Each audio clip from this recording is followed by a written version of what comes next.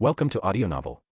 To access advanced chapters, visit their official page, link is in the description. For more captivating stories, visit my Patreon page. Chapter 1, Transmigration into the World of Tokyo Ghoul. Tokyo, 20th Ward. I really did transmigrated. Standing amidst the unfamiliar yet eerily familiar streets, Kanzaki Ryoma took a deep breath. The realization was beginning to settle in. Especially when his gaze fell upon a woman sitting nearby, one with long, silky purple hair tied with a rabbit ear-shaped ribbon. A pair of red-framed glasses rested on her delicate face, complementing her white dress. She carried herself with an elegant and intellectual air, the epitome of refined beauty. Kamishiro Rize. There was no mistaking it. The infamous binge eater of the 20th Ward sat right in front of him. And the place he currently stood. None other than the antique coffee shop. His last memory before waking up here was of a truck barreling toward him. The impact should have killed him, but instead, he woke up in the world of Tokyo Ghoul. Just as the weight of the situation hit him, a mechanical, emotionless voice echoed in his mind. Ding! System successfully activated. Default fusion, Uchiha Madara. A translucent panel materialized before his eyes. Host, Kanzaki Ryoma. Identity, human. Age, 18. Fusion object, Uchiha Madara. Fusion progress, LV1, 0/100. Equipment, none. Abilities, 1 Tomo Sharingan, Hashirama Cells LV1, Taijutsu LV1. Jutsu, Fire Style, Great Fireball Technique, C rank, Fire Style, Phoenix Fire Jutsu, C rank, Fire Style, Dragon Fire Jutsu, C rank, Body Flicker, D rank. Fusion points, 0. System shop, locked. Ryoma's eyes widened. He had obtained Madara's powers. If this fusion progressed, he might unlock even more of the legendary Uchiha's abilities. At the same time, a flood of new information poured into his mind. Though he had been transported into this world, he was now a legal citizen of Tokyo, fluent in Japanese, and had an identity that would allow him to blend in. The system had taken care of the details. Lost in thought, he almost didn't notice Kamishiro Rize smiling at him. It was a small, delicate smile, one that exuded both elegance and warmth. But Ryoma knew the truth. Behind that gentle, intellectual facade lurked a ruthless predator. Rize was no ordinary woman, she was an S-rated ghoul, a monster that fed on humans. And he was nothing more than her next meal. Just then, another system prompt popped up. Ding! The host has triggered a mission, God-tier choices. 1. Ignore Kamishiro Rize's smile. Reward, 1 fusion point. 2. Glare at her and shout, "What are you looking at?" Reward, 10 fusion points. 3. Walk up and confess your love to Kamishiro Rize. Reward, 50 fusion points. Ryoma's mouth twitched. He glanced at the third option. 50 points. That would get him halfway to his first fusion upgrade. His hesitation lasted only a moment before he made his decision. Rising to his feet, he confidently strode toward Kamishiro Rize. Her eyes flickered with amusement as he approached, curiosity replacing her initial indifference. Then, with the straightest face possible, Ryoma declared. "This beautiful lady. The moment I saw you, I fell in love at first sight." Silence. For a brief second, even the air inside Antique seemed to freeze. Then, the entire coffee shop turned to stare. The other customers, many of whom were ghouls themselves, exchanged stunned glances. Did this guy just confess to her? Some ghouls could barely suppress their laughter, while others cast Ryoma a look of pity. How unfortunate. This human had no idea who he had just hit on. Kamishiro Rize blinked, clearly caught off guard. Then, an amused smile curved her lips. Ding! The host has completed option 3. Reward, 50 fusion points. Ryoma's heart leaped. Now, if he could earn another 50 points, his fusion level would increase, bringing him even closer to unlocking more of Madara's power. In this world, strength meant survival. If he didn't become powerful fast, he'd end up as a ghoul's next meal. Kamishiro Rize tilted her head, studying him. Then, she laughed softly. "Well, aren't you interesting?" she mused. If you really like me that much, why don't we go on a date? Ryoma's eyebrows rose. That was fast. He expected her to play hard to get, or at least feign some reluctance. Instead, she agreed without hesitation. Was she that eager to eat him? Still, if she was playing a role, he'd play along too. That sounds great, he said with a grin. But I don't even know your name yet. She chuckled. Kamishiro Rize. And you? Kanzaki Ryoma. And just like that, Kanzaki Ryoma and Kamishiro Rize became a couple. At least, on the surface. Both of them had their own ulterior motives. Chapter 2, Perfect Illusion of Compatibility. Then, Miss Kamishiro, I'll sit next to you. Kanzaki Ryoma casually pulled out a nearby chair and sat beside Kamishiro Rize. His demeanor was natural, unforced, like it was the most ordinary thing in the world. To be honest, he found this whole situation amusing. Even if this was nothing more than a pseudo-relationship, it was still interesting in its own way. What made it fascinating was knowing the real Kamishiro Rize. He was fully aware that she would eventually try to eat him, yet that just made the process leading up to it all the more thrilling. As long as he didn't push too hard, Rize wouldn't attack him in public, especially not here, in the antique coffee shop. This was neutral ground, ruled by the SSS-rated ghoul, the one-eyed owl, the manager of the 20th ward. Just call me Rize, she corrected him with a playful smile. We're dating now, aren't we? No need for formalities. All right, Rize-san, Ryoma responded smoothly. Their supposed relationship was already drawing attention. Though no one openly commented, whispers spread among the cafe's patrons.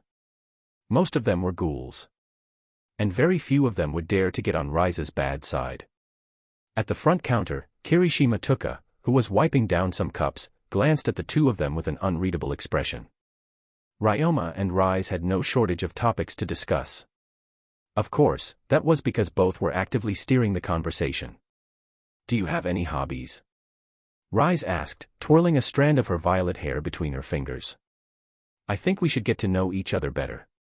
I like reading, manga, and listening to music, Ryoma answered truthfully. Oh. What kind of books? Recently, I've been reading Takatsuki-sen's works.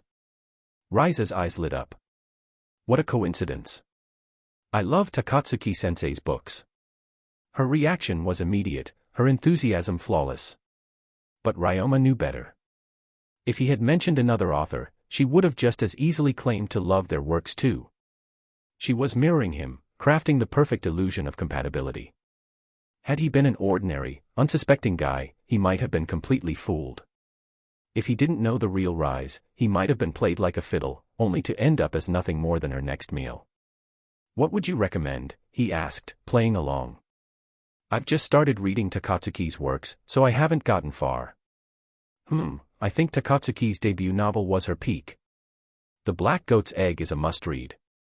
Her latest work, The Hanged MacGuffin, is also excellent. I know The Black Goat's Egg. The way the letter was used as a plot device was brilliant. Takatsuki's short stories are great too, like The Black and White Rainbow. Their conversation flowed smoothly, almost effortlessly. To any outsider, they looked like a pair of young lovers deeply engaged in a lively discussion. But the reality was far different. What about taste? Rize's tone suddenly shifted. Ryoma blinked. Taste. Do you prefer your coffee black, or do you like it sweetened? I like it black. Rize smiled. Really? I prefer adding a bit of sugar. Here, why don't you try mine? Maybe you'll like it too. She picked up her cup and extended it toward him, her expression soft and inviting. To an unsuspecting young man, this would have been an irresistible gesture. If Ryoma hadn't known the truth about her, he might have fallen under her spell just like countless others before him. But he had no reason to hesitate. He accepted the cup and took a sip. A faint sweetness lingered on his tongue. Ding! Host has completed an indirect kiss with Kamishiro Rize. Reward, 10 fusion points. Ryoma's grip on the cup tightened for a moment. Wait, that counts. Apparently, even the smallest interactions with Rize had the potential to trigger rewards. This only reinforced his earlier decision, staying close to her might lead to even more opportunities.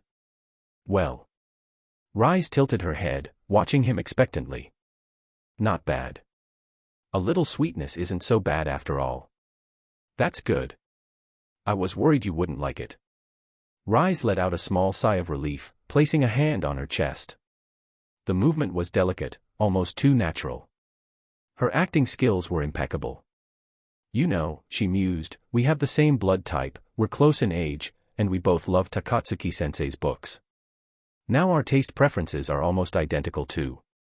Her voice carried a subtle flirtation, though her tone remained perfectly casual.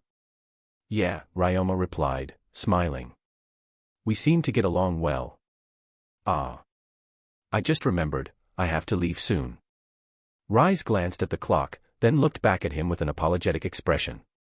Otherwise, I'd love to keep talking. How about we meet here again tomorrow at this time? Ryoma nodded. Sure, I don't mind. Great. Then, Ryoma-kun, you have to come tomorrow, okay? Her eyes gleamed as she leaned in slightly. I want to know more about you. With that, she stood up, giving him one last smile before gracefully exiting the cafe. From the outside, she looked like the picture of elegance, walking with perfect posture, a small purse held delicately in her hands. But beneath that refined exterior lurked a predator. As she strolled through the streets of the 20th Ward, her thoughts shifted. This human boy was intriguing. Ryoma's sudden confession earlier had caught her off guard, but it also gave her an idea. Perhaps she would play with him a little longer. There was something uniquely entertaining about making her prey fall for her, only to rip away their hopes at the last moment. She could already picture it. The moment when he would look at her with those infatuated eyes, completely entranced. And then she would devour him. Just imagining the expression on his face made her shiver with anticipation. Chapter 3, Takatsuki-san. After Kamishiro Rize left, Kanzaki Ryoma remained in the coffee shop, taking his time before heading out. After all, several key figures from the original story were still present, Yoshimura Kyuzan, Kirishima Tuka, and Yomo Renji. He figured there was always a chance the system's reward mechanism might trigger again.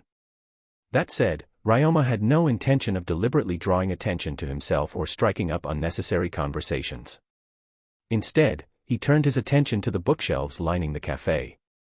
With a fresh cup of coffee still in hand, he figured he might as well pick something to read.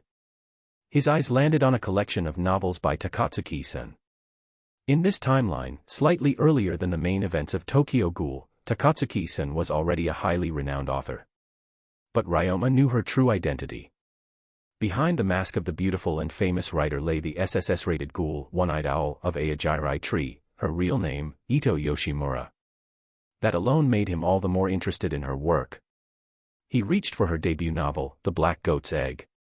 Since the original series never detailed the contents of her books, this was something entirely new for him. As he immersed himself in the story, hushed whispers filled the cafe. Even as he read, Ryoma could sense the subtle gazes from nearby ghouls, quietly discussing him.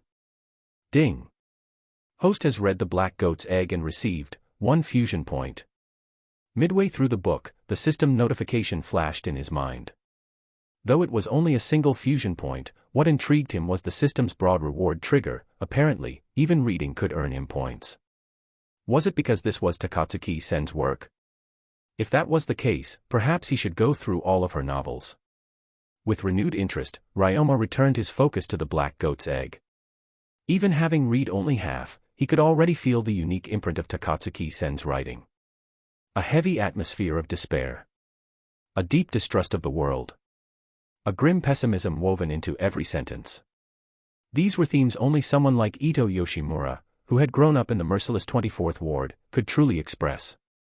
Despite its bleakness, the story was compelling. In fact, it was precisely because of its distinctive style that it stood out. Generic stories were forgettable. This, however, was something memorable. Before he realized it, the sky outside had turned dark. His stomach growled slightly. Time for dinner. Sliding a bookmark between the pages, Ryoma rose from his seat and made his way toward the front counter. "Excuse me, could I borrow this book for the night? I'll return it tomorrow morning," he asked. Behind the counter stood a girl with short blue-purple hair, dressed in a work uniform. Her bangs fell over her right eye, giving her a quiet, somewhat shy appearance. There was no mistaking her identity. Kirishima Tuka. Without looking up from her work, she responded coldly, "We don't do book rentals." Then, after a pause, she added, "But if you really want to borrow it, you'll need to leave a deposit. As long as you return it on time, you'll get it back." Her reasoning was simple: there was a good chance this human wouldn't be alive tomorrow to return the book. Especially since Kamishiro Rize had already marked him as prey. "Fair enough," Ryoma replied, reaching into his pocket. The system had already filled him in on his background. Apparently, he was now a legal resident of Tokyo, a student at Kamiya University, and financially well off. His parents were deceased, but he owned both a house and a car. All fabricated by the system, like an author rewriting a character's backstory. Kamiya University. If he remembered correctly, it was one of Tokyo's top universities in this world, comparable to a prestigious national school.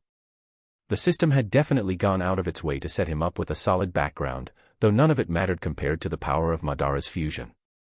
Everything else was just a bonus. Without hesitation, he handed over the deposit to Kirishima Tuka. Taking the book with him, he left Antique. As the door shut behind him, Tuka watched his back for a moment. "You seem interested in that guy," a teasing voice came from behind her. It was Irimi Kaya, another waitress at Antique. Tuka frowned. "No. I just don't like watching a human being treated as prey." Kaya chuckled. "There's nothing we can do. Rize is a force of nature. Everywhere she goes, she leaves chaos behind.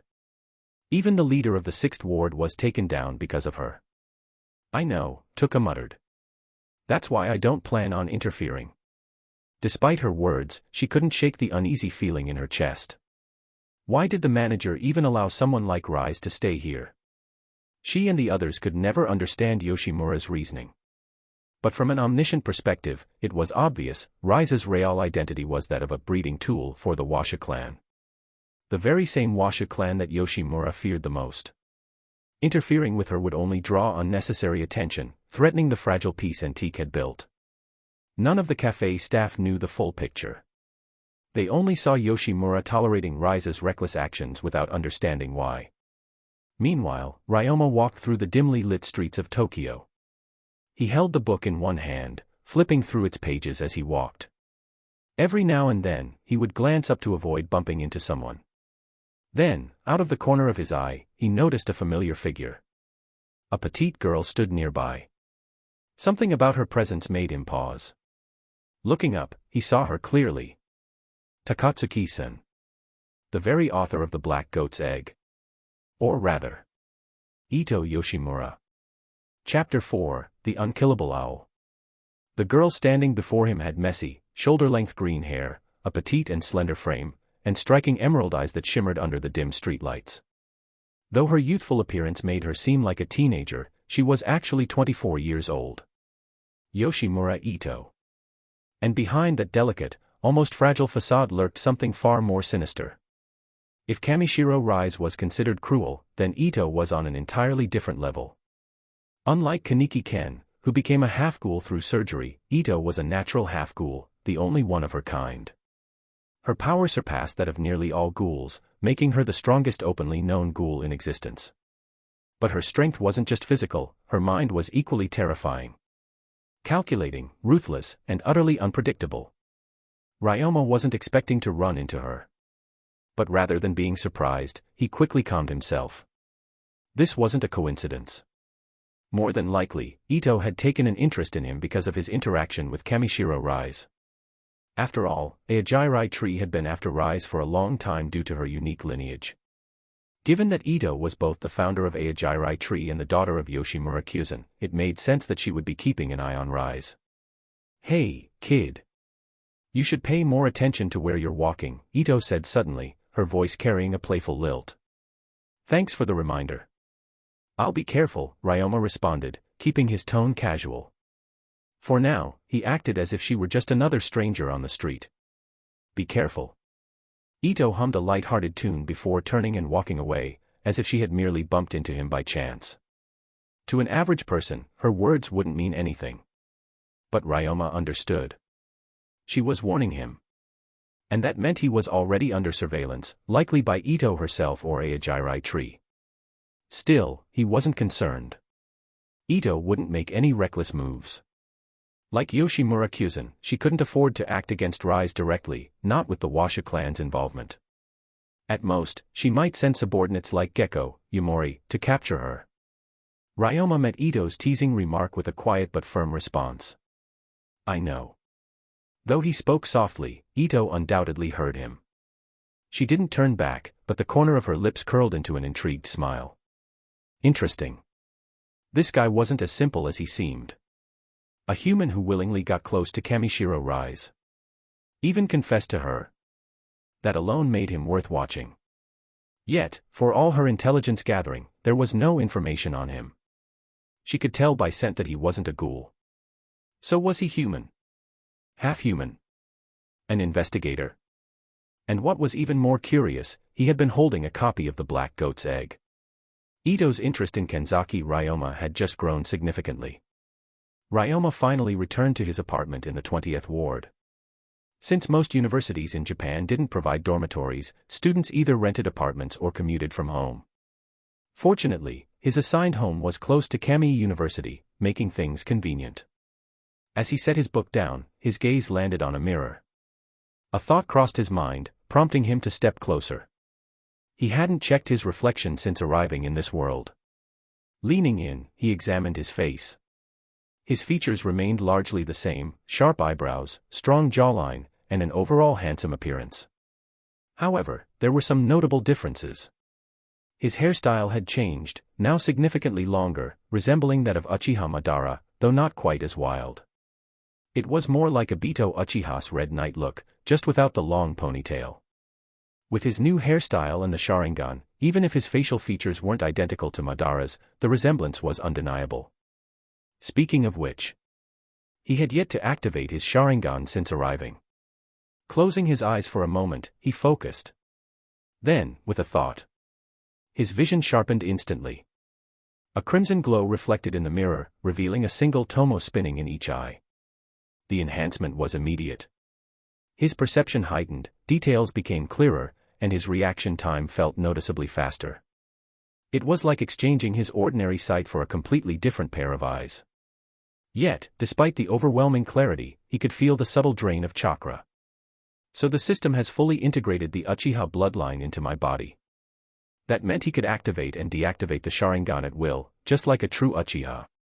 Without hesitation, he closed his eyes again and deactivated it.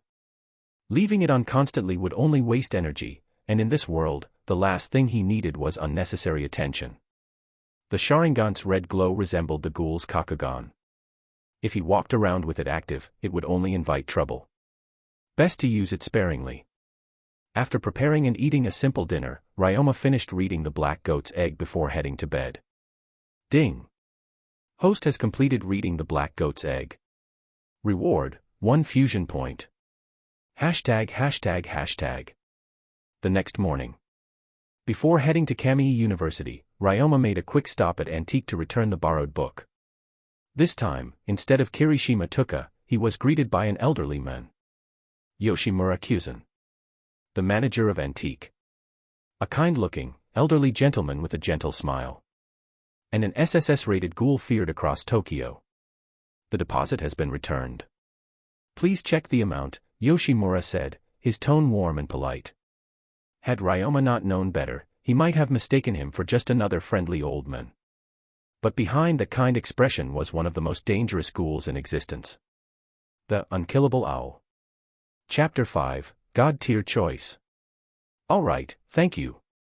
After receiving his deposit back, Kanzaki Ryoma left Antique and headed straight for Kami University. Yoshimura Kyuzan watched him go, saying nothing.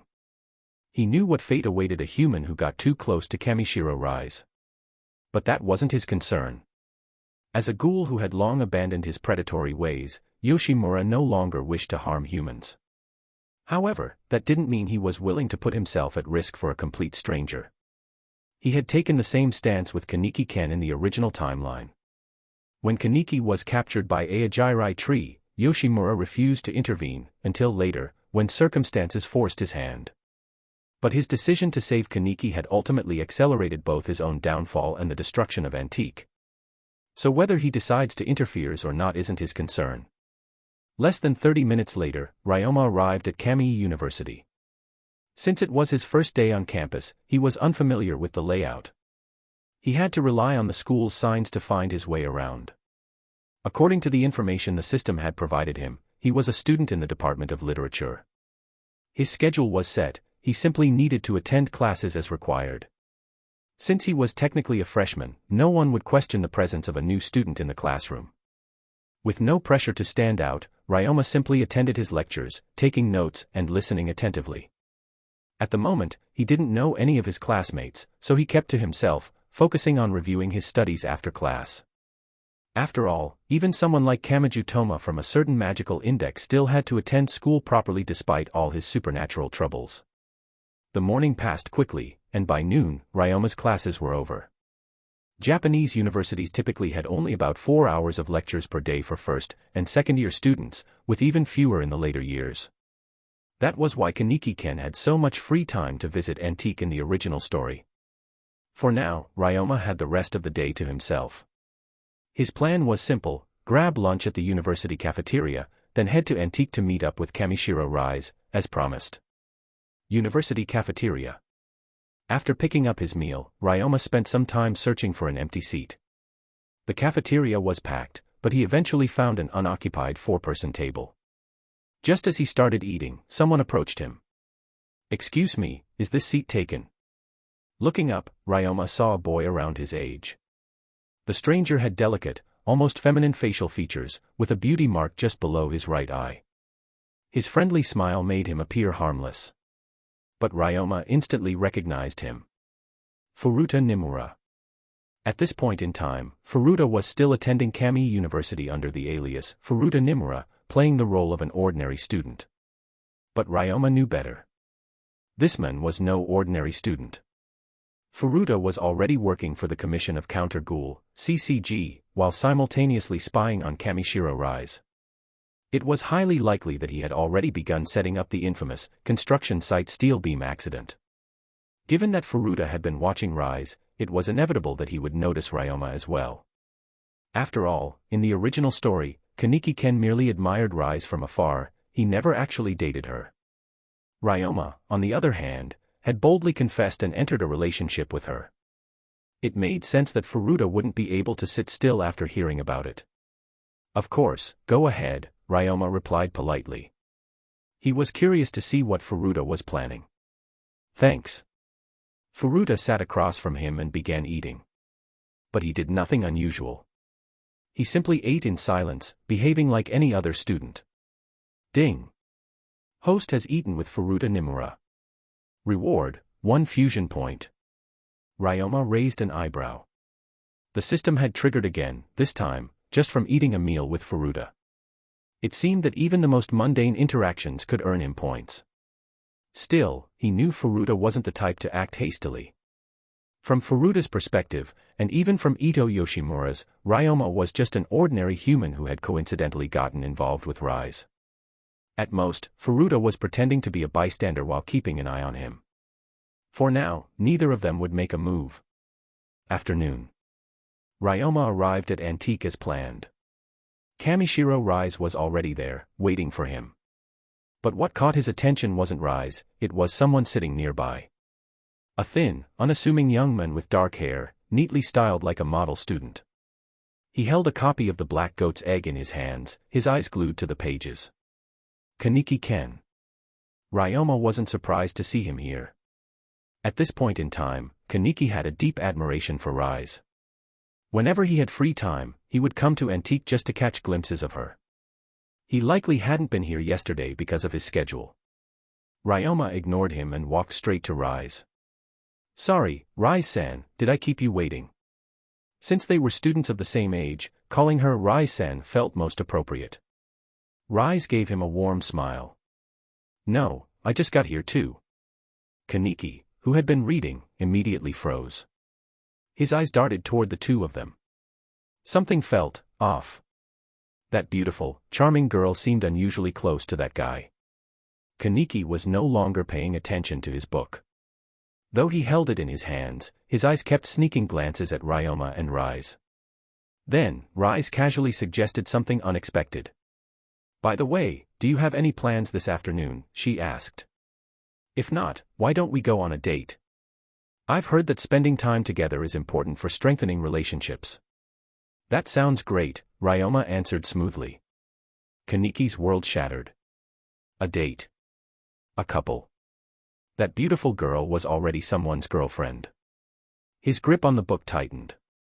His heart sank. Ding. Host has triggered a God-tier choice event. 1. Ignore Kaneki Ken's heartbreak.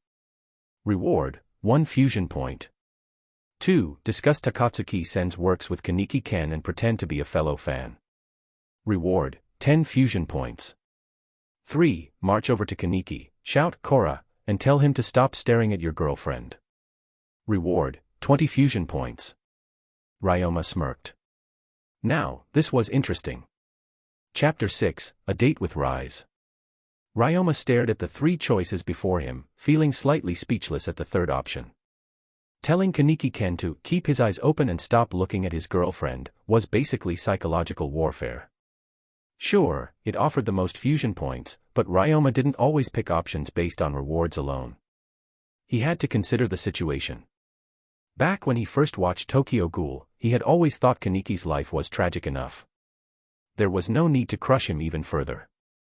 So, he chose the second option, striking up a conversation with Kaneki about books. But now wasn't the right time. Kamishiro Rize was about to take him on a date. Before leaving, Ryoma deliberately glanced at Kaneki to ensure the system didn't register that he was ignoring him. Kaneki, who had been stealing glances at Rize, panicked the moment their eyes met. He quickly looked away, terrified that Ryoma might start trouble with him. Rize, of course, noticed Ryoma's shift in attention. What's wrong?" she asked. Ryoma didn't answer until they had stepped outside. "Nothing, I just noticed that guy kept sneaking looks at you." "Really? Ryoma-kun isn't jealous, is he?" Rize teased, her voice dripping with amusement. "You don't have to worry at all, I'm only interested in you."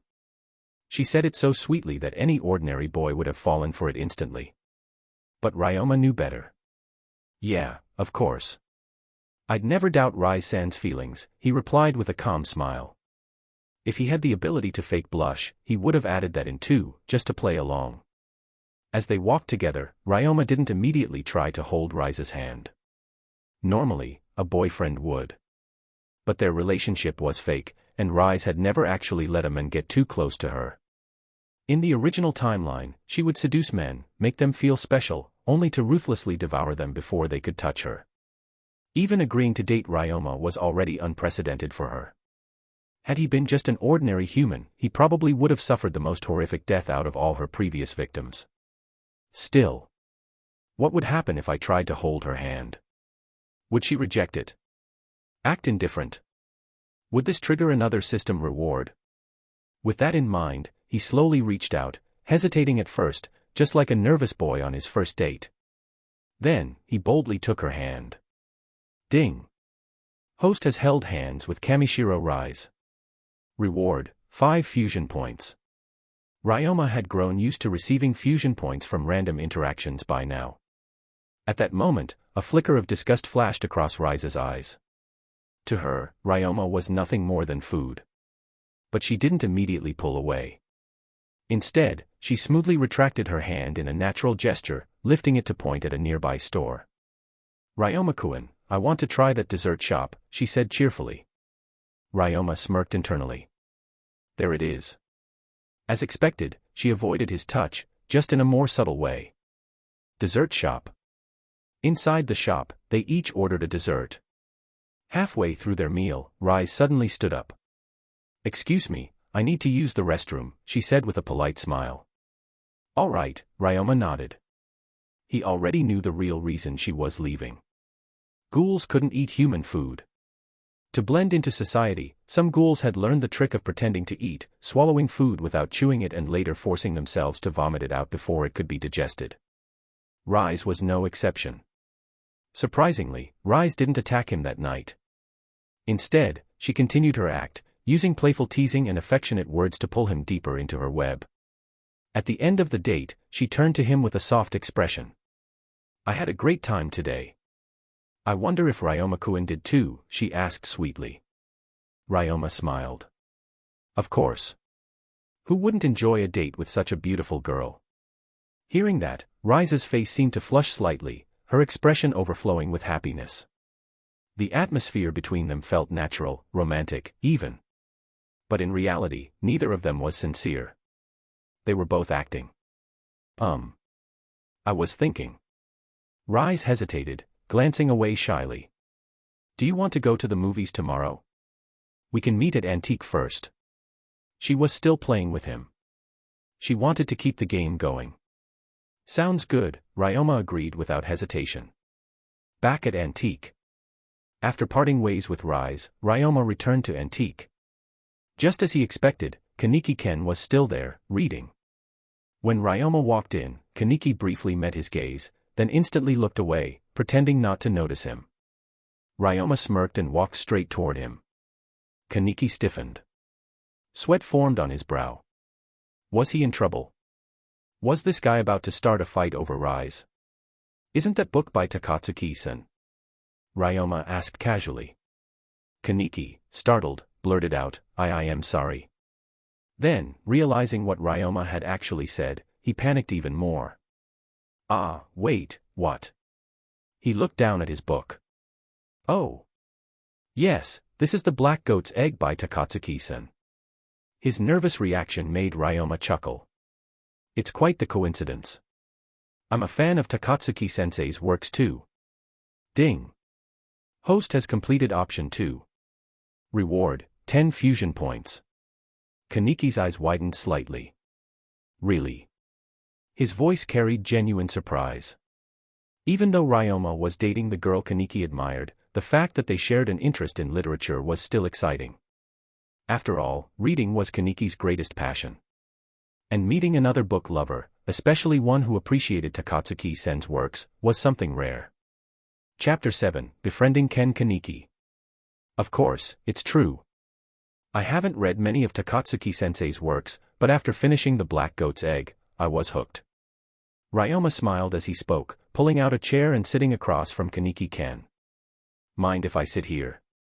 It wasn't because of the system's reward. He had already completed the God-tier choice. He could have just walked away. But he didn't. He simply wanted to talk to Kaneki-ken, no other reason. "Of course." "Please, go ahead," Kaneki replied, though his voice was slightly reserved. His naturally introverted personality made it difficult for him to relax around strangers. And on top of that, Ryoma was Kamishiro Rize's boyfriend. That fact alone made him feel an odd sense of pressure. "You look like a student. Are you from Kami University?" Ryoma asked, even though he already knew the answer. He couldn't just act like he knew everything about Kaneki from the start. That would be suspicious. Kami University was the nearest school, so his question wouldn't seem out of place. "Yeah, I am." "Are you also a student there?" Kaneki asked curiously. Ryoma nodded. "Yeah, I'm in the literature department. My name is Kanzaki Ryoma." Kaneki blinked in surprise. I'm also in the literature department." For a moment, he found it hard to believe. Not only were they classmates, but they were also both fans of Takatsuki-san. It felt like too much of a coincidence. "My name is Kaneki-ken." "Nice to meet you," he said, bowing his head slightly. Kaneki wasn't used to socializing, but talking to someone who shared his love for books felt refreshing. He had only ever had one close friend, Hyde. And since Hyde wasn't into literature, there was always a gap in their interests. But now, with Ryoma, it felt different. Even though he was that girl's boyfriend. Ding. Host has befriended Kaneki-ken. Reward, 2 fusion points. As they continued chatting, they found themselves naturally engrossed in discussing Takatsuki-sen's works. Kaneki, who was usually reserved, became completely absorbed in the conversation. For a while, he even forgot that Ryoma was dating Rize. And even if he did remember, his personality wouldn't allow him to entertain any improper thoughts.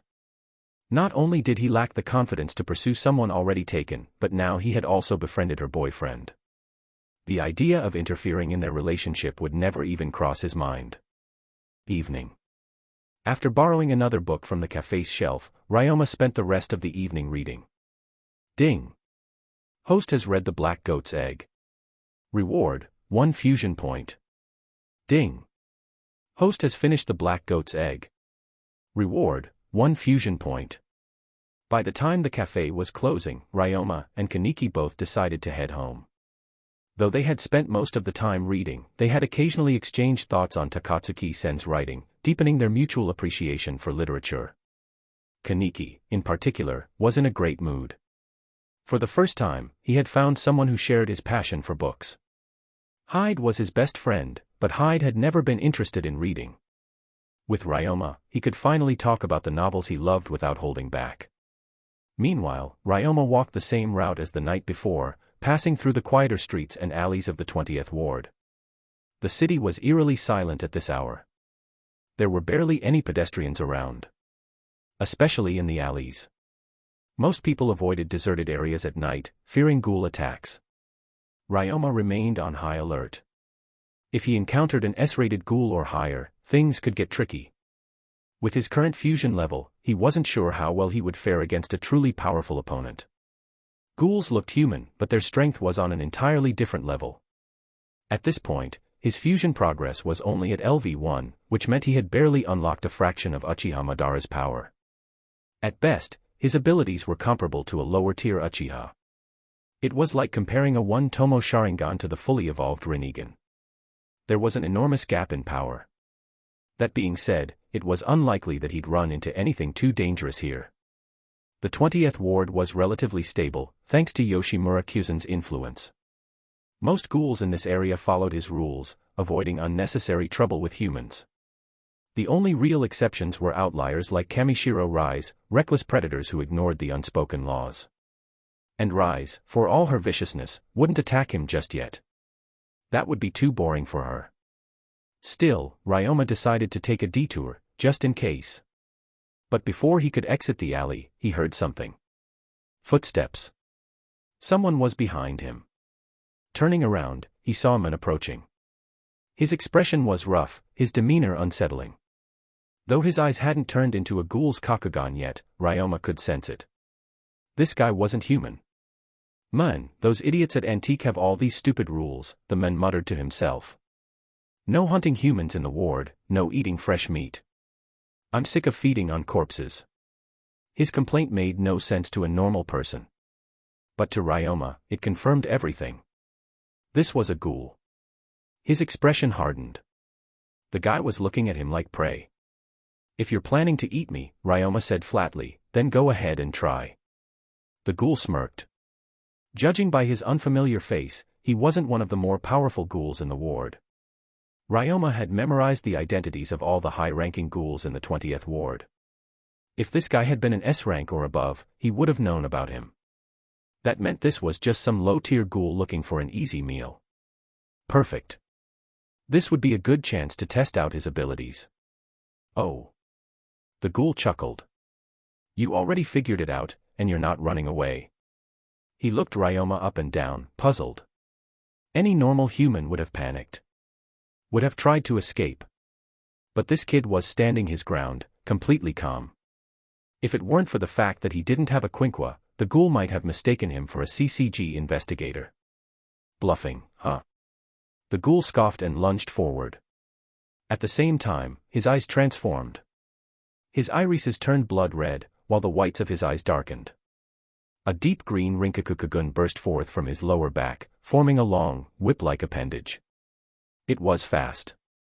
Stronger than human flesh. A single strike could tear through steel. But Ryoma's expression didn't waver. Instead, his eyes shifted. In an instant, his once dark pupils turned crimson. A single tomo spun within each of them. The ghoul froze mid-attack.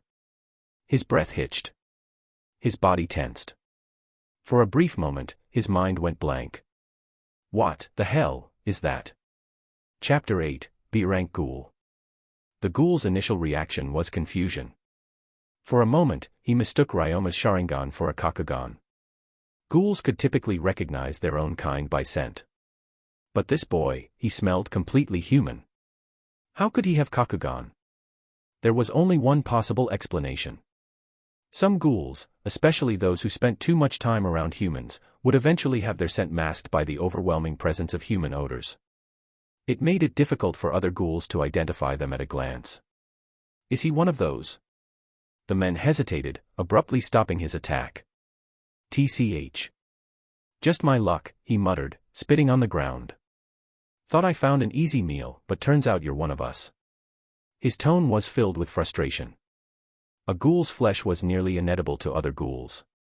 Their unique biology made human meat the only truly appetizing and nutritious option. While co-cannibalism, ghouls eating other ghouls, could provide some RC cell replenishment, it was a last resort.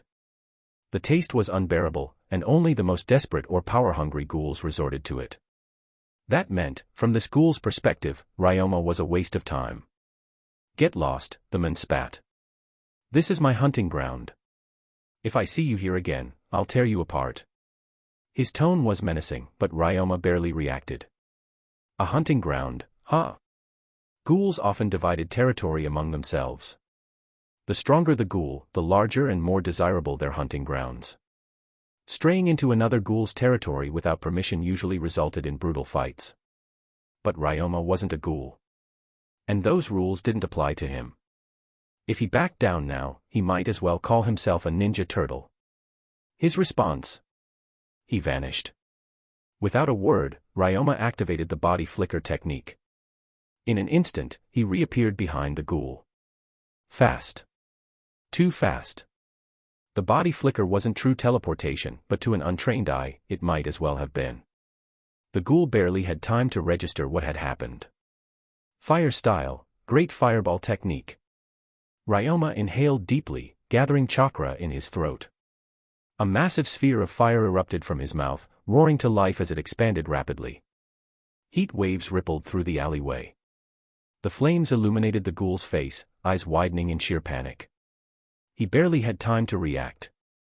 The fire engulfed him. A guttural scream tore through the night. His body was consumed by the inferno, skin blistering under the intense heat. Despite their enhanced durability, ghouls were still vulnerable to extreme temperatures. Their bodies could withstand blades, but they were not immune to fire. Still, the problem remained. Ghouls possessed incredible regenerative abilities. Even if Great Fireball inflicted severe burns, it wasn't enough to kill him outright. Ryoma needed to finish the job. His eyes darted to the side. A discarded crowbar lay on the ground. A perfect weapon. Ordinary weapons weren't ideal for fighting ghouls, but sometimes, blunt force was enough.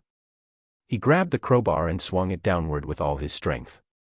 The metal cracked against the ghoul's kagun, already weakened from the fire. The impact was enough to shatter it. The ghoul roared in pain. Ryoma didn't hesitate. Another swing. Another smash. With a final, brutal strike, the kagun was severed completely. For a moment, the ghoul's breathing was ragged. Then, silence. Ryoma tossed the crowbar aside and picked up the severed kagun. If Quinqua's CCG specialized weapons were made from ghoul kagun, then there was no reason he couldn't use it himself. A ghoul's own weapon, turned against them. He gripped the detached kagun and drove it straight into the ghoul's chest. The sharp appendage pierced through flesh and bone with ease. The ghoul gasped. Blood spilled from his lips. A final, dying breath. And then he was gone. Ding. Host has defeated a B-rank ghoul. Reward, 5 fusion points. Ryoma's eyes flickered toward the system panel.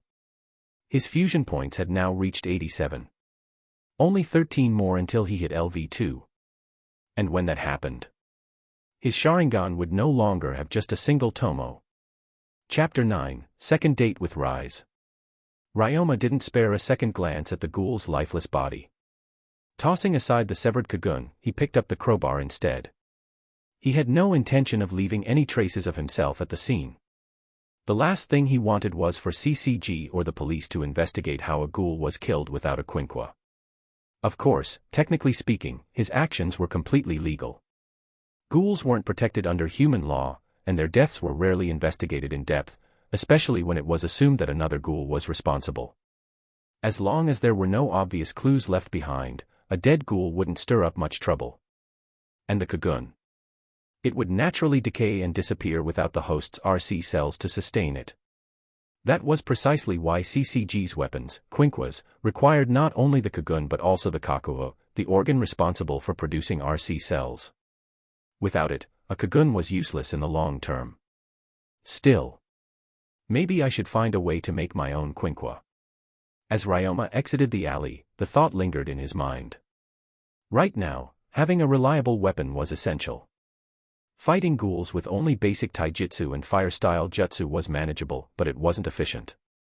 However, obtaining a quinqua meant joining CCG, the Commission of Counter-Ghoul, Tokyo's specialized task force dedicated to exterminating ghouls.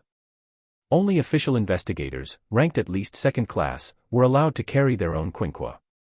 CCG's investigator hierarchy was strict, ranging from third class at the lowest to special class at the highest. There were also assistant investigators, but they were essentially non-combatants with no real authority. Maybe I should check out CCG sometime soon. 20th Ward, Movie Theater. After meeting up at Antique, Ryoma and Kamishiro Rize made their way to the theater.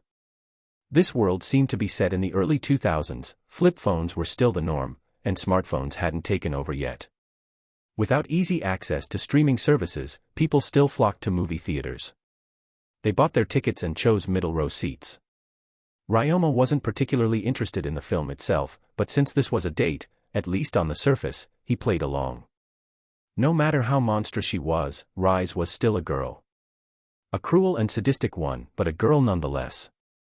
Halfway through the movie, Ryoma realized something. The film's story was eerily familiar. The protagonist was a girl who had been mistreated by her family, used as nothing more than a tool to make money. Her parents favored her older and younger brothers, disregarding her entirely. As the plot progressed, a male lead was introduced. It was clear that he would eventually help the heroine escape her oppressive home. It reminded him of Rize. Ryoma knew her real backstory, far worse than the film's protagonist. She had been born into the Washa clan, the most powerful ghoul family in Japan. Unlike the usual logic of bloodline-based power, the Washa valued human heritage over pure ghoul ancestry. The more human blood a ghoul possessed, the higher their status in the family. Rize, with her pure Washa ghoul blood, was considered inferior. She wasn't allowed to inherit the Washa name and was instead cast out to a place called Hyakuya Garden. She was stripped of her identity, denied her birthright. Her fate? To be a breeding tool. A childbearer. Her sole purpose was to give birth to the next generation of high-status hybrids. If it weren't for Furuta Nimura, who helped her escape, she would have never broken free from the Washa clan's grasp. Even now, they were still hunting her down. That was why she kept moving. Why she continued to act recklessly, killing and eating humans without restraint. But her arrogance could only last for so long. Even if she was strong, she wouldn't be able to evade the Washa clan forever. As the credits rolled, Rize stretched lightly and sighed. That was actually really good. I can see why people talk about it so much. Ryoma glanced at her. There were faint traces of tears on her face, as if she had been moved by the film's emotional scenes. But he knew better. It was all an act. He gave a neutral comment, it was good, but the male lead was too indecisive. He hesitated too much. Rize chuckled. Yeah, if he had just run away with the heroine earlier, they could have avoided a lot of trouble. Since this was a night screening, it was already past 9 p.m. by the time they left the theater. As they walked through the dimly lit streets, they casually continued discussing the movie. Then, two girls in school uniforms passed them. Ryoma's gaze flickered toward them. Kirishima Tuka. She walked past them with her classmates, but for a brief moment, she hesitated. Her eyes lingered on Rize. Then on Ryoma. There was a subtle frown on her face. Rize noticed Tuka's reaction but didn't say anything. Tuka, on the other hand, kept walking, but after a few steps, she turned back slightly. Her gaze was cautious, suspicious. She knew what Rize was. And now, she had seen her walking late at night with a human boy. That wasn't normal. Tuka, what's wrong? Her classmate's voice pulled her back. Tuka hesitated for a moment before shaking her head. Nothing, she said flatly. But as she walked away, her frown deepened. Chapter 10, Level 2. At a quiet intersection, Ryoma and Kamishiro Rize came to a stop. Their homes were in different directions. Ryoma-kun, thank you for today as well. Rize smiled sweetly, her tone carrying a hint of hesitation. Well, my home isn't far from Takata Building Street, she murmured. Didn't a murder happen there recently? Her voice trembled slightly, her expression uneasy. Here we go. Ryoma immediately recognized the setup. That case. He nodded. I heard it was a ghoul attack. Yes. It's been bothering me ever since. Rize shivered, clutching her arms. I can barely sleep at night. Walking home alone this late, it's terrifying. She was practically spelling it out for him. Any normal guy would have taken the bait. Rize's beauty, combined with her vulnerability, would have made any man eager to escort her home. Ryoma knew better. This was the moment in the original story when Rize lured Kaneki Ken into the alley, when she revealed her true nature and attempted to devour him. At his current strength, he wasn't ready for a head-on fight with an S-rated ghoul like Rize. But before he could refuse, the system interrupted. Ding! The host has triggered a God-tier choice event. 1. Reject Rize's request. Reward, 1 fusion point. 2. Expose Rize's true identity and mock her acting skills. Reward, 10 fusion points. 3. Accompany Rize home and allow her to take a bite out of you. Reward, 100 fusion points. Ryoma narrowed his eyes. 100 fusion points. That was too tempting to pass up. It wasn't even a death sentence, just a bite. Thanks to Hashirama cells, his regeneration would take care of the wound. And with his body flicker technique, he was confident he could escape before she got carried away. Then I'll walk you home, he said with a reassuring smile. If anything happens, I'll protect you.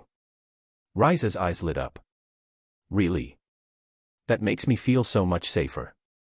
As they walked, Ryoma pulled up his system panel and spent all of his accumulated fusion points. Ding! The host has used 87 fusion points. Fusion progress plus 87. Current progress, LV1, 87/100. Immediately, he felt the difference. His strength, reflexes, and perception all improved.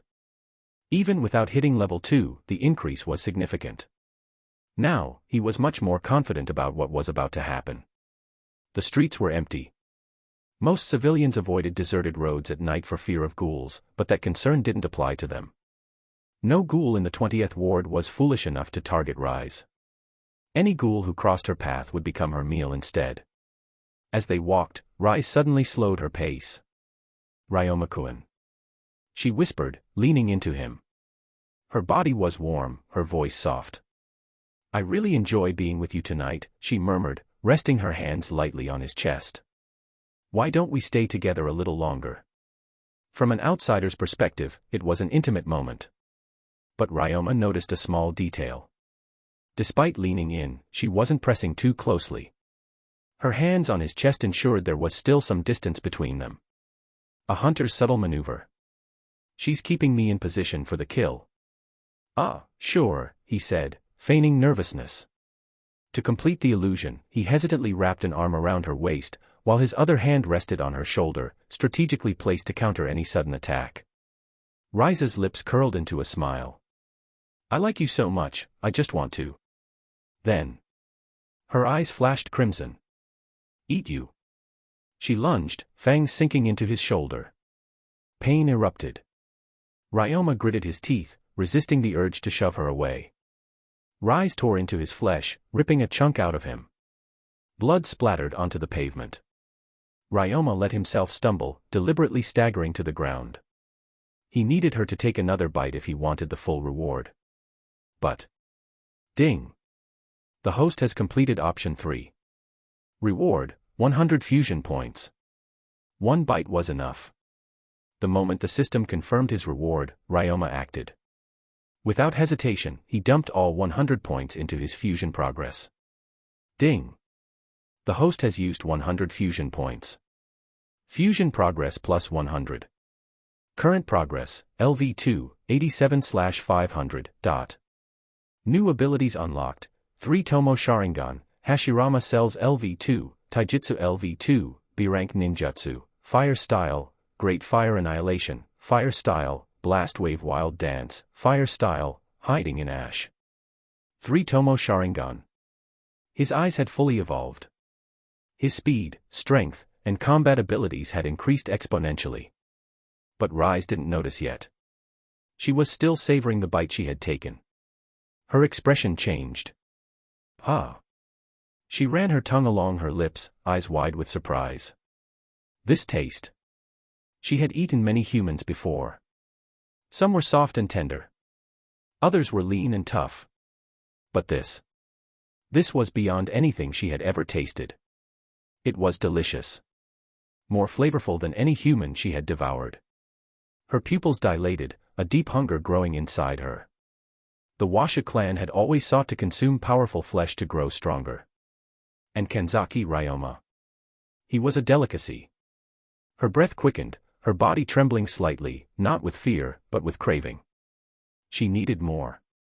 She licked the blood from her lips, then turned her gaze to Ryoma. A predator's stare. You. She whispered, eyes burning with greed. You taste amazing. Chapter 11, Goodbye Miss Rize. Ryoma, do you know what my favorite scene in The Black Goat's Egg is? Rize's voice was laced with amusement as she took slow, deliberate steps toward him. It's the part where the black goat rips out the man's organs as he tries to flee. No matter how many times I watch that scene, it excites me. She let out a strange giggle, a sound that carried both playfulness and menace. With a swift motion, she pulled out the hairpin that held her long purple hair in place. Loose strands cascaded around her shoulders, framing her face. Despite the eerie veins bulging around her eyes, making her expression more twisted, the messy hair somehow made her look even more beautiful. But Ryoma, having already received his system reward, was done pretending. Facing Rize's predatory gaze, he dropped the act as well. Just as she prepared to toy with him before the kill, he spoke. You know, he said casually, you look even more beautiful with your hair down. Rize blinked. Her movements faltered. Normally, by this point, her prey would be trembling, eyes filled with terror, begging for their life. But this boy. He was calm. Unshaken. It was annoying. She didn't want calmness. She wanted fear, desperation, absolute hopelessness. And because of that, her interest in him began to wane. Her excited, sadistic grin faded into an icy glare. What nonsense are you spouting? She said flatly. I'm going to eat you. I know, Ryoma replied with a faint smile.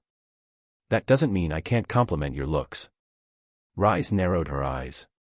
She hadn't even revealed her Kagun yet, and he still had the audacity to talk so casually. What's wrong with this guy? Her expression darkened. Your calmness is disgusting, she muttered. Are you not afraid of death?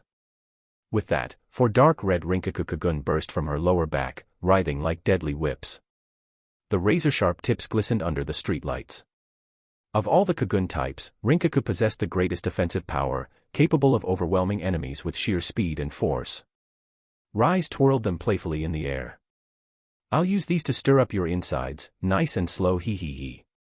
She licked her lips, still hoping to see something, a flinch, a twitch, anything that would give away his fear. But Ryoma remained still. Expressionless. Boring. She let out an exasperated sigh. Forget it, she muttered. At least your flesh will make up for the disappointment. Without another word, she lunged. Her Kagun lashed toward him, ready to impale his stomach. The instant she moved, Ryoma vanished. A burst of wind rustled Rize's hair as he reappeared atop a nearby rooftop. His body flicker technique had improved since his fusion progress advanced, allowing him to cover greater distances. He glanced down at Rize, who had abruptly stopped in place. Goodbye, Miss Rize. Raising a hand, he gave her a casual wave before teleporting again, this time to an even higher rooftop. Within seconds, he disappeared into the cityscape. There was no point in fighting her now. Even with his upgrades, dealing with an S-rated ghoul without a quinquo was still troublesome. Besides, CCG's ranking system wasn't based purely on raw power, it factored in the ghoul's threat level. Some ghouls were exceptionally strong but kept a low profile, avoiding conflict with humans. Those individuals were often rated below their true capabilities. Rize, on the other hand, was reckless. With her monstrous strength and relentless appetite, she had earned her S rating based on sheer brutality. Not to mention, her Rinkaku-Kagun was on an entirely different level. It had the purest Washa clan bloodline, making it one of the most highly sought-after organs for ghoul researchers. She was dangerous. And yet, she had never even truly fought in the original timeline. Captured and turned into an experiment before she could reach her full potential, she never had a chance to showcase her true strength. That was what made her so unpredictable. For now, retreating is the best option. Rize clicked her tongue in irritation, biting her thumbnail. That little "goodbye, Miss Rize" had pissed her off more than anything. Her prey had slipped away. And what annoyed her even more was how easy he had escaped. What the hell was that, she muttered. His speed. His unnatural calmness. The way he had anticipated her movements as if he knew she was a ghoul from the start. He wasn't normal. He wasn't a CCG investigator, that much she was certain. Could he be? Her thoughts were cut off by an unexpected sensation beneath her feet. A shadow loomed over her. Her instincts flared. But it was too late.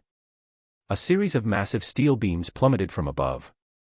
Rize barely had time to react before they crashed down on her. Boom. The impact shattered the pavement, sending shockwaves through the quiet streets. A cloud of dust and debris engulfed the area. Underneath the wreckage, Rize lay motionless. Alive. But unconscious. Even with her regenerative abilities, the sheer weight and force of the impact had been too much. The sound of the collapse echoed through the district. Pedestrians in the distance turned in alarm.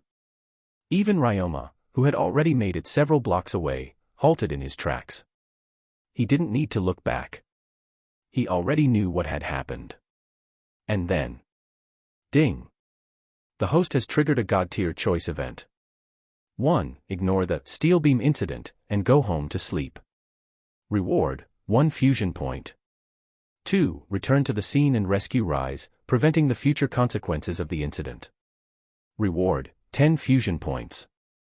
3. Go back and lie next to Rize, pretending to be dead. Allow yourself to be taken in for Dr. Akihiro Kono's half-ghoul experiment. Reward: 50 fusion points. Ryoma's eyes narrowed. He had a choice to make. Chapter 12, Saving Rize. Ryoma stared at the 3 choices before him. If he were to think purely rationally, choice 1, walking away, was the safest and most logical option. Choice 2. Rescuing Rize would directly interfere with Furuta Nimura's plans, putting Ryoma in his crosshairs. Choice 3. Voluntarily undergoing Dr. Kono's half-ghoul experiment. That was the worst option. Ryoma already had the power of Uchiha Madara. Becoming an artificial half-ghoul wouldn't benefit him much, and the risks far outweighed the rewards. In the original story, Kono conducted thousands of surgeries using Rize's Kakuho. Only 3 people, Kaneki Ken, Kurona Yasuhisa, and Nishiro Yasuhisa, survived. The success rate? 0.25%. A 1 in 400 chance. Ryoma had no intention of gambling his life for 50 fusion points. Then there was the issue of Furuta Nimura himself. Officially, he claimed that he orchestrated the steel beam incident to punish Rize for ignoring him after he helped her escape the Washa clan. That was the surface explanation. But Ryoma didn't buy it. Furuta had been raised in the Washa clan's twisted ideology. He was a man who had long abandoned hope in the world, and his true goal had always been destruction. His grand plan involved creating a dragon, a monstrous lifeform that would flood Tokyo with RC cells, turning humans into ghouls. For that, he needed a perfect test subject.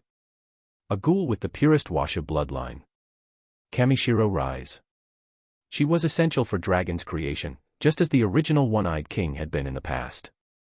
No matter what, Furuta was going to use her. If Ryoma intervened, he he would directly disrupt Furuta's plan. That meant, whether he liked it or not, he'd be making an enemy of one of the most dangerous men in the world. But still. Ryoma clenched his fists. I still can't let this happen. He wasn't pretending that he had some grand moral reason. If it were any other ghoul, he wouldn't have cared. But Rize. Her fate in the original timeline had been cruel. After being captured, she was kept alive by nutrient solutions, subjected to endless experiments. Her kakuho was extracted over and over again, used to create half-ghouls for years. She was conscious for most of it. The physical agony. The madness of starvation. By the time she was transformed into dragon, she wasn't even herself anymore. The thought of that happening again made Ryoma's stomach churn. Now that he had a chance to change things. How could he not? Ryoma sprinted back toward the crash site. As expected, Rize was buried under tons of steel beams, completely unconscious. Her body was a mess, blood pooling beneath her, limbs twisted unnaturally. Any normal person would have been crushed instantly. But Rize's body, as monstrous as it was still alive. She was healing. Ryoma exhaled and cracked his knuckles. Then he got to work. Ding. Host has completed option 2. Reward, 10 fusion points. The weight of the beams was immense, but Ryoma wasn't an ordinary human. Madara's taijutsu. Even without ninjutsu, his enhanced physical abilities made the task easier. With sheer strength, he lifted and pushed away the steel bars one by one. Minutes passed. He could already hear the distant murmurs of pedestrians who had heard the crash. If he didn't hurry, someone would call the police, or worse, CCG. He crouched down and picked Rize up, throwing her over his shoulder. Then, without hesitation, he disappeared into the night. But before leaving, Ryoma glanced up at the top of the construction site. Furuta was gone. But had he seen? Had he noticed Ryoma interfering? That question lingered in his mind as he carried Rize away. Ryoma brought Rize back to his apartment. He placed her on the bed, making sure she was in a stable position before pulling up a chair and sitting beside her. Her wounds were already regenerating at an absurd speed. Unlike most ghouls, Rize's body healed at a monstrous rate. There was no need to stop the bleeding, it was already stopping itself. All he had to do was wait. And sure enough. Not long after, Rize's eyes flickered open. Her pupils immediately narrowed. Then, a surge of RC cells. Her cocoon burst out. Her eyes glowed red. In an instant, 4 massive Rinkaku tendrils coiled around her, ready to strike. Calm down, Ryoma said, unfazed. I saved you. Chapter 13, Invitation. You saved me. Rize Kamashiro's voice was skeptical, laced with suspicion. Even though Ryoma had told her to calm down, her instincts were still on high alert. The deadly Rinkaku tendrils emerging from her back were coiled and ready to strike at any moment. Yes, Ryoma said simply. I heard a loud crash, came back, and found you buried under steel beams. I pulled you out and brought you here. His tone was calm, as if he were discussing something trivial. And before you ask, no, I had nothing to do with it. Someone else did it. Rize's eyes narrowed. Do you really expect me to believe that? The suspicion in her gaze deepened. Though she had retracted her cocoon slightly, she remained tense, ready to attack at the slightest hint of deception. Ryoma sighed. Think about it logically, he said. If I had set you up, why would I bring you back to my own place? Why wouldn't I just leave you there to be found by whoever did it? He leaned back slightly, making no effort to appear threatening. In fact, if you want to leave right now, I won't stop you. He gestured toward the door. But if you step outside without thinking this through, you might not live long enough to regret it. A tense silence followed.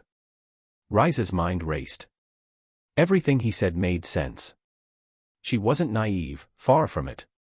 The steel beam incident was clearly no accident. And now, Ryoma was claiming it had been deliberate. Her eyes sharpened. You said someone else did it, she said slowly. So do you know who? Ryoma hesitated, then shook his head. I don't know their name, he lied smoothly. But I saw them standing on top of the construction site. They wore a clown mask.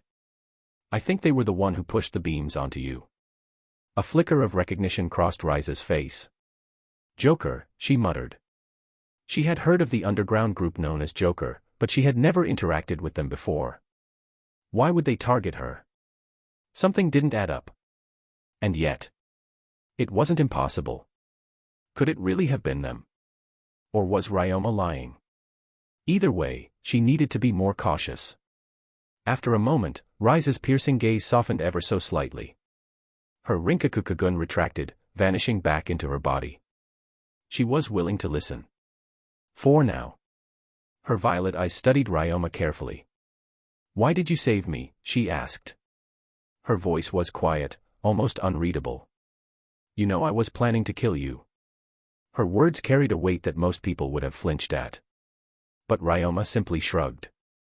Well, you were my first love, he said lightly. And besides, you didn't actually eat me in the end, did you? So I figured, why hold a grudge? Rize blinked. Then she laughed. A sharp, amused, almost mocking laugh. First love, she repeated, shaking her head. Don't tell me you actually believed our little relationship was real. The sheer absurdity of it seemed to amuse her. Ryoma chuckled. Of course not, he admitted. But it felt real at times. And hey, before I met you, I'd never dated anyone before. He gave her a lopsided smirk. At the very least, you made it an interesting experience. Rize rolled her eyes. That's disgusting, she muttered. Still. Her amusement lingered. But you're a strange one, Rize said, crossing her arms. Her gaze flicked to his shoulder, the spot where she had bitten him. You're not human, are you? Ryoma tilted his head. What makes you say that? I remember biting off a huge chunk of your flesh, Rize said, eyes narrowing. If you were a normal human, you wouldn't have recovered so fast. Ryoma simply shrugged. Maybe I just have a good physique, he said nonchalantly. But I'm definitely human. You ate part of me, didn't you? If I were a ghoul, I wouldn't have tasted that good, right? Rize paused. She had to admit, he was right. Ghouls had a distinctive, disgusting taste. But Ryoma.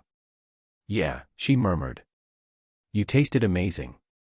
Her fingers twitched slightly as she recalled the flavor of his flesh. Compared to every other human she had ever eaten, Ryoma's body had been on an entirely different level. So rich. So satisfying. She licked her lips. Hey, since your body regenerates, she said, flashing him a playful smile, can I have another bite? Ryoma deadpanned. No. Rize pouted. Why not? Because it hurts, Ryoma said flatly. I'm not a damn buffet. TCH. Rize clicked her tongue in annoyance. She didn't push the matter further, she knew he wasn't someone she could force. But still, the temptation lingered in the back of her mind. Someday. If she got the chance. She would have another taste. Rize's body had mostly healed. She stretched slightly, testing her movements. All right, she said, I'll be going now. Ryoma didn't stop her. He simply nodded. But just as Rize reached the door, she hesitated. Then. She turned around and glanced back at him. Aren't you coming with me? She asked. Her voice was casual. But there was something in her tone, something unreadable. Ryoma raised an eyebrow. You want me to walk you home? Rize tilted her head slightly. More like, she said slowly, I want you to come home with. Chapter 14, Shock. Rize Kamashiro's expression was unusually natural this time. There was no need to keep up her delicate and demure act, not anymore. Ryoma had already seen her true face, and she saw no point in pretending any longer. Instead, a faint smile tugged at the corners of her lips, though it lacked the warmth she used to feign. The attack that nearly cost her freedom still lingered in her mind. Whoever had planned it had nearly succeeded. If Ryoma hadn't taken her away in time, she might never have been free again.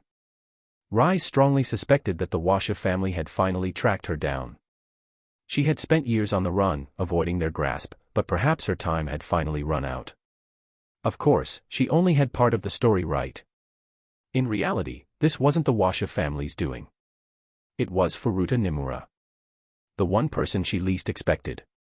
And had things gone the way they were supposed to, Rize Kamishiro would have been nothing more than an experiment, just another plaything for Kano Akihiro's research. The thought made her stomach twist. Her body was still in a weakened state. Regeneration consumed a tremendous amount of RC cells, and since ghouls couldn't naturally replenish them, she would remain like this until she could feed. Unless, of course, she took another bite out of Kanzaki Ryoma.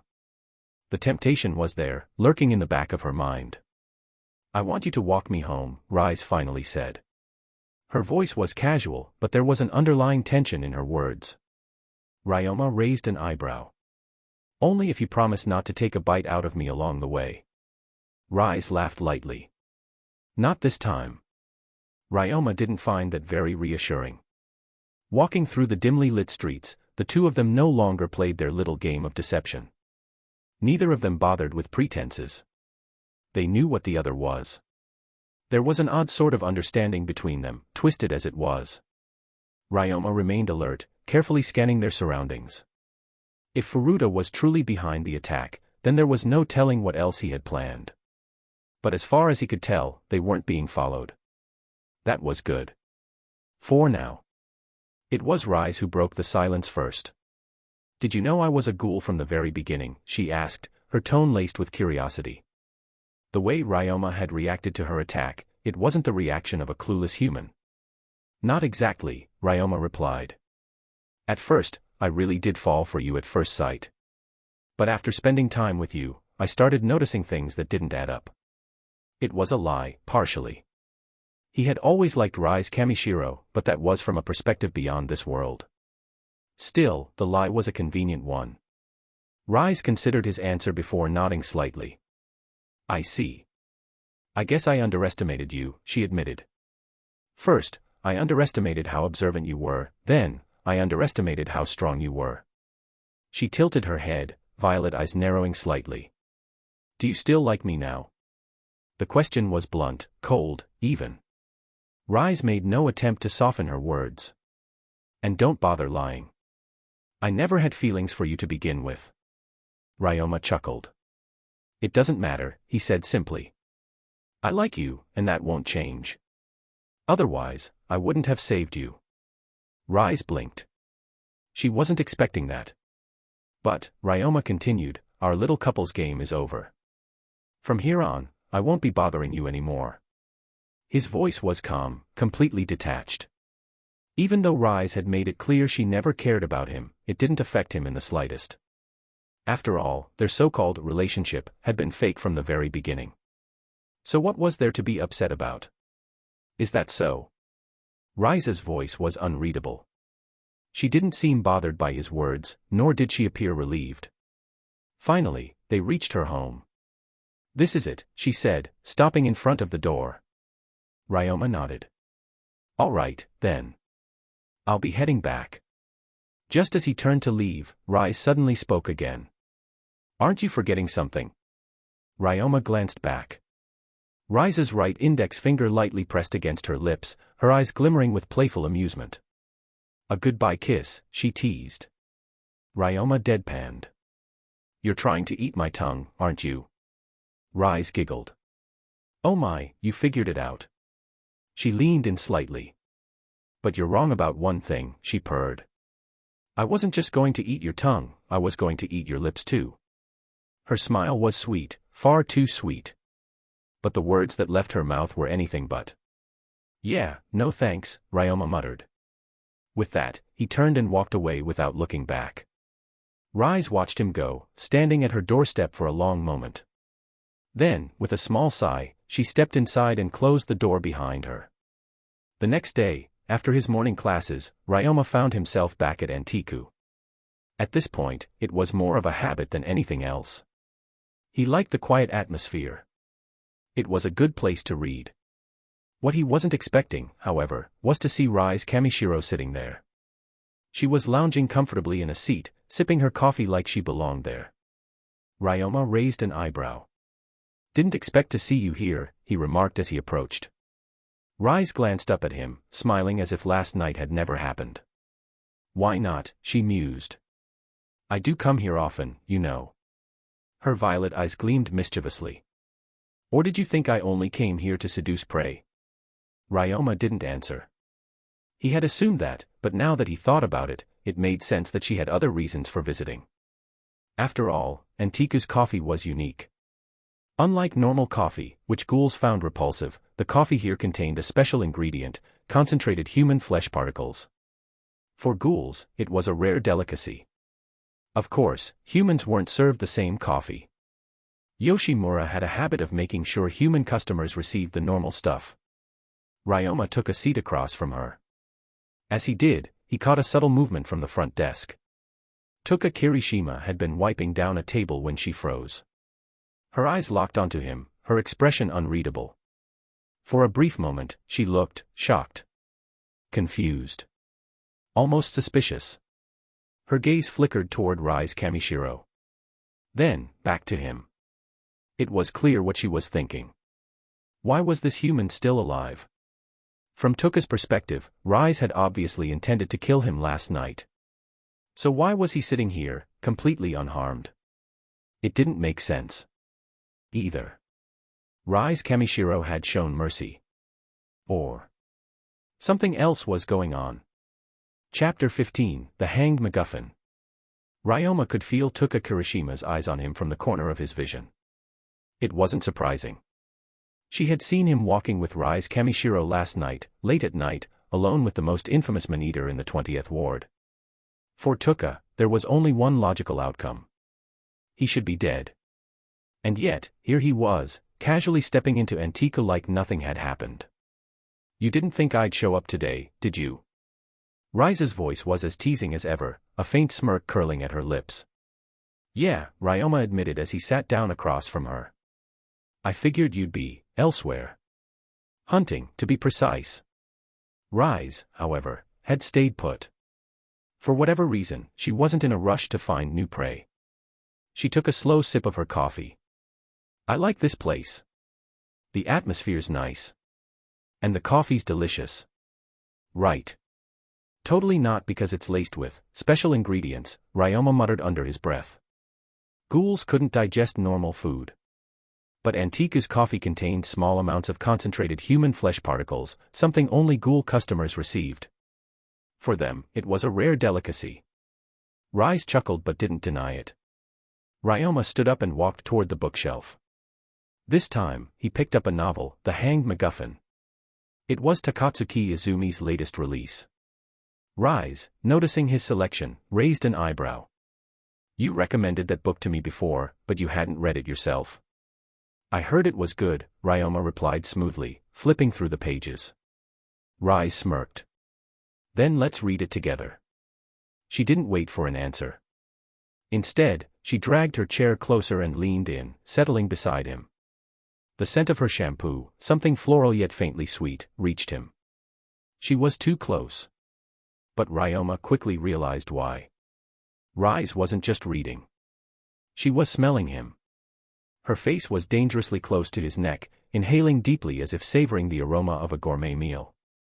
Ryoma tensed. Great. I really am the Tang monk's meat of this world. I'm starting to worry you'll bite me, he muttered dryly. Rize chuckled. Not here. Not now. Then, with an almost mocking innocence, she added. But if you're interested, we could go somewhere more private. Ryoma deadpanned.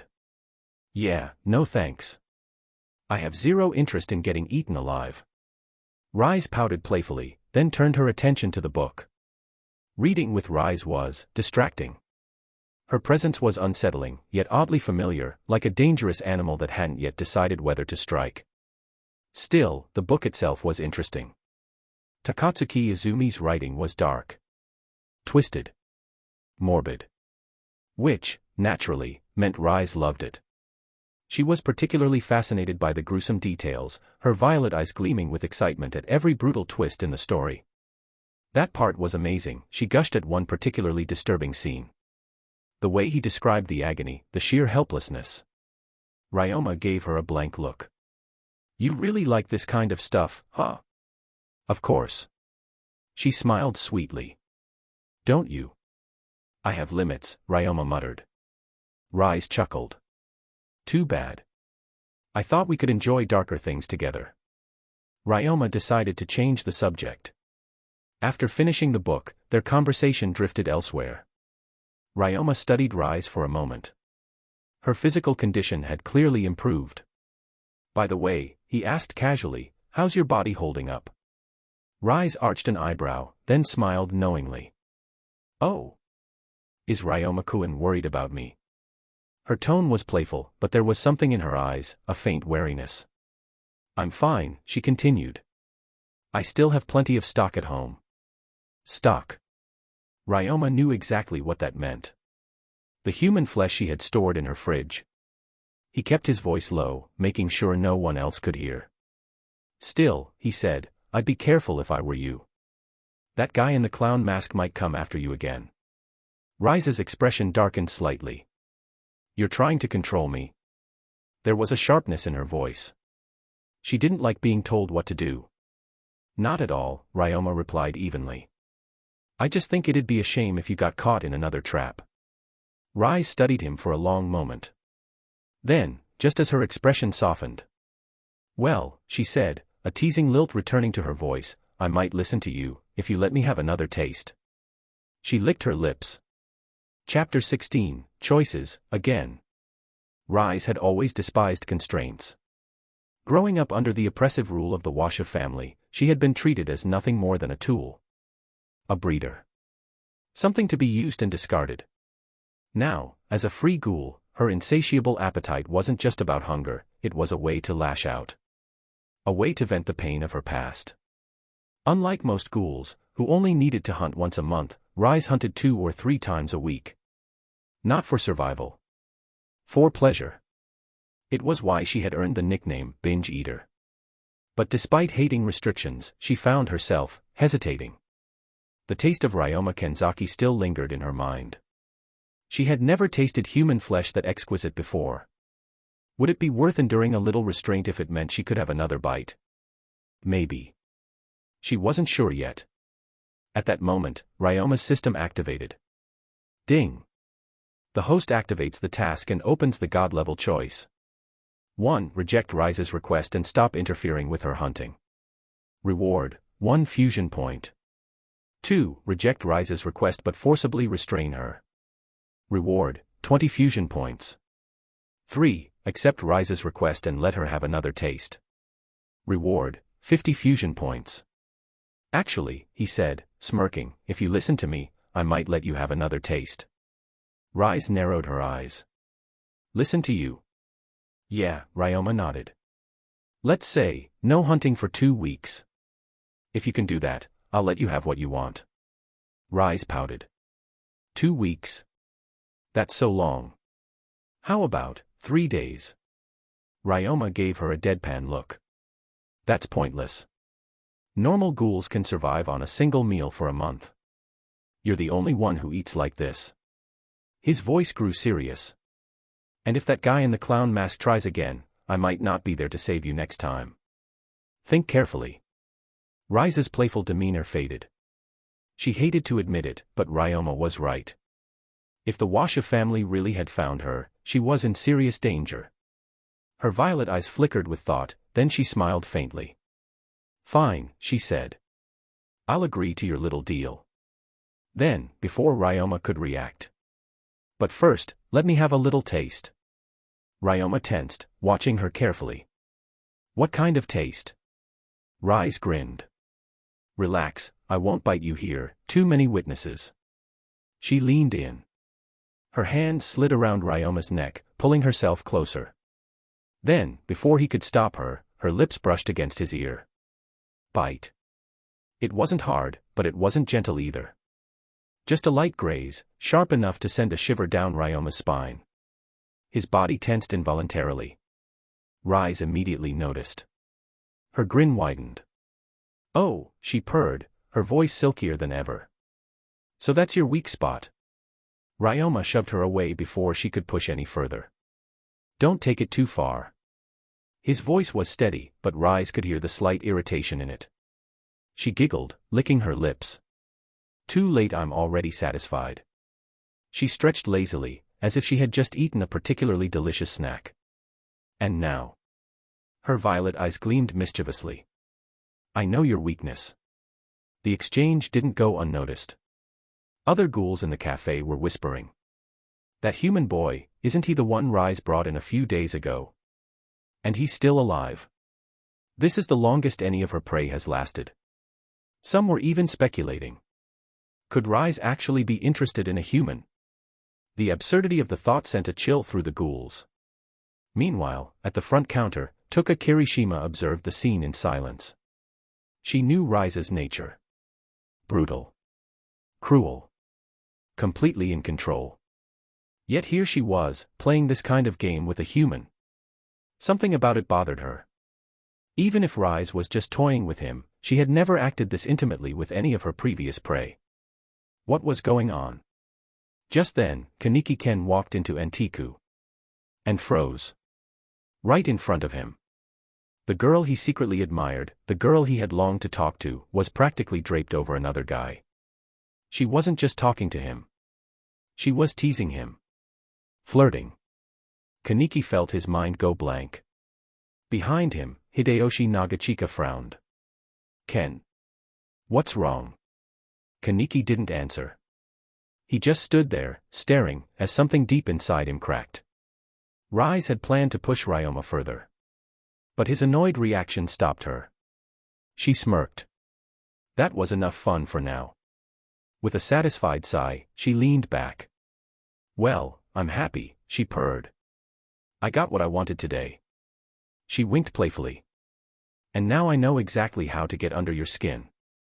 Chapter 17, Realist Hide. Ryoma Kanzaki let out a slow breath, rubbing his earlobe with a napkin to wipe away the lingering sensation of Rize Kamashiro's bite. As I said earlier, just 2 weeks, he repeated firmly. Not a single human. If you break the deal, everything's off. Rize pouted slightly, but her amused smirk never faded. You're really strict, you know that, she sighed. But deep down, she understood why he was so adamant. Unlike most ghouls, she didn't need to hunt so frequently to survive, she just enjoyed it. In Ward 20, under the guidance of Yoshimura, the ghouls of Antiku lived differently. They sustained themselves using the bodies of the dead, suicides, accident victims, the ones nobody would come looking for. Japan, after all, had one of the highest suicide rates in the world.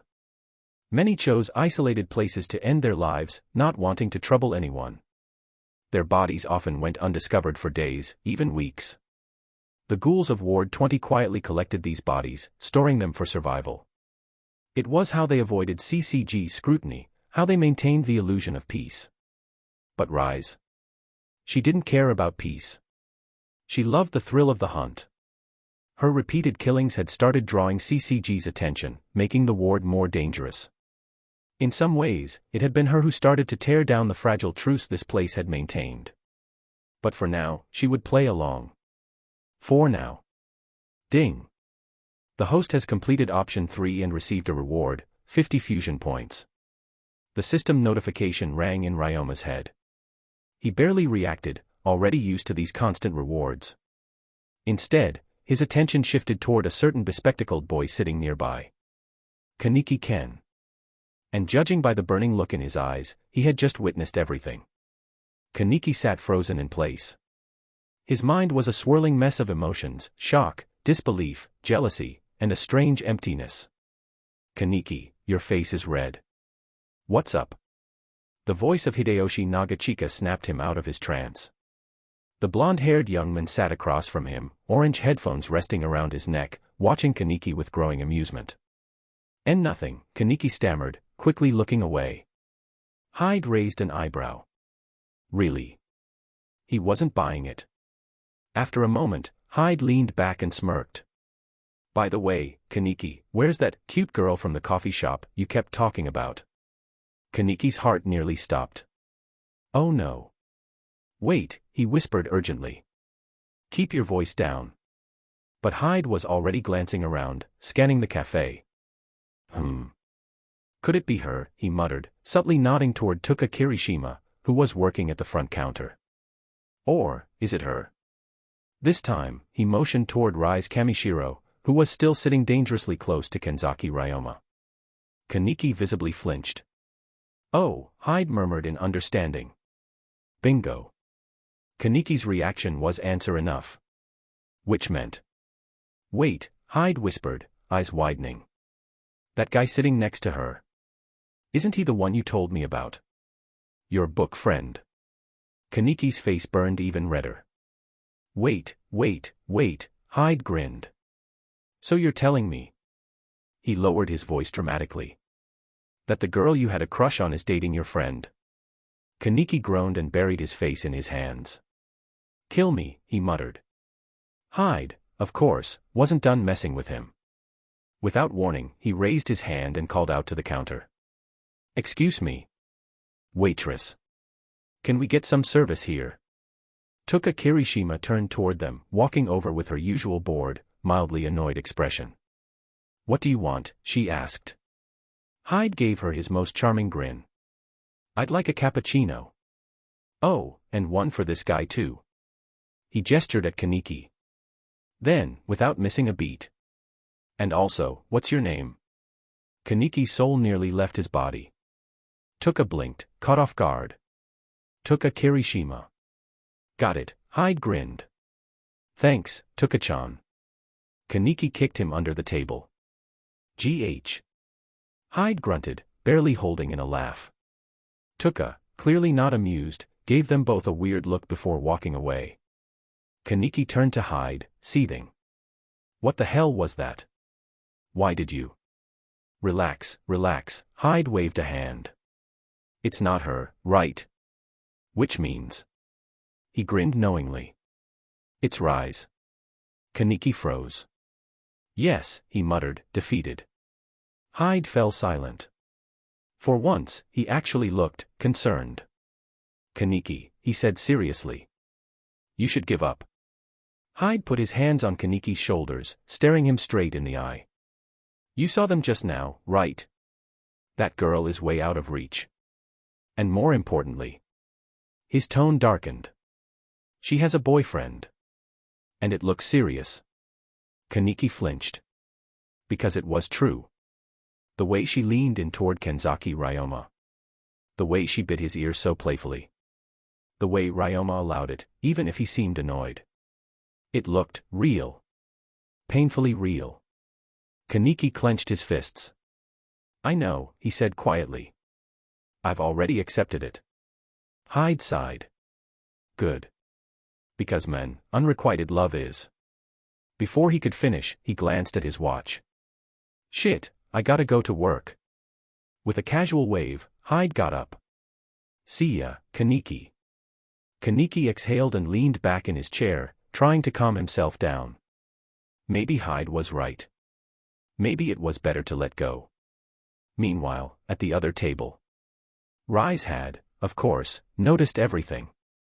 She smirked, resting her chin on her hand as she whispered to Ryoma.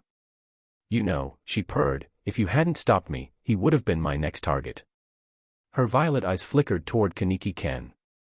"He looks soft. Probably delicious." Ryoma sighed. "I knew it." Rize grinned, licking her lips. "Of course, no one would be as delicious as you, Kanzaki-kun." Ryoma's eye twitched. This woman was going to be a problem. Chapter 18, On the Way to Become a CCG Investigator. Ryoma Kanzaki closed his book, glancing at the time. "It's getting late. I have something to take care of, so I'll be heading out. See you, Miss Rize." Kamishiro Rize offered a sweet yet knowing smile. "All right, see you next time." Ryoma turned and left, but he could still feel her eyes lingering on him as he exited Antiku. Rize, on the other hand, stayed behind. With her usual hunting habits put on hold for 2 weeks, she needed something to occupy her time. So she kept reading.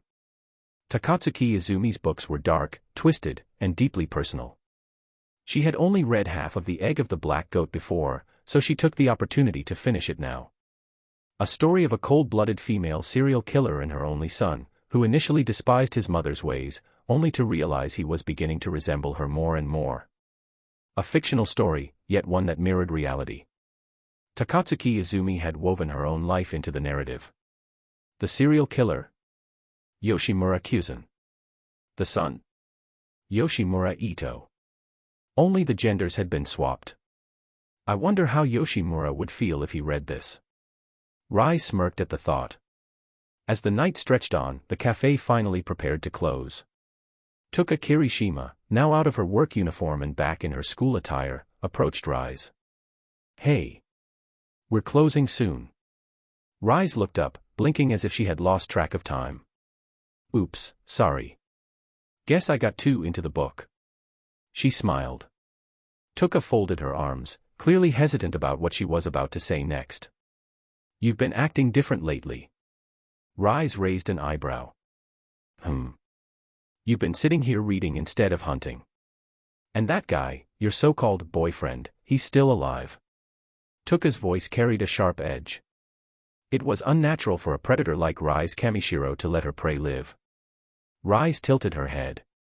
Can't a girl fall for someone? Tuka's eyes widened. You actually like him? Rize's lips curled mischievously. Of course not. Tuka scowled, realizing she'd been played. Ugh. Whatever. Rize chuckled and rose from her seat. Well, thanks for the hospitality, Miss Kirishima. With that, she left, a pleased hum escaping her lips as she walked. Only 2 more weeks. Then, Kanzaki-kun, I'll finally get to taste you again. Earlier that day. After leaving Antiku, Ryoma made his way straight to the CCG's Ward 20 branch. Tokyo was divided into 24 wards, but only 23 had a CCG presence. The main headquarters resided in Ward 1, while Wards 2 through 23 housed branch offices. Ward 24. That was a different story. A lawless, underground maze, inhabited solely by ghouls. Even the CCG rarely ventured there. But today, Ryoma had only one destination, the Ward 20 branch. As soon as he entered the main hall, he walked directly toward the RC scanning gate. The RC scanning gate was the first layer of security in any CCG facility. A simple yet effective tool, it measured RC cell levels to distinguish between humans and ghouls. Humans had RC cell counts between 200 to 500. Ghouls had at least 1,000, with stronger ones reaching the tens of thousands. Even a half-ghoul like Kaneki Ken, post-surgery, had a staggering increase in RC count. But Ryoma Kanzaki? He wasn't a ghoul. He wasn't even a half-ghoul. And yet, he had the power of Uchiha Madara fused within him. Let's see how the scanner reacts to me. As he stepped forward. Hey! You can't just walk in like that. A staff member immediately approached him, stopping him before he could proceed. This isn't a police station, kid. This is the Ghoul Countermeasures Bureau. Unauthorized civilians aren't allowed in. The man wasn't hostile, but he wasn't welcoming either. Ryoma turned to face him, his expression calm. I know exactly where I am. That's why I'm here. I want to become an investigator. The staffer's eyes widened. You. An investigator. He looked Ryoma up and down. You're just a student. Go home and focus on your studies. This isn't a job for people who want to play hero. It was a fair warning. The casualty rate among CCG investigators was terrifyingly high. They weren't dealing with normal criminals, they were facing monsters in human skin. Even the strongest investigators often met gruesome ends. Anyone with a conscience wouldn't recommend this job to a young student. But Ryoma's expression didn't change. I appreciate the concern, but my mind's made up. There was no hesitation in his voice. The staffer sighed. Fine. If you're serious, head over to recruitment and fill out an application. But don't expect an easy path. Ryoma nodded and stepped forward. Chapter 19, Choice that Determines Ryoma's Future. Ryoma Kanzaki glanced at the admission form before him. There were 2 choices. 1. The Ghoul Countermeasures Training Institute, a 1-year program designed for standard CCG investigators. Students were trained primarily in firearms, such as pistols and rifles. Upon graduation, they would be assigned to a branch between Districts 2 to 23 as third-class investigators. 2. The Ghoul Investigator Academy, a 2-year program designed to train elite investigators. Unlike the standard institute, students here were trained in both quinqua and firearms. Those who graduated were immediately assigned to the CCG headquarters in District 1 as second-class investigators. The first was shorter but less intensive. The second was longer but led to a better starting position. For an average person, it would be a difficult choice.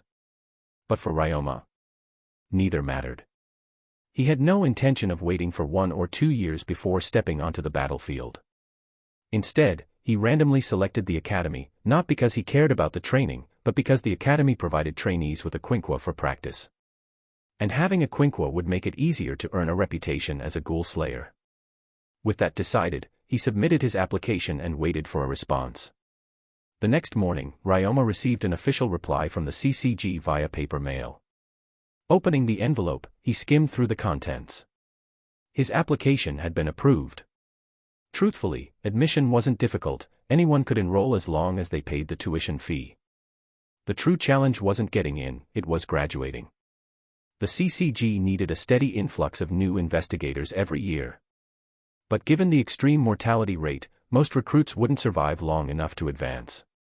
Fortunately, the government didn't charge much for the program, more of a symbolic fee than an actual financial burden. That same day, Ryoma wired the payment to the academy's bank account. Then, with his enrollment documents in hand, he filed for a leave of absence from Kami University.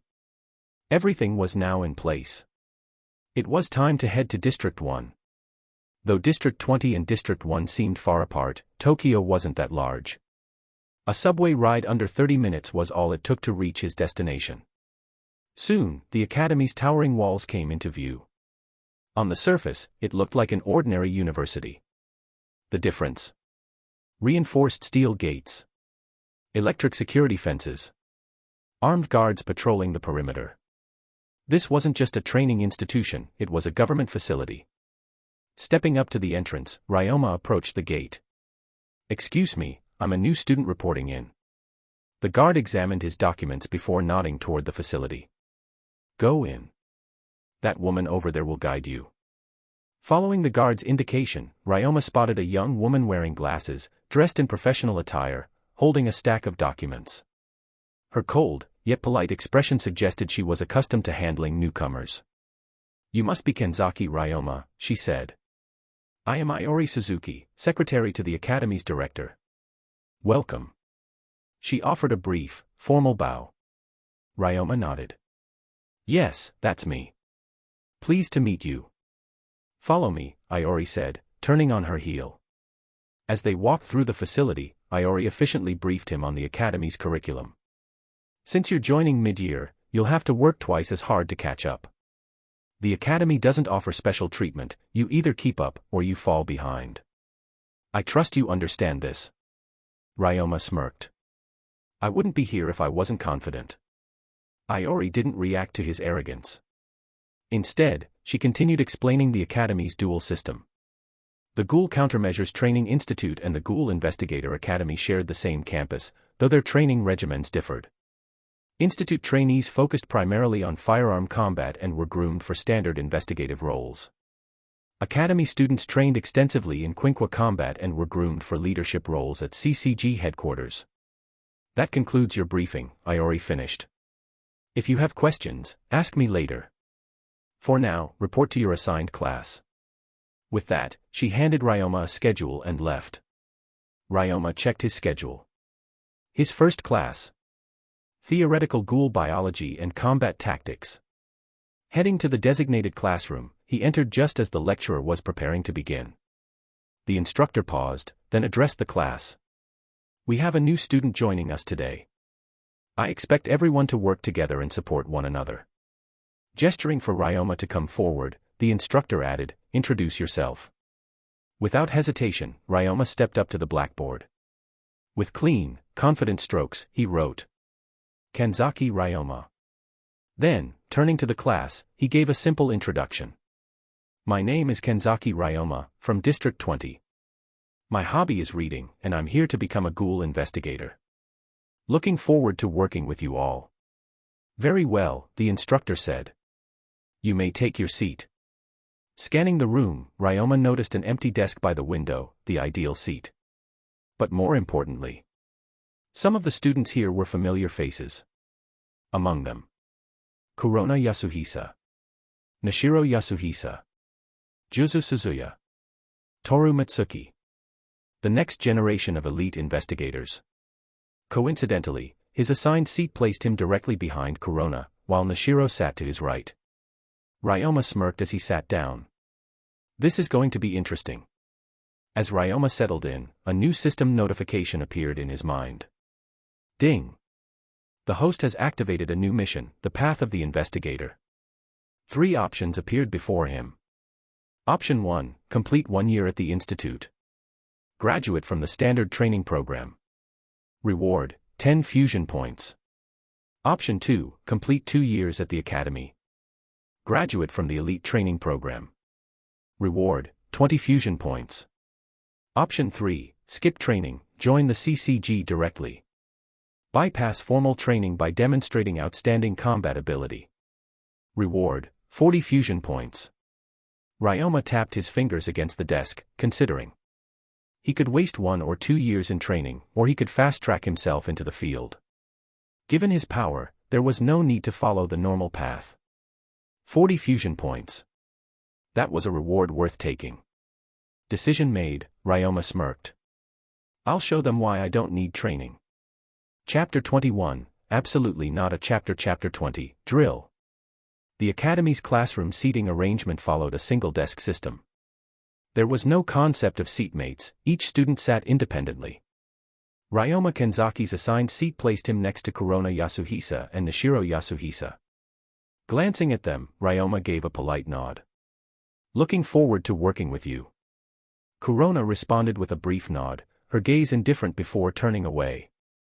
Nishiro, on the other hand, barely spared him a glance, her response more reserved, as if she wasn't used to interacting with strangers. Despite their cold demeanor, Ryoma wasn't bothered. He already knew what kind of personalities they had. The twin sisters were almost identical, with delicate features that leaned toward the cute side. The only obvious difference was their hair color, Kurona dressed in black, while Nishiro's white hair gave her a more ethereal look. Their heights and figures were nearly identical as well, slender and around 160 centimeters, a height that was considered ideal in Japan. But beneath their petite frames lay the potential to become something far deadlier. The instructor soon entered the classroom and began the day's lesson. This session will cover Quinqua, as you will soon begin practical training with them. Please turn to page 128 in your textbooks.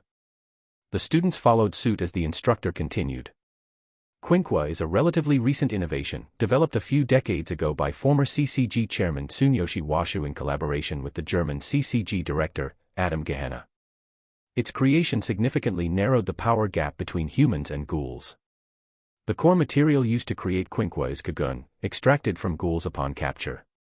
The process of obtaining usable Kagun is strict, it must be harvested while fully activated and separated along with the Kakuho, Kagun sac, to meet the required standards for refinement. Unlike live Kagun, Quinqua do not grow or regenerate, making them less flexible than their original organic form. However, they are far more stable and controllable, and with continued advancements, modern Quinqua have become increasingly lethal and efficient. The lecture continued for 45 minutes, a well-structured, scientifically concise lesson. Ryoma already knew most of the theoretical information, but he still listened attentively.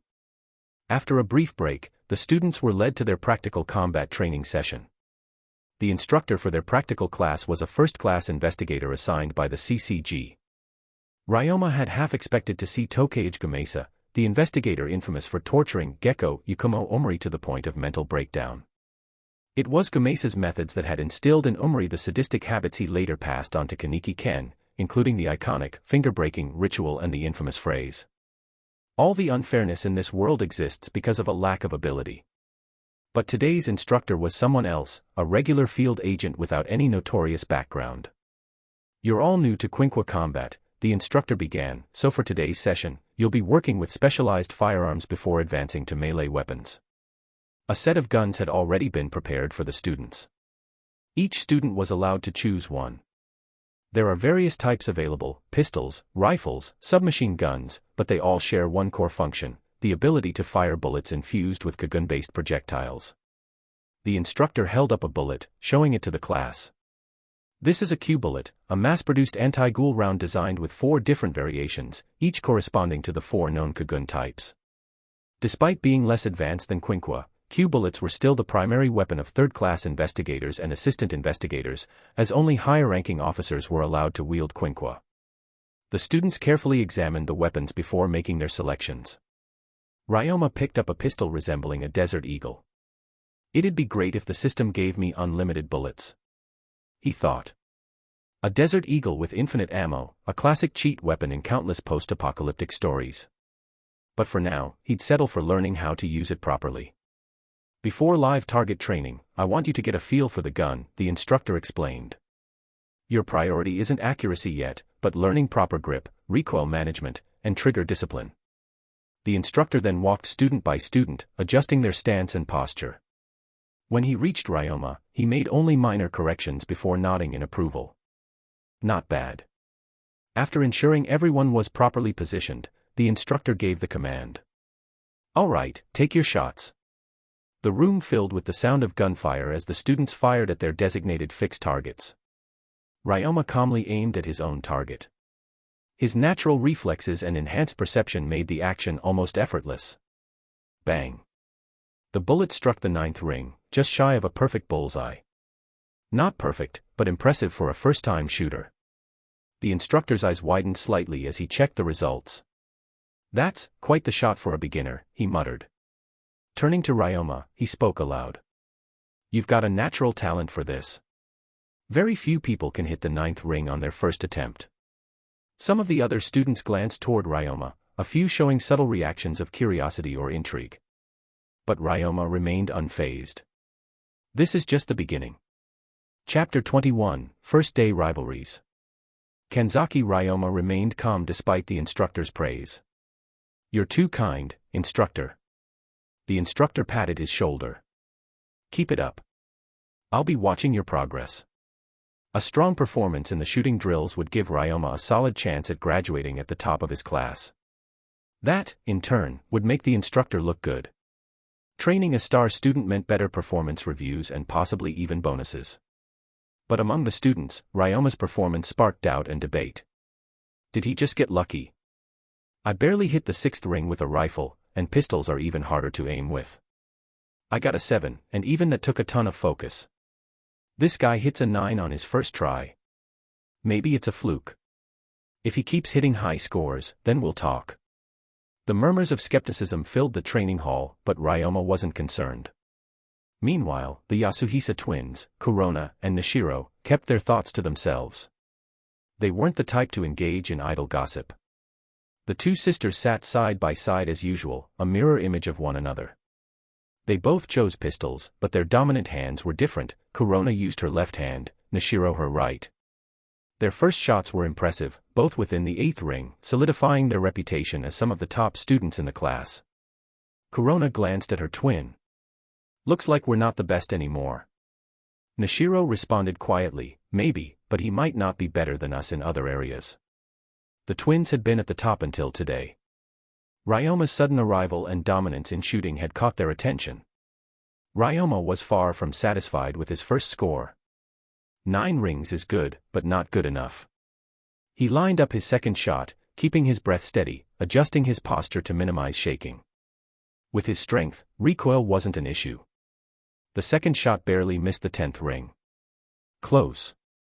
But on the third shot, bang! The bullet pierced the center of the target. 10 rings. A perfect bullseye. The entire room took notice. 3 shots, all within 9 rings, and 1 perfect 10. That's not luck anymore. Damn. He's really good. I hope he didn't hear me doubting him earlier. That'd be embarrassing. With his third shot, Ryoma silenced the skeptics. The only ones still unconvinced were Kurona and Nishiro. Not once to back down from a challenge, the twins quickly took their second shots, aiming to surpass him.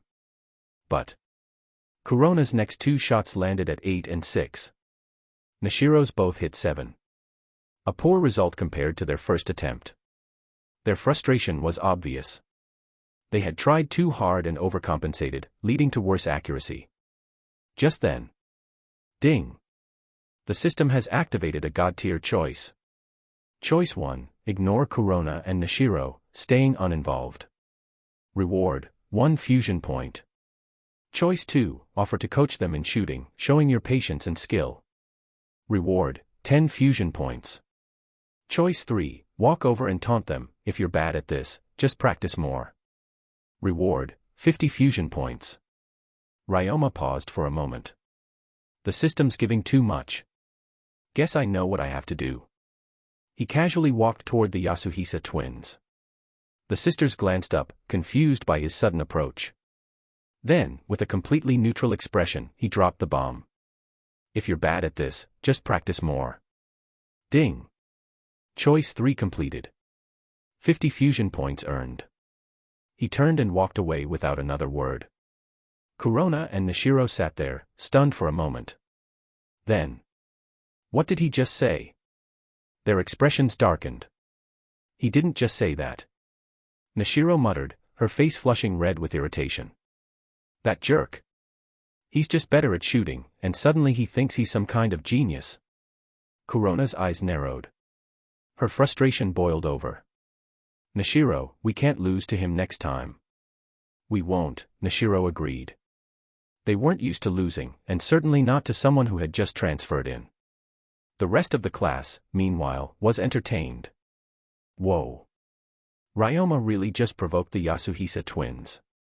He's bold. They're some of the best students here. It's gonna be fun watching this rivalry. Yeah, but Kurona and Nishiro aren't just good at shooting. They're all-rounders. He'd better be good at everything if he wants to keep up. After the shooting practice ended, Ryoma tested out other firearms, including rifles and sniper rifles. But to him, they all felt like toys. The real highlight of his training would be Quinqua combat, but that wouldn't start until the next practical session. By noon, the students gathered at the cafeteria, which quickly became packed. Ryoma arrived early, securing an empty table before the crowds rushed in. The room filled fast, too fast. Those who arrived late had to share tables. And that's when Kurona and Nishiro entered. The twins glanced around, quickly realizing there were no other seats left. Their only choice. Sit with the annoying guy who insulted them earlier. Kurona's eye twitched. Nishiro frowned slightly. But with no other option, they walked over and sat directly across from Ryoma, their expressions barely hiding their frustration. Ryoma, meanwhile, took a bite of his food. Then, without looking up, he casually greeted them. Didn't think we'd be having lunch together. Kurona and Nishiro's irritation grew. This was going to be a long meal. Chapter 22, The Rivalry Intensifies. Kanzaki Ryoma sat across from Kurona and Nishiro Yasuhisa, feeling the heavy tension in the air. The twins wore matching icy expressions, clearly still irritated from earlier. Ryoma knew he had provoked them, though not out of malice, just for the system rewards. Still, he figured an apology wouldn't hurt. Sorry about before. I didn't mean to offend you too. The twins blinked, momentarily caught off guard. They hadn't expected him to apologize so easily. Kurona recovered quickly, folding her arms. No point in saying that now. Nishiro and I accept your challenge. Ryoma raised an eyebrow. Challenge.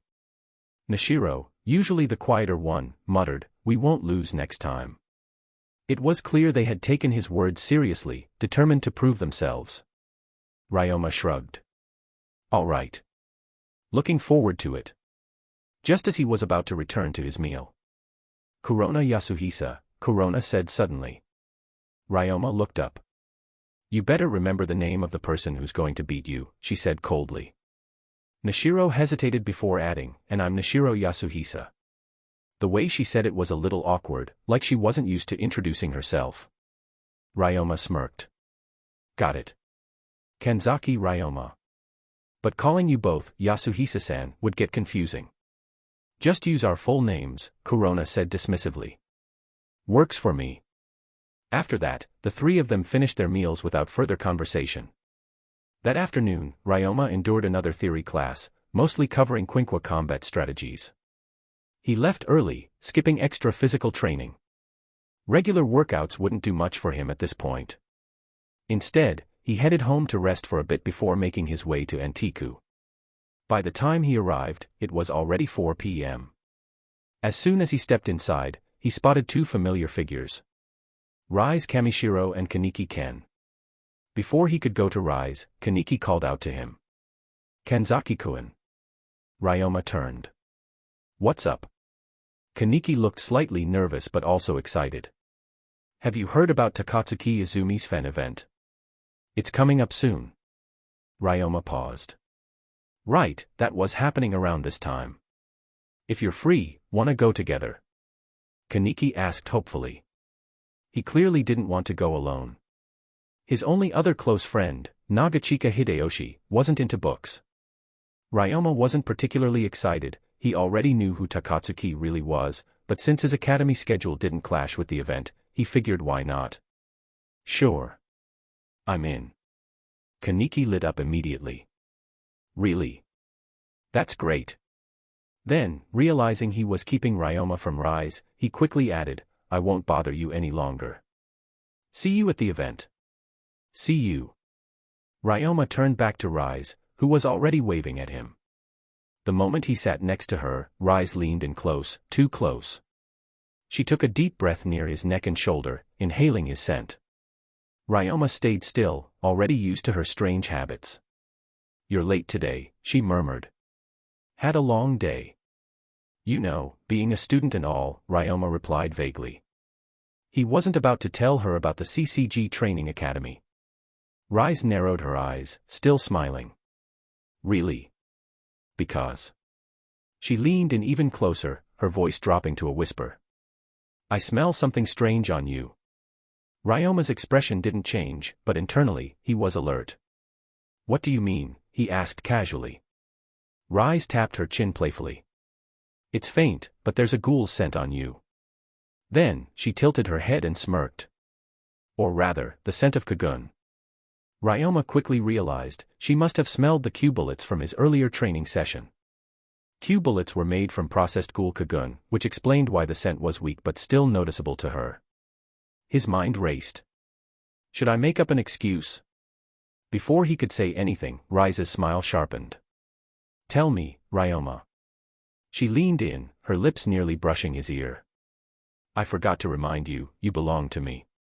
Her tone was sweet, but her words carried an unmistakable possessiveness. And I don't like other ghouls leaving their scent on you, she purred. Possessiveness? Ryoma nearly laughed. She's just talking about food, isn't she? To her, he was just her exclusive meal. Still, he couldn't deny there was something dangerously charming about her. With a smirk of his own, he replied, I'll keep that in mind. Chapter 23, A Taste of Obsession. If Kanzaki Ryoma hadn't already understood Rize Kamashiro's true nature, her words would have been easy to misinterpret. When she said, you belong to me, she didn't mean it in a romantic way. She meant as food. She wanted to be the only one who could devour him. And yet, he hadn't even done anything. All he did was fire some rounds with Q bullets during training. If he ever activated a quinqua, the scent of ghoul essence on him would only get stronger. Did you hear me? Rize suddenly poked his cheek with her finger, her voice carrying a playful yet dangerous undertone. Ryoma sighed. Yeah, I heard you. Good. Rize grinned. Then don't let yourself get bitten by any other ghouls. Ryoma shook his head. That's not really up to me, is it? Aren't you strong? Rize tilted her head. Just make sure they don't get the chance. She leaned in, her voice dropping to a sultry whisper. Only I can taste you. You're getting a little possessive, Ryoma muttered. Rize ignored his complaint. Speaking of which, she mused, I feel like having a little taste today. Ryoma tensed slightly. Not again. Nope. Not happening. I already let you get away with that once before. He still remembered the feeling of her lips on his earlobe. Rize chuckled. Relax. I won't go for your ear this time. I'll switch it up a little. Before he could react, she reached out and grabbed his right index finger. I'll decide which part to enjoy next time, she said teasingly. Ryoma exhaled. Fine. Rize's crimson eyes glowed with satisfaction as she gently brought his finger to her lips. Then, she bit down. Not hard enough to break the skin, but enough to taste him. She held his hand in place, savoring the moment. It wasn't the same as the flesh she had ripped from his shoulder before, but even this light taste filled her with euphoria. The longer she restrained herself, the more she would enjoy the final feast. This was only a small indulgence, one that would make the eventual moment even more satisfying. But even so, just this small taste was more delicious than any human she had ever hunted before. She let out a soft hum of pleasure, stroking his fingers with an almost reverent touch. Ryoma, meanwhile, was feeling increasingly uncomfortable. Not because of the bite itself, but because of the growing number of eyes on them. Several other customers in Antiku had turned to stare. Even Toka Kirishima, who was working at the counter, kept glancing over at him with a frown. It wasn't out of personal concern, but because this whole situation was drawing too much attention. If Rize and Ryoma went too far, it could damage the coffee shop's image. All right, Ryoma said firmly. That's enough. Rize reluctantly released his hand, licking her lips as if savoring the lingering taste. She let out a content sigh, her expression flushed slightly with satisfaction. Even though she had only sampled his skin, it was more intoxicating than any prey she had consumed before. What she didn't realize was that Ryoma's body had changed significantly since the last time she tasted him. His fusion progress had increased, enhancing his physical structure. His blood. His flesh. Even his scent had grown more irresistible to ghouls. A terrifying thought crossed Ryoma's mind. If this continues, won't I become some kind of holy grail for ghouls? A delicacy so rare that every ghoul would chase him down to consume him. That was not a situation he wanted to be in. Rize, still reveling in her satisfaction, suddenly shifted gears. Oh, by the way, she said, that nerdy boy from earlier, he invited you to Takatsuki Izumi's fan meeting, didn't he? Ryoma blinked. She noticed that. Yeah. What about it? Rize smiled, twirling a strand of her violet hair. I suddenly feel a bit interested. I'd like to see what kind of person Takatsuki Izumi really is. Ryoma raised an eyebrow. Didn't take you for a literary fan. I enjoy her books. Rize smirked. The darker the plot, the better. Takatsuki's stories have that beautiful touch of despair that makes them fascinating. Ryoma wasn't surprised. Given Rize's personality, it made sense that she enjoyed Takatsuki Izumi's grim storytelling. Fine by me, he shrugged. You can come along. That was definitely going to make things awkward for Kaneki, though. He could already imagine Kaneki's internal agony when he saw Ryoma bringing Rize along. Guess he'd have to make it up to Kaneki some other way. Meanwhile, at the front counter, Toka Kirishima had been watching Rize and Ryoma interact. A voice beside her spoke up. Toka, don't you think Miss Kamishiro has been acting differently lately? The one who asked was Kaya Irimi, another waitress at Antiku. She had a mature aura, a tall woman with an air of elegance. But in truth, she was the SS-rated ghoul, Black Dog. Toka folded her arms. She has. That guy is supposed to be her prey, but she hasn't done anything to him in days. Irimi nodded. It's unusual for her. Normally, she'd have devoured him already.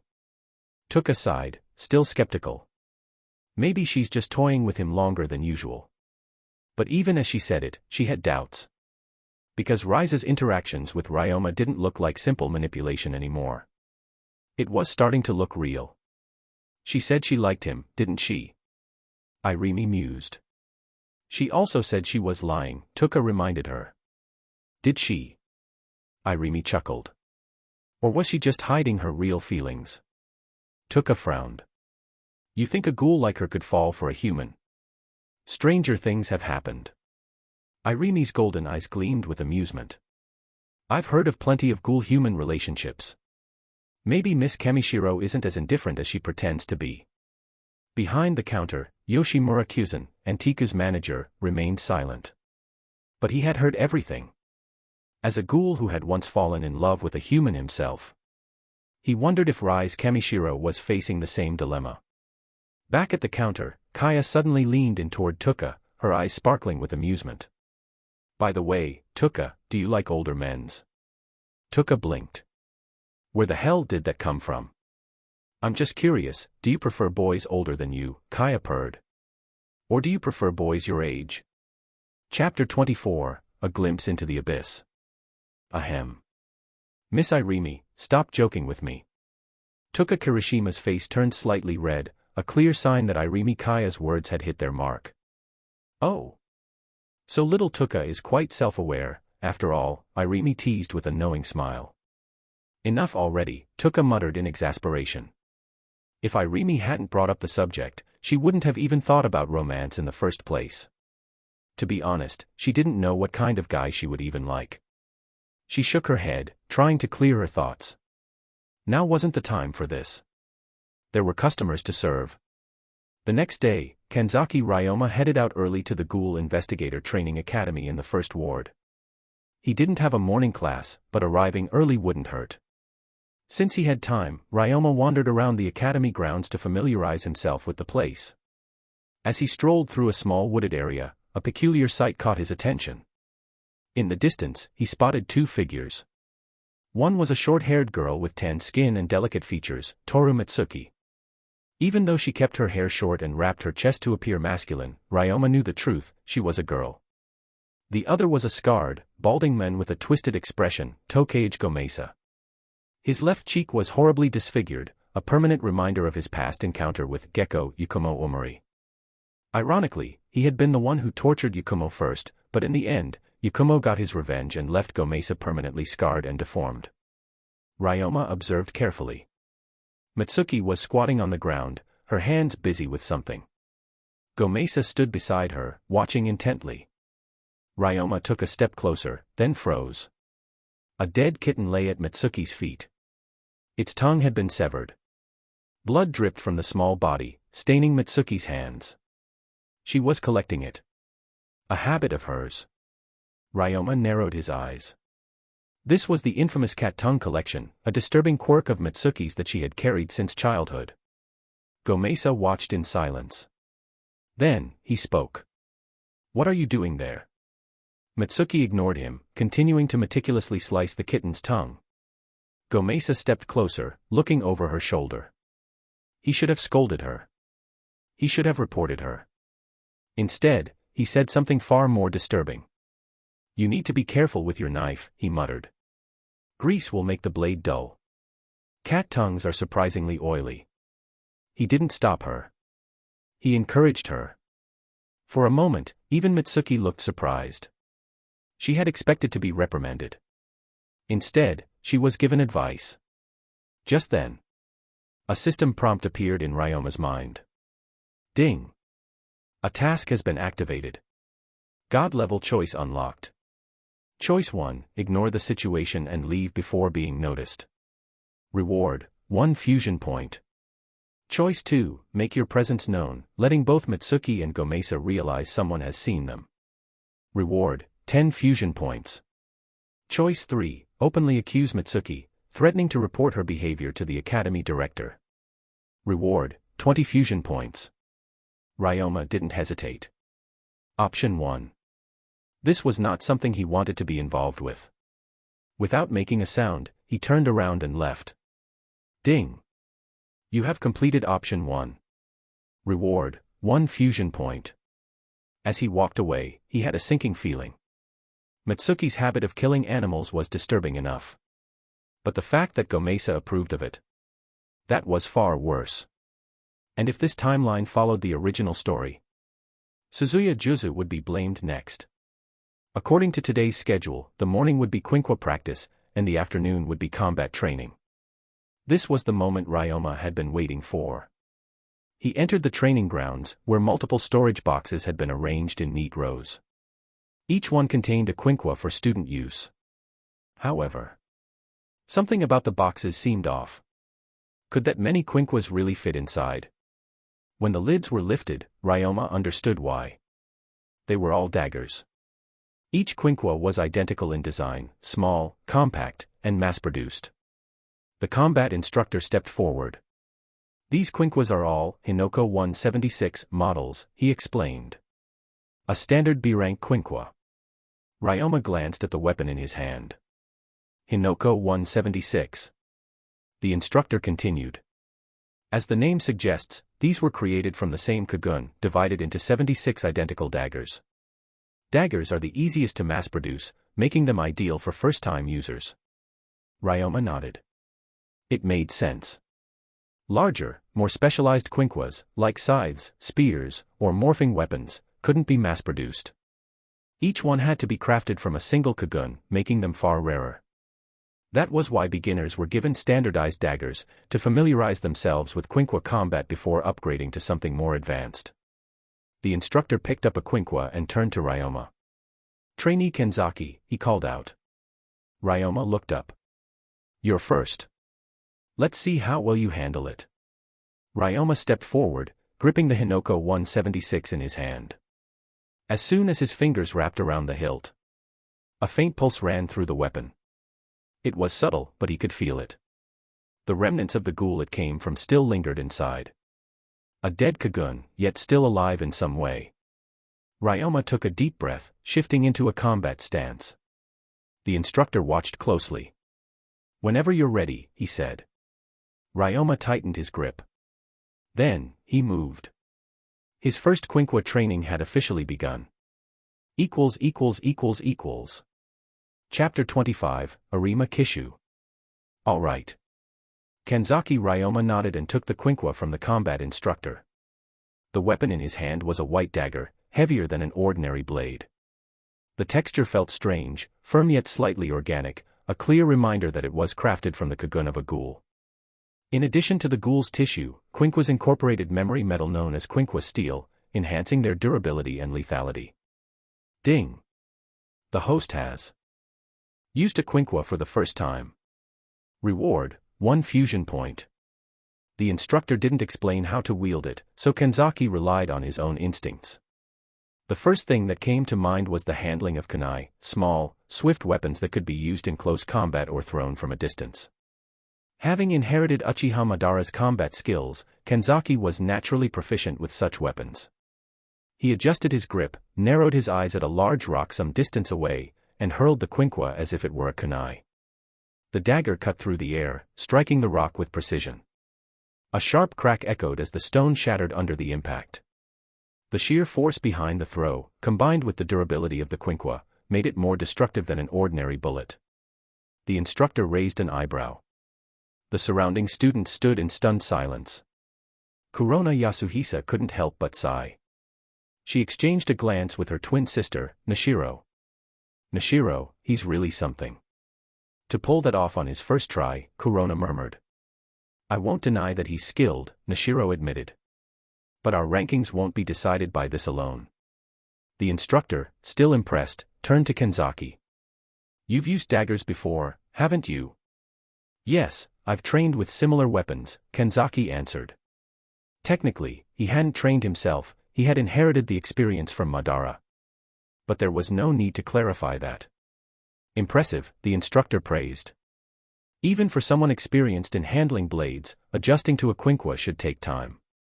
The weight and balance differed significantly from conventional weapons, yet Kanzaki wielded it effortlessly. Next, the instructor had the class practice dagger throws, followed by basic slashes against wooden targets. Sparring was not included, since quinquas were deadly weapons, it was too dangerous for students who had yet to master them.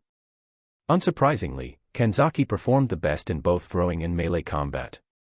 His inherited skills gave him a clear advantage. As class neared its end, Kanzaki saw an opportunity. "Instructor, can I keep this quinqua?" he asked. "It feels comfortable to use." The instructor scratched his head. "Rules don't allow students to take quinquas outside of class. They're only for training." "I see," Kanzaki replied, unsurprised. He had expected as much, but it was worth trying. Even within the CCG, not every investigator was qualified to wield a quinqua. Noticing Kanzaki's interest, the instructor offered an alternative. "Well, there is a way. Students are issued quinquas during their internship period. But be warned, internships are dangerous. First years aren't usually recommended for them. Internship? Kanzaki asked. You mean actual ghoul combat? That's right. Every student must complete an internship before graduating. You'll be assigned to an experienced investigator, so don't let it scare you. Kanzaki considered it. Can I start earlier? If he could fast-track his internship, he'd gain access to a quinqua much sooner. It's possible, the instructor admitted. The 2-year training period isn't mandatory. If you prove yourself capable in real combat, you can bypass the full curriculum and become an official investigator. Some of the strongest in the CCG never attended the academy at all. He smirked. Some of them are so powerful, they don't even seem human. Kanzaki immediately understood what the instructor meant, half-humans. People like Kishu Arima. Born from the mysterious sunlit garden, half-humans possessed superior speed, reflexes, and endurance. Their only drawback was a significantly shorter lifespan. Of course, the CCG never publicly acknowledged their existence. If it's possible, I'd like to start my internship early, Kanzaki said. The instructor's expression grew serious. You sure about that? There's a batch of interns heading to the 24th ward soon, under the command of Arima himself. Kanzaki's eyes narrowed. He was about to meet Kishu Arima. The instructor nodded, admiration in his tone. Yeah.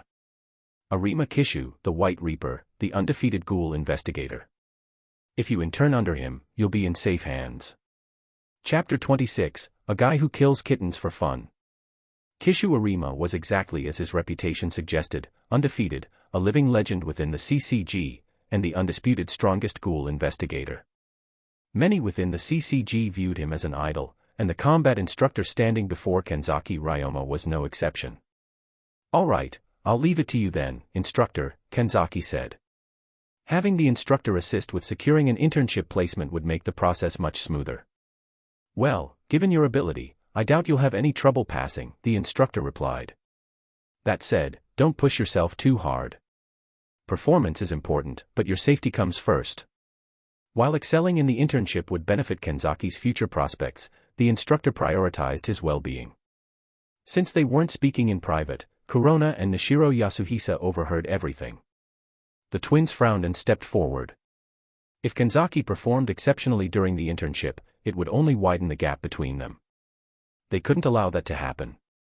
Instructor, Nishiro, and I want to participate as well, Kurona declared. You too?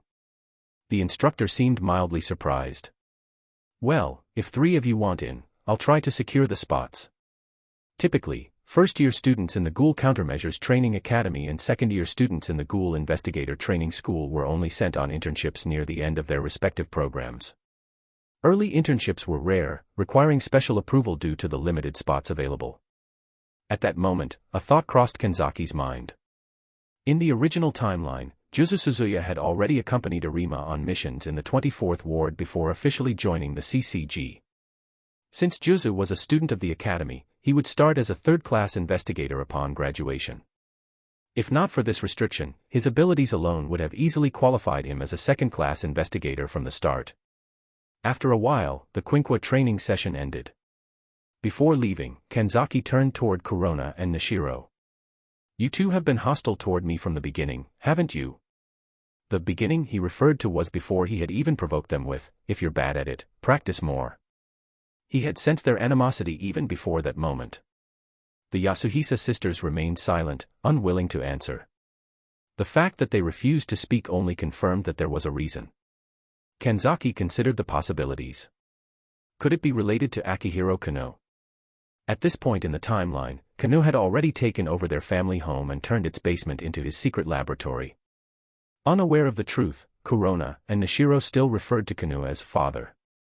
In reality, he saw them as nothing more than test subjects for his artificial one-eyed ghoul experiments. Since they didn't want to talk, Kanzaki wasn't interested in pressing further. Thanks to the instructor's connections, Kanzaki and the Yasuhisa twins quickly received confirmation of their participation in the internship. Their coursework was adjusted accordingly. Instead of general theory classes, they were now focused on practical lessons tailored for ghoul extermination, learning about ghoul weaknesses, Kagun classifications, and predatory habits. Additionally, students assigned to internships were placed into a special classroom. This gave Kanzaki the opportunity to see who else would be joining them. Besides himself and the Yasuhisa twins, the group included Juzu Suzuya and 2 unknown male students. Juzu was instantly recognizable, short white hair, crimson eyes, a childlike appearance that almost made him look like a girl. He sat cross-legged in the classroom, idly threading a needle through his own arm, completely unfazed by the pain. The stitched scars crisscrossing his pale skin gave him an unsettling appearance, but he seemed to be enjoying himself. It was exactly as Kanzaki remembered him. The atmosphere in the room was awkward. The Yasuhisa sisters and the 2 unknown boys kept their distance from Juzu, deliberately avoiding sitting near him. This wasn't surprising. Due to the influence of Tokyo Ghoul, Juzu had been framed for a series of cat killings, an act that had actually been committed by Toru Mitsuki. Since Juzu had always been detached, indifferent, and unwilling to defend himself, he became the perfect scapegoat. Kurona, Nishiro, and the 2 boys had all bought into the rumors and harbored a deep prejudice against him. The only person who didn't avoid Juzu was Kanzaki. The lesson proceeded as usual.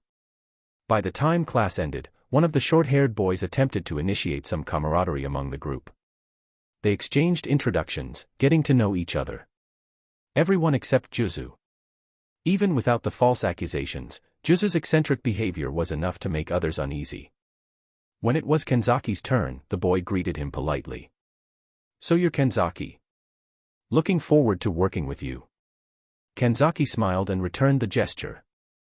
But instead of stopping there, he turned toward Juzu and extended his hand. "My name's Kanzaki Ryoma.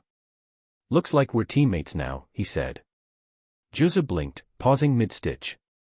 He tilted his head, staring at Kanzaki's outstretched hand as if trying to decipher its meaning. After a brief hesitation, he reached out. Only for Kurona to suddenly step forward, her voice cold. "I'd advise you to stay away from him," she said flatly. "A guy who kills kittens for fun isn't worth trusting." Chapter 27, Squad 0. Juzu Suzuya opened his mouth slightly after hearing what Kurona Yasuhisa said but then closed it again, saying nothing in the end. Perhaps Kanzaki Ryoma simply didn't know about the cat-killing accusations yet. Even though Juzu hadn't done anything, he couldn't be bothered to explain himself. Now that Kanzaki knew, there was nothing left to say. "I see. Well, in any case, you're Juzu, right? Let's talk again when we get the chance," Kanzaki said casually. Unlike Kurona, he made no effort to criticize Juzu. Juzu's red eyes flickered with a trace of surprise. Kurona, on the other hand, frowned slightly. She hadn't expected Kanzaki to be so indifferent about it. Even though Juzu didn't respond, he gave Kanzaki a slight nod. With the shift in their coursework, Quinqua combat training became the primary focus. Kanzaki, the Yasuhisa twins, and the 2 other boys all used Hinoko 176, the Quinqua they would be equipped with for their internship. Juzu Suzuya, however, wielded Scorpion 156, a sleek black dagger made from a Bikaku-type kagun. This wasn't favoritism. Juzu was enrolled in the Ghoul Countermeasures Training Academy, which had different Quinqua allocations compared to the Ghoul Investigator Training School. Both Hinoko 176 and Scorpion 156 were B-rank Quinquas with similar power levels. Kanzaki recalled that in the original timeline, Juzu had initially only been given 1 Scorpion. Later, he stole the remaining 55 from the CCG's warehouse. Even now, Juzu's talent was obvious, his technique with daggers was already highly refined. Though he still wasn't quite on Kanzaki's level. After 3 days of specialized combat training, Kanzaki and his group were sent to Ward 24 for their internship mission. They weren't important enough to be escorted there. Arima Kishu and his team were waiting for them inside. Arriving at the outskirts of Ward 23, Kanzaki and his team stood before a massive underground cave entrance, one of the few known access points to Ward 24. At the entrance, 6 individuals clad in white combat uniforms awaited them. They were Arima Kishu's Zero Squad. Kanzaki recognized all of them. Kishu Arima, the White Reaper, CCG's strongest investigator and the squad leader. Take Hirako, absent, as he hadn't joined yet. Ui Kori, a rising investigator and the only fully human member of the squad. Ihei Hairu, the only female in the group, with pink hair and sharp combat instincts.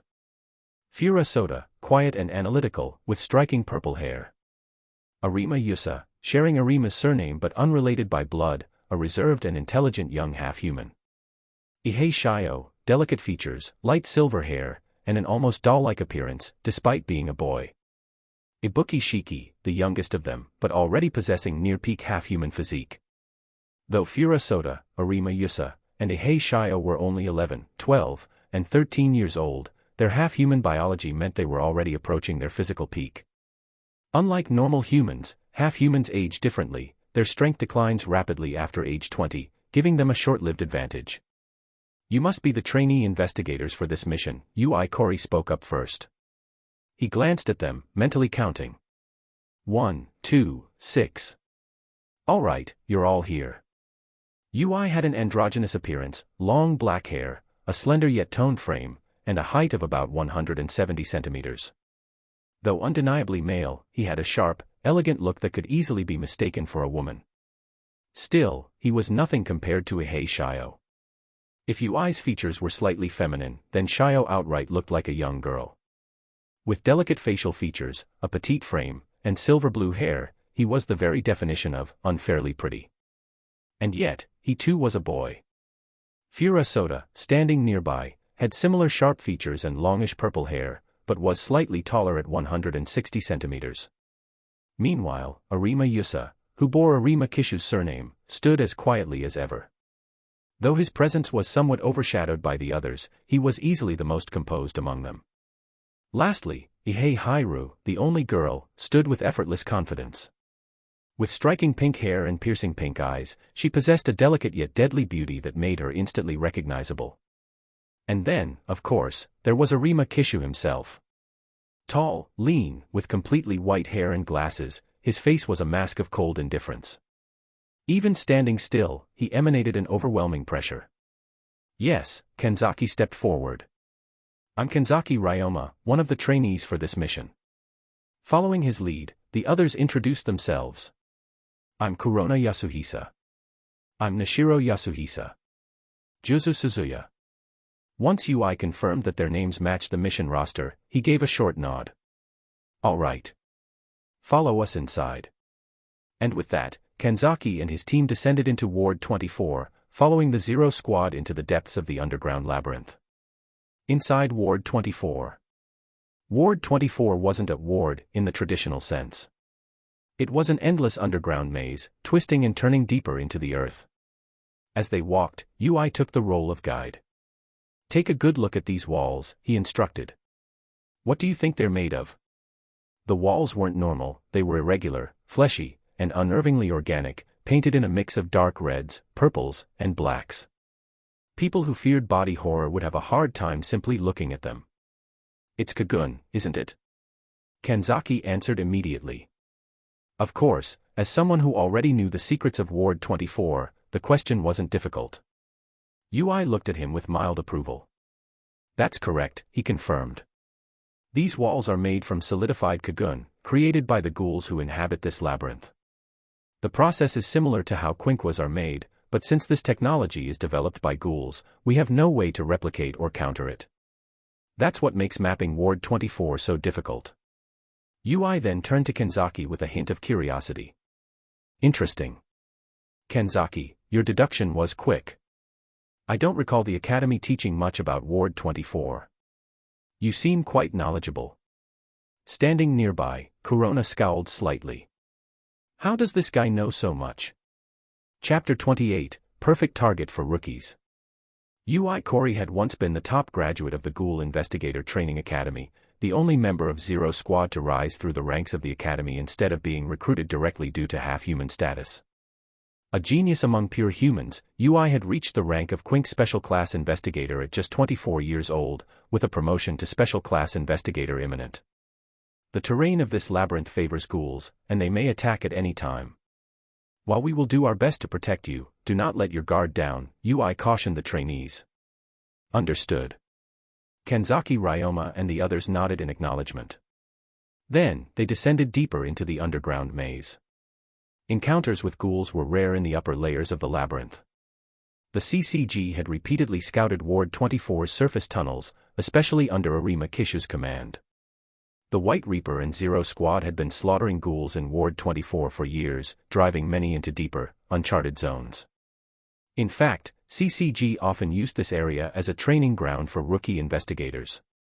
Most trainees were first assigned practice missions in Ward 24, typically under the supervision of senior third-class investigators. For this reason, the upper tunnels remained relatively safe, and the mood among the group was relaxed. It was during this period of relative calm that Eihei Shio approached Kanzaki. "Hey, I haven't properly introduced myself yet," he said, his gentle voice carrying a hint of childlike excitement. "I'm Eihei Shio." Shio's expression was warm and friendly, his delicate face lit up with a bright smile. Despite his appearance, Shio was a boy, though his slender frame, light blue-white hair, and innocent demeanor could easily fool anyone into thinking otherwise. Actually, Shio was a child. But in half-human terms, his biological age was closer to 20. Half-humans developed far more quickly than normal humans, their metabolism rapidly accelerating both their growth and aging, one of the reasons for their shortened lifespan. Kanzaki blinked. "How should I address you?" Calling him Mr. Eihei felt weird. Shio looked like a middle schooler at best. His official investigator rank hadn't been stated in any records Kanzaki remembered, so formal titles like First Class Eihei were also questionable. "That's easy." Shio grinned. "Just call me Shio." "All right, Shio it is." Kanzaki nodded. Despite his appearance, Shio was one of the strongest in the Zero Squad's junior trio. In terms of confirmed ghoul exterminations, he had the highest count among his age group. His actual combat ability was debatable, but his experience far surpassed the average CCG investigator. Ding. System notification. Host has befriended Eihei Shio. Reward, 2 fusion points. Though Kanzaki quickly connected with Shio, the same could not be said for the other 2 members of the junior trio, Furuta and Arima Yusa. Both were quiet and reserved, and neither attempted conversation with Kanzaki. Then, Arima Kishu suddenly raised his hand. Everyone halted immediately. "A ghoul has appeared." His voice remained as calm and emotionless as ever. Even so, he made no move to engage, his signature white quinqua case remained unopened. Kanzaki focused ahead. Sure enough, 3 figures lurked in the darkness of the tunnels. Their glowing red kakugan gleamed like predatory eyes in the abyss. Ui Kori turned to the trainees. "You 6 will take them on," he instructed. "Work in pairs. If things go sideways, we'll intervene." CCG followed a standardized pairing system. Junior investigators were always assigned partners, just like Amon Katara was once paired with Mato Kiryu. The Yasuhisa twins naturally teamed up. The 2 other boys partnered with each other as well. This left only Kanzaki and Juzu Suzuya. Juzu didn't seem to care. He had already started moving ahead on his own. But Kanzaki suddenly called out to him. "Juzu," he said. Juzu turned, blinking. "We're partners now," Kanzaki continued. "I'll go in first. You take the one in the back." As he spoke, Kanzaki gestured toward one of the ghouls, the one that radiated the most hostility. Juzu paused for a brief moment. Then, a wide grin spread across his face, his excitement unmistakable. "Okay." His voice carried a dangerous edge, his tone practically buzzing with anticipation. For Juzu, battle was the only time he felt truly alive. Kanzaki launched forward first. His explosive speed shocked the trainees watching from behind. The force of his dash kicked up dust, his movement resembling a shadow flickering through the tunnel. This wasn't just raw speed, this was Madara's taijutsu in action. Juzu kept up effortlessly, his scorpion quinqua glinting in his grip. Meanwhile, the Yasuhisa twins also lunged at their target, determined not to fall behind. The final ghoul, left alone, was quickly targeted by the 2 remaining boys. Arima Kishu and Zero Squad watched from the sidelines, ready to intervene if necessary. Their priority was safety. If the ghouls turned out to be stronger than anticipated, they would step in immediately. Standard CCG protocol assigned B-rank ghouls for rookie training sessions. Ghouls classified as B-rank were the weakest capable of using Kagun. Lower-ranked ghouls, those beneath B-rank, had underdeveloped Kagun or none at all, making them unfit for combat training. On the other hand, pitting trainees against A rank or higher would be reckless. As a result, B rank ghouls were the perfect balance, challenging enough to provide valuable combat experience, but not so strong as to pose significant risk. Uchiha's eyes widened slightly as he watched Kanzaki's opening maneuver. He's fast. This wasn't just above average, this was absurdly fast for a rookie. Had they actually been assigned such a high-level newcomer? Chapter 29, Bright Red-Faced Corona. Usually, only high-potential trainees are allowed to start internships early, right? It's not surprising to come across a genius occasionally, Uchiha remarked. Go for it, Kanzaki-san.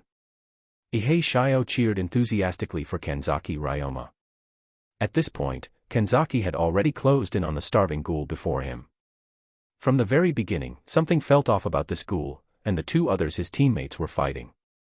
Their movements were erratic, their expressions twisted, and their bodies trembling with hunger-induced frenzy. Despite being outmatched, they didn't retreat, instead, they charged forward, drooling and rambling incoherently. This wasn't normal hunger, this was ghoul starvation at its most extreme. When ghouls go too long without eating human flesh, their bodies enter a horrific state of deprivation. As time passes, their rationality deteriorates, and they lose control, attacking anything that moves, even their own kind. At this point, they aren't just acting on instinct, they're completely mad with hunger. Even humans have been known to turn on each other in times of extreme famine, so for ghouls, who are naturally driven by predatory instincts, it is almost unavoidable. If a starving ghoul sees a food source, even if it looks like their own kind, they will eventually attack. Perhaps some might be able to restrain themselves for a while. But once their mind snaps, there is no stopping them. Eat, you. The ghoul in front of Kanzaki muttered incoherently, his kakugan glowing like a wild beast's glare. The scaled kagun erupting from his lower back writhed unnaturally. This wasn't just madness, his kagun's erratic movement was a symptom of his starvation, his body unable to properly control RC cell flow.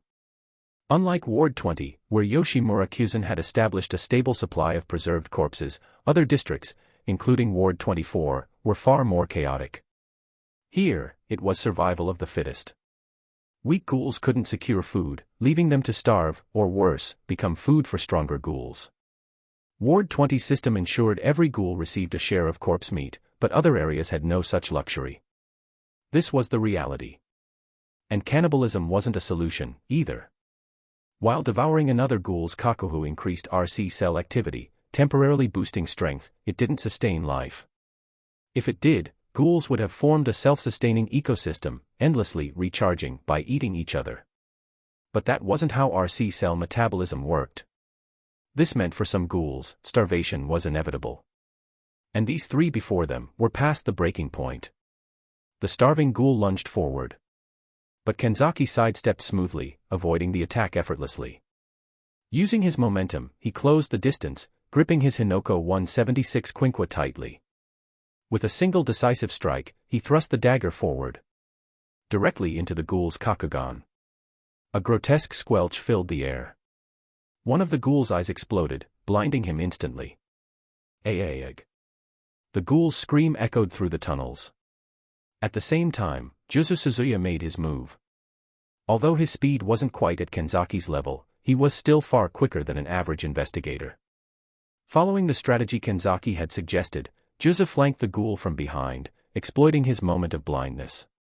With a sharp flick of his wrist, he hurled his Scorpion 156th Quinqua straight at the ghoul's kakuho. The dagger-like Quinqua embedded itself deep into the organ. A fatal hit. Even if a ghoul's head was removed, they could still survive under the right conditions.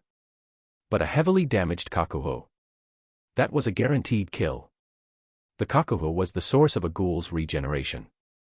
If the organ was severely injured, their ability to heal was destroyed, leaving them completely vulnerable. Seeing the ghoul stagger, Kanzaki finished the job, driving his dagger straight through its heart. Ding. System notification. Host has defeated a B-rank ghoul. Reward, 5 fusion points. As the lifeless corpse hit the ground, Kanzaki casually pulled out Juzu's Scorpion Quinqua, its blade still slick with blood. With an unfazed expression, he handed it back to Juzu. Nice work. Then, Kanzaki raised his hand, offering a high five. Juzu blinked, confused. For a moment, he simply stared at Kanzaki's raised palm, not understanding the gesture. After a few awkward seconds, he slowly lifted his own hand, mimicking Kanzaki's movement. Smack.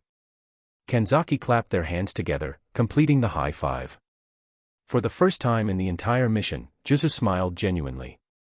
With their target down, Kanzaki and Juzu prepared to return to Arima Kishu's side. Meanwhile, the Yasuhisa twins were still locked in combat with their assigned ghoul.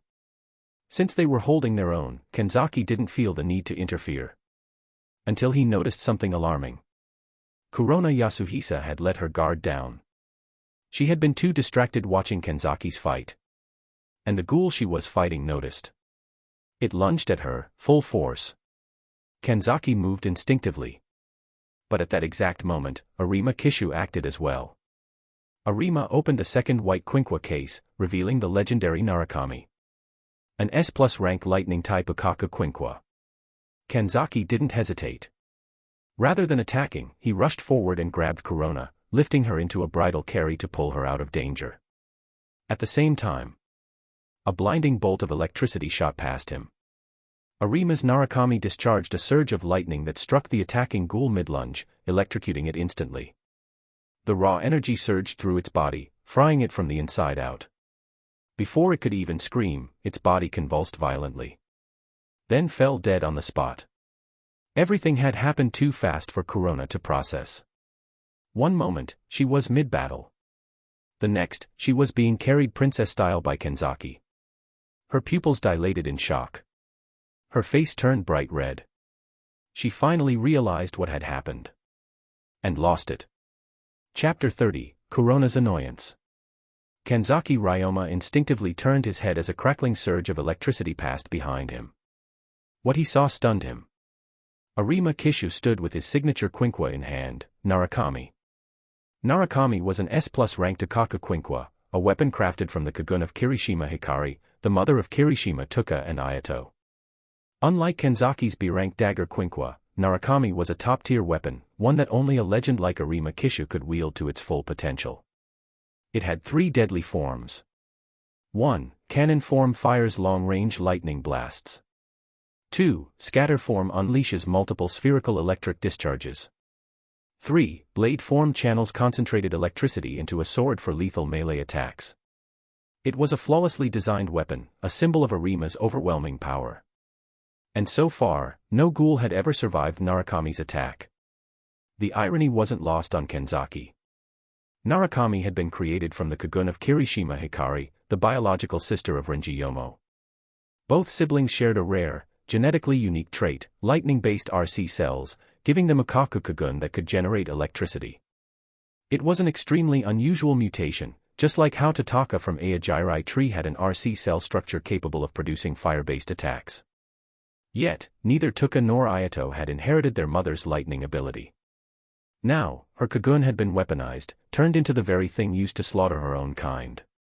Kanzaki was still absorbing the raw power of Narukami, marveling at the destruction it had caused. When he suddenly realized something. He was still holding Kurona Yasuhisa in a bridal carry. Kurona's body was rigid, her face flushed red, and her expression a mix of shock and embarrassment. She wasn't angry, after all, Kanzaki had just saved her life. She wasn't the type to lash out unfairly. But even so. He had been holding her for way too long. Her hands awkwardly hovered in the air, unsure where to place them. Her brain felt foggy, as if she could barely process what just happened. Finally, she couldn't take it anymore. "You. How long are you planning to hold me like this?" she stammered. Kanzaki snapped back to reality and immediately put her down. "Sorry about that. You don't have to apologize." Kurona muttered, still flustered. "Kurona." Nishiro ran over immediately, eyes filled with concern. "I'm fine," Kurona sighed. "But I messed up the mission." She lowered her head, frustrated with herself. Her distraction had nearly gotten her killed, and because Kanzaki had to intervene, she and Nishiro had failed their objective. This wasn't just her failure, she had dragged her sister down too. But Nishiro didn't care about the mission's success. She cared about Kurona's safety. As long as you're okay, Nishiro said softly, that's all that matters. Kanzaki and the Yasuhisa twins returned to Arima Kishu's side, along with the rest of the group. Both Kurona and Nishiro kept their heads low, ashamed of their poor performance. Arima hadn't even put Narukami away yet, because the other trainees' battles weren't going well either. Kanzaki sighed. I guess I didn't need to interfere after all, he admitted, realizing that Arima had already eliminated the threat before the ghoul even had a chance to attack. But Kurona didn't see it that way. To her, Kanzaki had genuinely saved her. To her, what he did wasn't unnecessary. You did well, Arima Kishu said calmly. Kanzaki blinked. He wasn't expecting praise from Arima himself. Even Ui Kori, the strict second-in-command, acknowledged Kanzaki's skill. You not only demonstrated the ability to eliminate ghouls, Ui said, but also showed that you're capable of protecting teammates during battle. Your performance today was surprising. He turned to Juzu Suzuya. Juzu, you also did well. Although Juzu didn't react much, there was a glimmer of amusement in his eyes, as if he found the whole situation entertaining. Kanzaki and Juzu had both proven themselves. While Kanzaki and Juzu were praised, Kurona wasn't so lucky. Ui's tone sharpened as he addressed her. Kurona Yasuhisa. She flinched slightly. Being distracted during a fight is a critical mistake. This is a battle against ghouls, not a school exercise. You cannot afford to make such errors again. Kurona clenched her fists, ashamed. Understood. By the end of the mission, the final results were clear. Juzu and Kanzaki had the strongest performances. The Yasuhisa twins had failed. The two unnamed trainees, while not as skilled, at least succeeded in eliminating their target, meaning they outperformed the Yasuhisas. Kurona felt even worse. Nishiro tried to comfort her, but Kurona was already deep in self-doubt. Seeing this, Kanzaki spoke up. Don't take it too hard, he said. She glanced at him. Just don't make the same mistake next time. Kurona sighed, but nodded. You're right. The internship isn't over yet. She steeled her resolve, determined to redeem herself. With everyone regrouped, Ui Kori gave the signal. Let's move forward. The group continued deeper into the underground maze. As they walked, Ihei Shio immediately attached herself to Kanzaki again. Wow, Kanzaki-san. Mr. Ui and even Mr. Arima praised you. He said excitedly. Kanzaki chuckled. Don't try to fool me. Everyone in Zero Squad is already a top-tier investigator, you're probably way stronger than me, Shio. And no way. Shio beamed at the compliment. Kurona had been walking closely behind Kanzaki the entire time. She had planned to ask him something, but now, Shio was in the way. What annoyed her even more was that she mistakenly thought Shio was a girl. And now, she was watching her get too close to Kanzaki, talking, smiling, and laughing with him. Kurona's eye twitched. She didn't know why, but she was getting irritated. Chapter 31, Kurona is Jealous, 1. Kurona Yasuhisa was growing impatient. She just wanted Ihei Shio to get out of the way already. She had been waiting for a chance to talk to Kanzaki Ryoma, but Shio had hogged his attention the entire time, chatting with him like they were old friends. Kurona, why do you seem to care about that guy so much? Nishiro's whispered question caught Kurona off guard. She flinched slightly, not expecting her twin to notice her behavior so quickly. Kurona hesitated. Is it that obvious? Nishiro gave her a knowing look. I'm your twin sister. Of course, I'd notice, she replied calmly. Kurona tried to play it off. I just have something I want to ask him, she muttered. Nishiro didn't doubt her. Then why don't you just ask him directly, she asked. Or, are you embarrassed? Kurona felt her heart skip a beat. And no, it's not like that. Besides, I'm not in a hurry or anything, she said quickly, trying to sound casual. But she wasn't being honest with herself. She wanted to talk to Kanzaki right now. She just didn't want Nishiro, or anyone else, to notice why. After what felt like an eternity, Ihei Shio finally finished his conversation with Kanzaki and returned to the front of the group. Kurona immediately seized the opportunity, walking up to Kanzaki's side. Kanzaki noticed her approach. "What's up?" he asked. Kurona hesitated for a moment, then said, "Why did you save me back there? I mean, I treated you like a rival before, and I wasn't exactly nice to you." She had been thinking about this for a while now. She knew Kanzaki was strong. But what she couldn't understand was why he had risked himself to save her without hesitation, even when she had been hostile toward him. Kanzaki chuckled softly. "You don't need a special reason to save someone," he said. Then, with a teasing smirk, he added, "And besides, a girl as cute as you. It'd be a shame if something happened to you." Kurona froze. Her face turned bright red. Did he just call her cute? What the hell are you saying?" she stammered. Don't say unnecessary things like that." She quickly looked away, trying to hide her face. But her blush betrayed her. She was happy. For the first time in her life, a boy had called her cute, and actually meant it. Kanzaki, completely unfazed, just smiled. "What do you mean, unnecessary?" "I'm just stating facts," he said. "You're really cute." Kurona's heart skipped a beat again. Why was he saying this so casually? She could feel her brain short-circuiting. I get it. So just stop talking already," she hurriedly interrupted. Hashtag. Nishiro had been watching the entire exchange. She could hear everything, even though they were speaking quietly. And now, she was completely confused. Her sister had never acted like this before. Kurona never paid attention to boys. She usually ignored them entirely, only ever sticking with Nishiro. But with Kanzaki, she was different. Nishiro couldn't understand why. She decided she would ask her sister about it later. Not far away, Juzo Suzuya had also noticed Kurona's strange behavior. He tilted his head slightly, watching the interaction for a moment. But then he quickly lost interest. Unlike Nishiro, Juzo had no clue what any of it meant, nor did he care. To him, it was just another meaningless conversation. So, he shrugged and went back to thinking about his next fight. Realizing she was losing control of the conversation, Kurona quickly retreated back to Nishiro's side. As soon as she did, Nishiro immediately leaned in close. "Kurona, why do you act so differently around him?" she asked. Kurona's heart stopped for a second.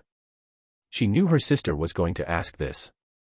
And yet, she still wasn't prepared. What do you mean?" Kurona tried to sound confused. Nishiro narrowed her eyes slightly. "You never act like this around other boys. But with Kanzaki, it's like... I don't know, it's just weird." Kurona panicked internally. It's not like that. It's just..." She scrambled for an excuse. "He saved me, okay. It'd be weird if I just treated him like any other guy after that." Nishiro blinked. "Oh. I guess that makes sense," she said simply. She believed Kurona's excuse without question. Kurona internally sighed in relief. But something still felt off. Even if Kanzaki had saved her, her reaction just now had been too much. Was it because... No. No way. That wasn't possible. He's my rival, Kurona told herself. That's all. Nothing more. Determined to push all distractions aside, Kurona forced herself to focus on the internship again. She wouldn't let herself be indecisive next time. But not even 5 minutes later, she found herself getting irritated again. Why? Because Ihei Shio was back to talking with Kanzaki. Laughing. Smiling. Chatting like nothing else mattered. Kurona felt herself scowling. She wasn't sure why. But she really didn't like watching it. Kanzaki Ryoma and Juzo Suzuya defeated 3 ghouls. Kurona and Nishiro Yasuhisa defeated 2 ghouls, making up for their earlier failure. The other 2 trainees also defeated 2 ghouls but were less impressive overall. Now, the day's mission was over. It was already late, and the trainees were leaving Ward 24. Of course, the internship wasn't over yet, they would return again tomorrow. At the cave exit of Ward 24, Kanzaki and the others prepared to take the subway back. Ihei Shio waved cheerfully at Kanzaki. "See you tomorrow, Kanzaki-san." Kanzaki smiled and waved back. "Yeah, see you tomorrow, Shio." Kurona's eye twitched. She had noticed something just now. Kanzaki. Chapter 32, Kurona is Jealous, 2. After the day's grueling internship in the 24th Ward, it was finally time to head home. Juzu Suzuya and the 2 other trainees were staying at the academy dorms, while Kanzaki Ryoma and the Yasuhisa twins were returning home. Since their destinations were different, they took separate subways. Now, Kanzaki found himself riding the same train as Kurona and Nishiro Yasuhisa. The evening rush hour meant the subway was packed, leaving little space between passengers. The 3 of them sat together in a row. Nishiro on the far left. Kurona in the middle. Kanzaki on the right. Due to the crowded train, the 3 were pressed closely together, their shoulders touching. Kurona, feeling Kanzaki's shoulder against hers, instinctively tensed up. She was hyper-aware of the contact, but tried to ignore it. Instead, she found herself thinking about something else entirely. That little girl from earlier. Kurona had been bothered ever since she saw Kanzaki and Ihei Shio talking so casually. She wanted to ask about it. But with Nishiro still awake, she hesitated. However, as the ride continued, Nishiro, exhausted from the internship, gradually dozed off, resting her head on Kurona's shoulder. Kurona glanced at her sister, making sure she was asleep. Then, she turned to Kanzaki and finally spoke up. "By the way," she said, keeping her voice low, "you seem to have a good relationship with that little girl, Shio. You've only known each other for less than a day, but you're already calling each other by name." Her tone was casual, but Kanzaki immediately caught the subtle undertone in her voice. He turned to look at her. Her expression seemed neutral. But her eyes told a different story. She was bothered by it. "This is jealousy, isn't it?" At that moment, Kanzaki heard the familiar system notification. Ding. Host has activated a task, God tier choice. Choice 1, smiley face explain that Ihei Shio is actually a boy. Reward, 1 fusion point. Choice 2, smiley face make fun of Kurona for not being able to tell the difference between a boy and a girl. Reward, 10 fusion points. Choice, pet smiley directly ask if she's jealous. Reward, 20 fusion points. Well, this one is an instant easy choice. Without hesitation, Kanzaki went for the third option. He turned fully to Kurona and, with a slight smirk, said, "Could it be that you're jealous?" Ding. Host has completed choice 3. Reward, 20 fusion points. Ah. Kurona froze. For a full second, her brain refused to process what he just said. Then, how is that possible? She practically yelled, her face flushing red. She had denied it immediately, but Kanzaki wasn't convinced in the slightest. Her panicked reaction, the way she averted her gaze, and the red tint spreading across her cheeks. Yeah. She's totally jealous. Kurona took a deep breath, forcing herself to calm down. Then, in an attempt to recover, she scoffed. "I didn't think you were such a narcissist." Kanzaki merely smiled knowingly. He had already seen through her, but he decided to let it slide for now. So instead of pressing on that topic, Kanzaki said, "You know, you got one thing wrong from the start." Kurona blinked. Huh. He smirked. That little girl named Shio. He's actually a boy.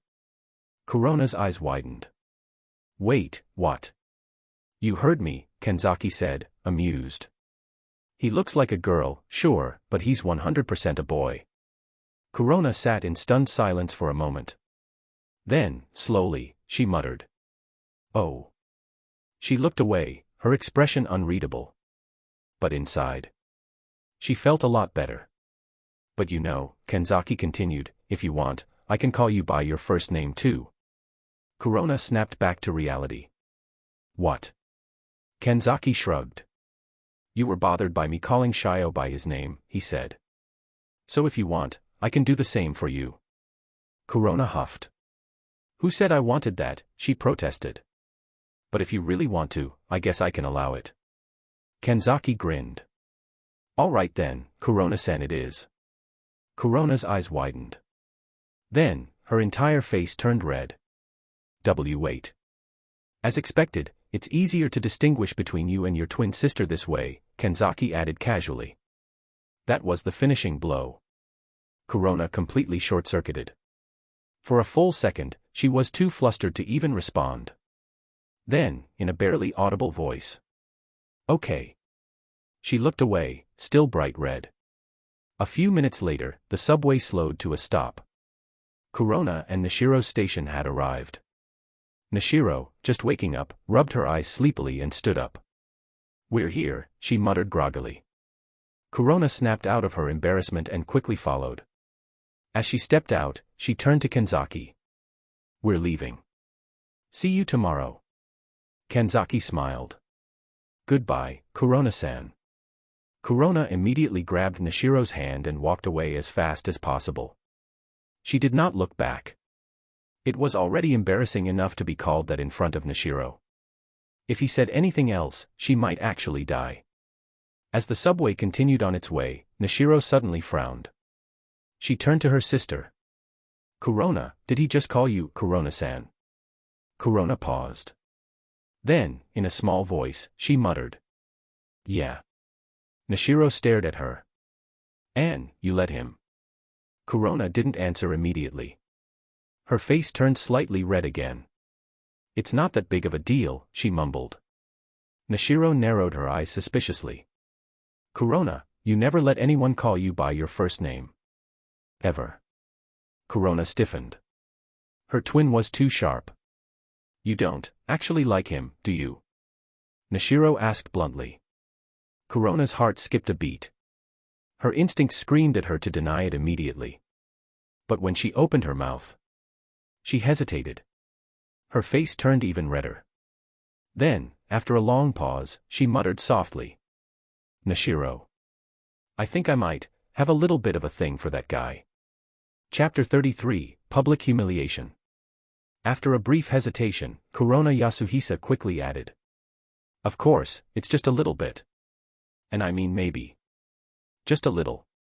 Nishiro Yasuhisa blinked. Her sister's words were all over the place, contradicting themselves every few seconds. Even though Nishiro wasn't the most knowledgeable about relationships, she was still an adult. She understood what the word like meant. And right now, Kurona was clearly flustered about Kanzaki Ryoma. But, wasn't this a little too fast? Kurona, do you actually like him? Nishiro asked, skeptical. Is it just because he saved you? Kurona shook her head immediately. Of course not. It's not that simple. She paused for a moment, then muttered. But I can't explain it clearly. Her voice dropped. All I know is, there might be a little bit of something there. The instant she said it, she regretted it. Why did she even tell Nishiro this? Nishiro let out a small sigh. Well, as long as it's not just because of one moment, she said. I was worried you'd fall for someone too easily. Kurona frowned. What's that supposed to mean? Nishiro chuckled. If you really like him, Kurona, I'll support you. Kurona immediately turned away, mumbling. I said it's just a little. I never said I actually like him. Nishiro smiled softly. She didn't say anything else. But, deep down, she knew. Kurona was bad at being honest with herself. And if this was how she was acting now, well, maybe her feelings for Kanzaki were stronger than she thought. Still, Nishiro decided. She had to get to know Kanzaki Ryoma better herself. After all, she couldn't just hand her sister over to someone so easily. By the time Kanzaki arrived home, it was already past 6 p.m. Luckily, his fridge was well stocked, so he didn't need to stop by the store. However, just as he reached his front door, he noticed someone waiting outside. A familiar figure. Standing there, drawing the attention of countless passers-by, was Rize Kamishiro. Her long, silky violet hair swayed in the breeze. With a face like a goddess and a figure that made heads turn, she stood there, looking every bit the perfect woman. Rize-san. Kanzaki called, confused. Why are you here? Instead of answering normally, Rize's expression shifted. She suddenly pouted, her eyes filled with mock hurt, and in the most delicate tone, she said, "Dear." Kanzaki froze. Rize continued, voice filled with feigned heartbreak. "You're finally home. How long were you planning to leave me out here?" Kanzaki's eyes widened in horror. Wait. Did she just call me dear? Before Kanzaki could shut her up, it was too late. The crowd around them had already locked onto the scene. Whispers erupted instantly. Did she just say, dear? Wait, did that guy lock his girlfriend out? What a trash boyfriend. She's so beautiful, and he left her out here. That guy. Seriously. What does she even see in him? Life is so unfair. Bro, I want her to step on me. The girls in the crowd were glaring daggers at Kanzaki. The guys were radiating pure jealousy. And Kanzaki was experiencing the ultimate, misunderstood protagonist moment. With his sanity on the verge of collapse, Kanzaki grabbed Rize's wrist. Without another word, he dragged her inside and slammed the door shut. Silence. Then Kanzaki let out a long, exhausted sigh. Rize simply giggled mischievously. Inside the apartment. All right, Kanzaki said, deadpan. Care to explain why you just publicly humiliated me? Rize tilted her head, smiling innocently. What do you mean? I was just waiting for you. You know exactly what I mean. Kanzaki rubbed his temples. Rize pouted again. Well, I went to your apartment earlier, but you weren't there. Then I waited at the Antiku coffee shop, but you never showed up. Her voice suddenly took on a slightly dangerous edge. So I thought, maybe my dear Kanzaki-kun was hiding something from me. Kanzaki felt a chill down his spine. She was sniffing him again. Then, with zero warning, she pushed him down onto the couch and straddled him. Before Kanzaki could react, she buried her face into his neck, inhaling deeply. Her warm breath tickled against his skin. Rize-san. She ignored him, continuing to sniff him like a bloodhound. And then, she froze. She lifted her head, eyes narrowed. Her face was unusually serious. Your scent. Kanzaki gulped. What about it? It's stronger than usual. She leaned in, nose barely an inch from his own. And more than that, it's mixed. Her gaze darkened. You reek of multiple ghouls. Why? Kanzaki stared at her. Shit. Can I keep it a secret? Kanzaki asked casually. Rize's expression didn't change. No. Everyone has their own secrets, Rize, Kanzaki countered. Even you. Silence. Rize studied him for a moment. Then she sighed dramatically and rolled off him. Fine, she said. I guess that's fair. But Kanzaki had a strange feeling. For just a second. Did she seem unhappy? Was she bothered that he wasn't telling her? He shook the thought away. Rize suddenly perked up again. But you know. She grinned playfully. There's still one thing I have to do every day. Kanzaki instantly knew what she meant. Right. That. Exactly, Rize said cheerfully. Time to taste you again. Can we do this after I eat? Kanzaki sighed, heading to the kitchen. I'm starving. Rize followed him inside. Then, as he put on an apron, she suddenly hugged him from behind. Her lips brushed his ear, and she whispered. How about we make a game of it? Kanzaki froze. What kind of game? Rize's grin widened. I'll be tasting your ear while you try to cook. Her fingers traced his collarbone. Let's see if you can handle both at the same time. Chapter 34, maybe, it meant more to her than she shows. Can I refuse? Kanzaki Ryoma's expression didn't change, but deep down, he knew. This was a trap. If Rize Kamishiro was smirking like that, it meant she was definitely up to something. Nope, Rize said sweetly, tightening her hold around his waist. If you don't agree, I won't let you go. Kanzaki sighed. Fine. Do whatever you want. Rize grinned and let go. With that settled, Kanzaki focused on cooking. And Rize. She launched her attack. Rize's first target was Kanzaki's earlobe. Her warm breath ghosted over his skin. But this time, Kanzaki was ready. He didn't react. His hands moved steadily, chopping ingredients with perfect precision. Rize blinked. Her smile widened. Fine. Let's up the stakes. She leaned in. And gently flicked her tongue against the middle of his ear. Kanzaki flinched. The knife halted mid-slice. Rize's eyes sparkled with amusement. Got him. Kanzaki let out a long sigh and turned to her. I swear, don't you think this is gross? Nope. Rize smirked, eyes filled with mischief. Besides. She tapped her lips, you lost. Fine, fine. I lost. Now stop messing with me while I cook. Rize pouted. Since you lost, you should get a punishment. Kanzaki rolled his eyes. Sure. As long as it's not too much, we'll talk about it later. He turned back to the stove. Honestly. Even if Rize demanded something ridiculous, she couldn't force him. She was strong, but not stronger than him. For now, Rize simply watched from the side, letting him finish his meal in peace. Kanzaki's meal was simple.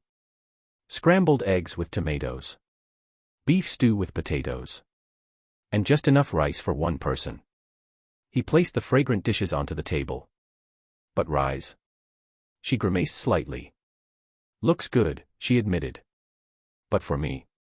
It smells disgusting. Well, obviously, Kanzaki said, sitting down. Ghouls can't eat normal human food. Yeah. Rize sighed. There's no way around it. Kanzaki, however, paused. Maybe one day, someone will invent food that ghouls can eat. Rize raised an eyebrow. That's just wishful thinking. Not necessarily, Kanzaki replied. Technology is always advancing. If coffee is fine for ghouls, why not something else? After all, ghouls could drink coffee just like humans. They could drink water. Hell, even beer seemed to work, if Renji Yomo getting drunk was any proof. So the idea wasn't impossible. Sounds like a fantasy to me, Rize muttered. But Kanzaki knew the truth. The reason food alternatives hadn't been invented was simple. The Washa clan. The ghoul family that secretly controlled CCG. They didn't want peace. They needed the war between humans and ghouls to continue. Because conflict was what gave them power, money, and influence. The moment an alternative food source appeared, the CCG's importance would drop. And the Washa couldn't allow that. So they used their secret V organization to eliminate anyone who got too close to the truth. Arima Kishu himself was one of V's enforcers. And Kirishima took his mother. Kirishima Hikari was killed because she got too strong. One day, Kanzaki thought, the Washa would fall. And when they did, maybe ghouls could finally live without fear. Kanzaki finished eating. Yet, Rize didn't leave. Aren't you heading home? Kanzaki asked while washing the dishes. Instead of answering, Rize casually said, I remembered something. Kanzaki glanced at her. She smirked. I figured out who that masked guy was. Kanzaki's eyes narrowed. That guy. The one who dropped the steel beam on me. Rize's tone was cold. And guess what? She leaned against the counter. He goes to Kami University. Kanzaki already knew. But he played along. Wait, seriously? Rize nodded slowly. Yeah. He's familiar. But even if I told you, you wouldn't know him. So. Kanzaki crossed his arms. Your own acquaintance tried to kill you. What are you gonna do about it? Rize's expression didn't change. For now, she shrugged. If things get bad, I'll just leave. It's not my first time running. She said it so casually. Like moving cities was as simple as changing clothes. Kanzaki frowned. That's not right. Suddenly, the system activated. Ding. The host has activated a task. Opening God tier choice. Play button, choice 1, smiley face stay indifferent to Rize's problem. Reward, 1 fusion point. Play button, choice 2, smiley face tell Rize directly, I'll protect you. Reward, 20 fusion points. Play button, choice, pet smiley suggest, let's run away together. Reward, 30 fusion points. Kanzaki's mind raced. The logical choice was option 1, stay out of it. But his gut feeling said otherwise. Furuta Nimura was too dangerous. If Rize ran alone, she'd be hunted down. Kanzaki sighed. Then he looked Rize in the eye. I'll protect you. Ding. The host has completed choice 2. Reward, 20 fusion points. For once, Rize was caught off guard. She stared at Kanzaki. Expression unreadable. Then, she smiled softly. You always say interesting things. But Kanzaki could tell.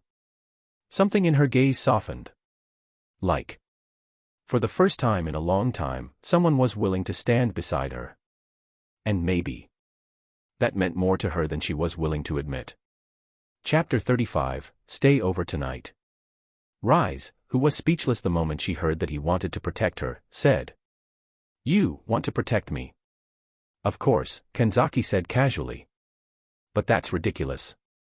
Rize sighed and folded her arms. You have no idea what you're saying. You don't know what I'm up against. Her voice carried a rare hint of seriousness. The ones after me aren't just some small-time ghouls. Her gaze darkened. Their power is far beyond yours. She wasn't underestimating him. She just knew the truth. The Washa clan, the clowns, and the Aojirai tree. Even normal S-rank ghouls were terrifying enough. And the ones after her. They were far worse. You can't protect me. Kanzaki stepped forward. He leaned slightly. And placed a hand on the wall behind Rize, caging her in. Rize's eyes widened. No matter what, Kanzaki said, voice steady. I'm stronger than you. Rize froze. It was true. Even with her high regenerative ability, even with her insane strength. She couldn't win against him. Kanzaki's confidence wasn't baseless. With his system, with Madara Uchiha's abilities. He was already beyond human limits. He would only get stronger. No matter who the enemy was, he was confident he could handle them. Rize recovered quickly. Her lips curled up. I didn't expect you to be so bold. She smirked, brushing a finger along his chest. Since you're so confident, I'll hold you to that. Her voice was teasing. But her eyes had a different emotion. For the first time, someone wasn't running away. For the first time, someone was standing beside her. She didn't believe Kanzaki could take on the Washu. But a part of her wanted to believe. And that was new. Suddenly, the system activated again. Ding. The host has activated a new task. Opening God tier choice. Play button, choice 1, smiley face regret your words and avoid further trouble.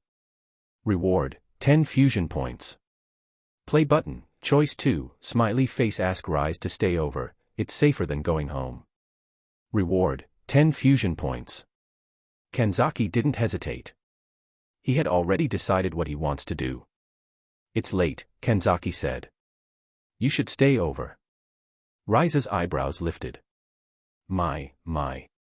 She leaned in, tilting her head playfully. Are you hitting on me? Kanzaki sighed. I mean, it's safer. Rize chuckled. But sure. She agreed instantly. Ding. The host has completed choice 2.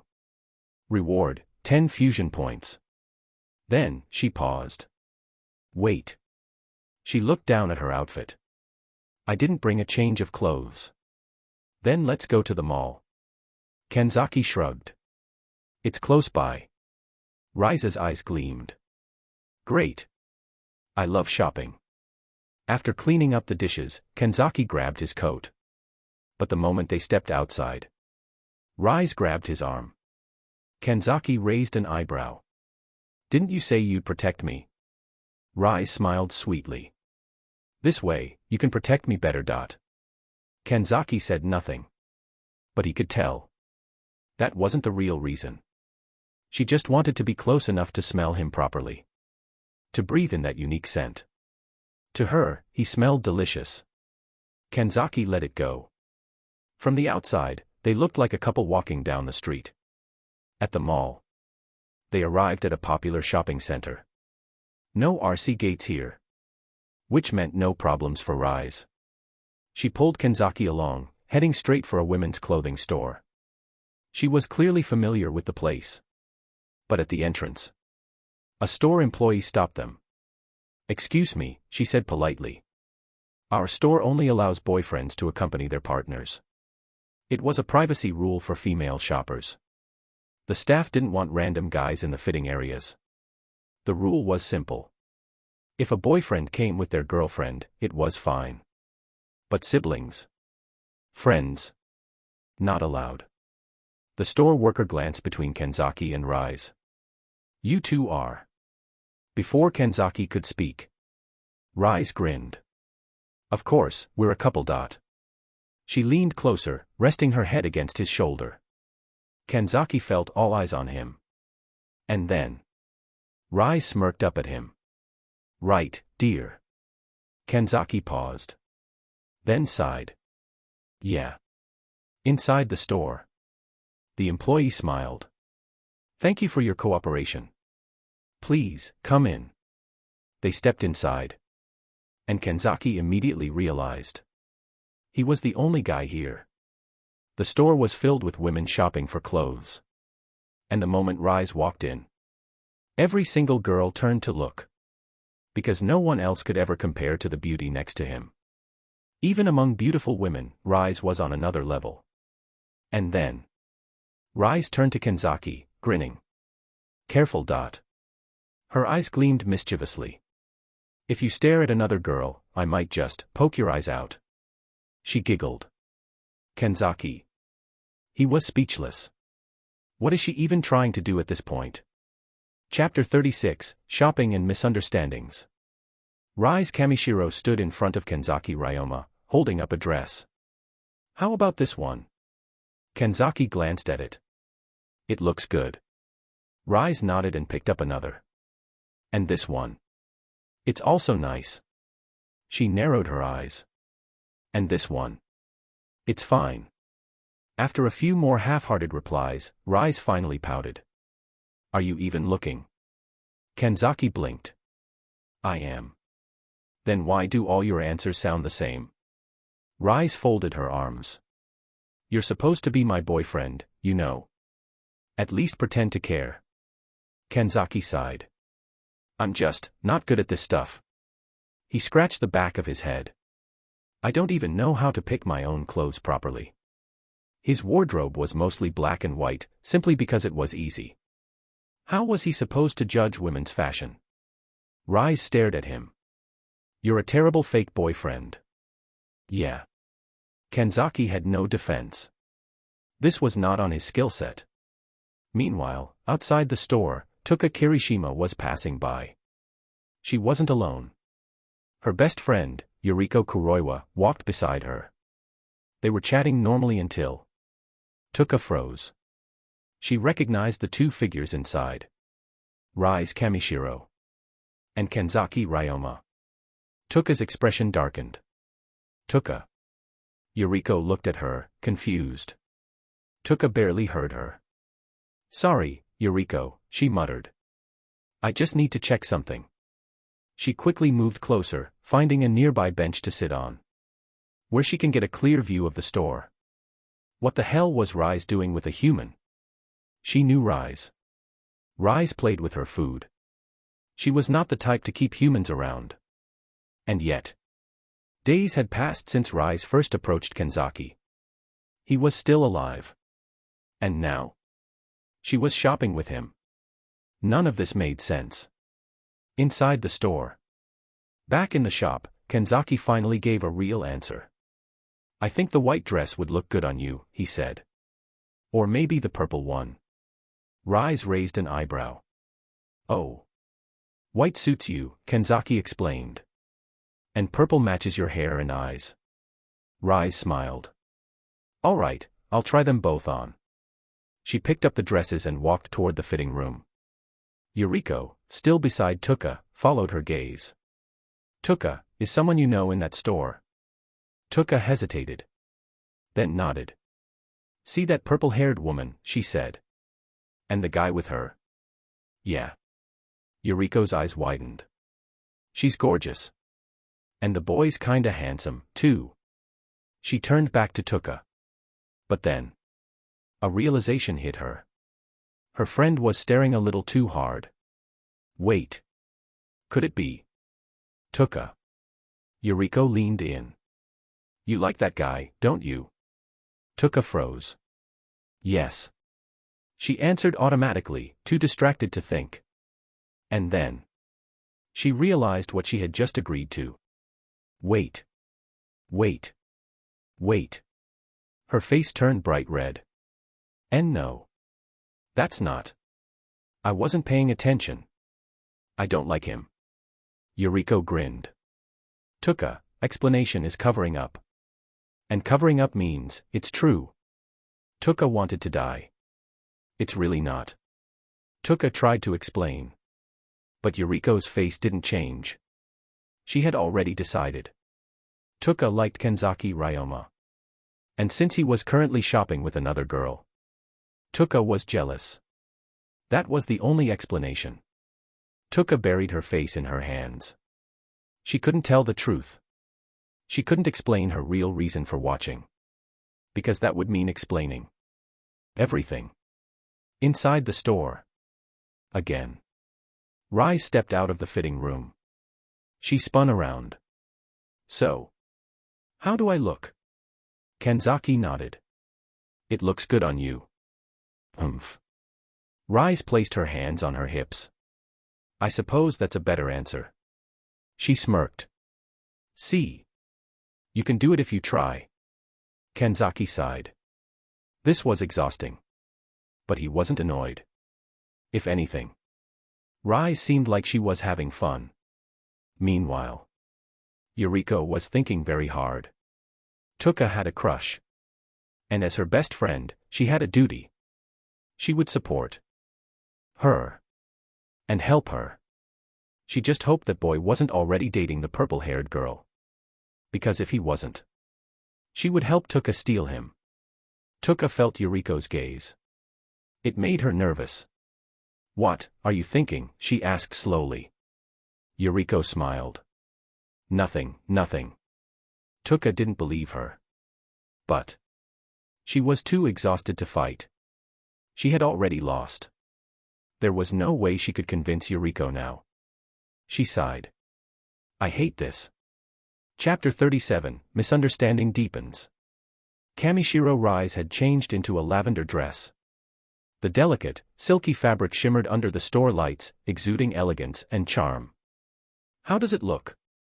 She twirled slightly, showing off the outfit in front of Kanzaki Ryoma. It looks good. As expected, purple suits you very well. Ryoma's tone was serious, offering his genuine opinion. Then I'll go with this one, Rize decided without hesitation. But honestly, with your looks, you'd look good in anything, Ryoma added casually. It was simply the truth. A naturally beautiful girl could pull off any outfit effortlessly, unless, of course, she deliberately dressed to look ridiculous, which was another matter entirely. My, aren't you quite the flatterer? Rize teased, feigning shyness with a playful smile. She then picked out a white dress and tried that on as well, once again seeking Ryoma's input. This one looks great too. Purple and white both suit you well. But maybe other colors would work too. Why not try on a few more? Ryoma's tone remained thoughtful. No need. These two are enough. As long as you think they look good, that's all that matters. Rize's smile carried a hint of amusement. All right, then let's wrap things up and head back. However, Ryoma had overlooked one crucial detail. Rize hadn't bought any underwear yet. Why are you in such a rush? Rize leaned in slightly, her voice playful. I still need to pick out some underwear. You're going to help me, of course. Before Ryoma could react, she had already turned around and headed back to the fitting room to change. For a moment, Ryoma was stunned. Was Rize actually being serious?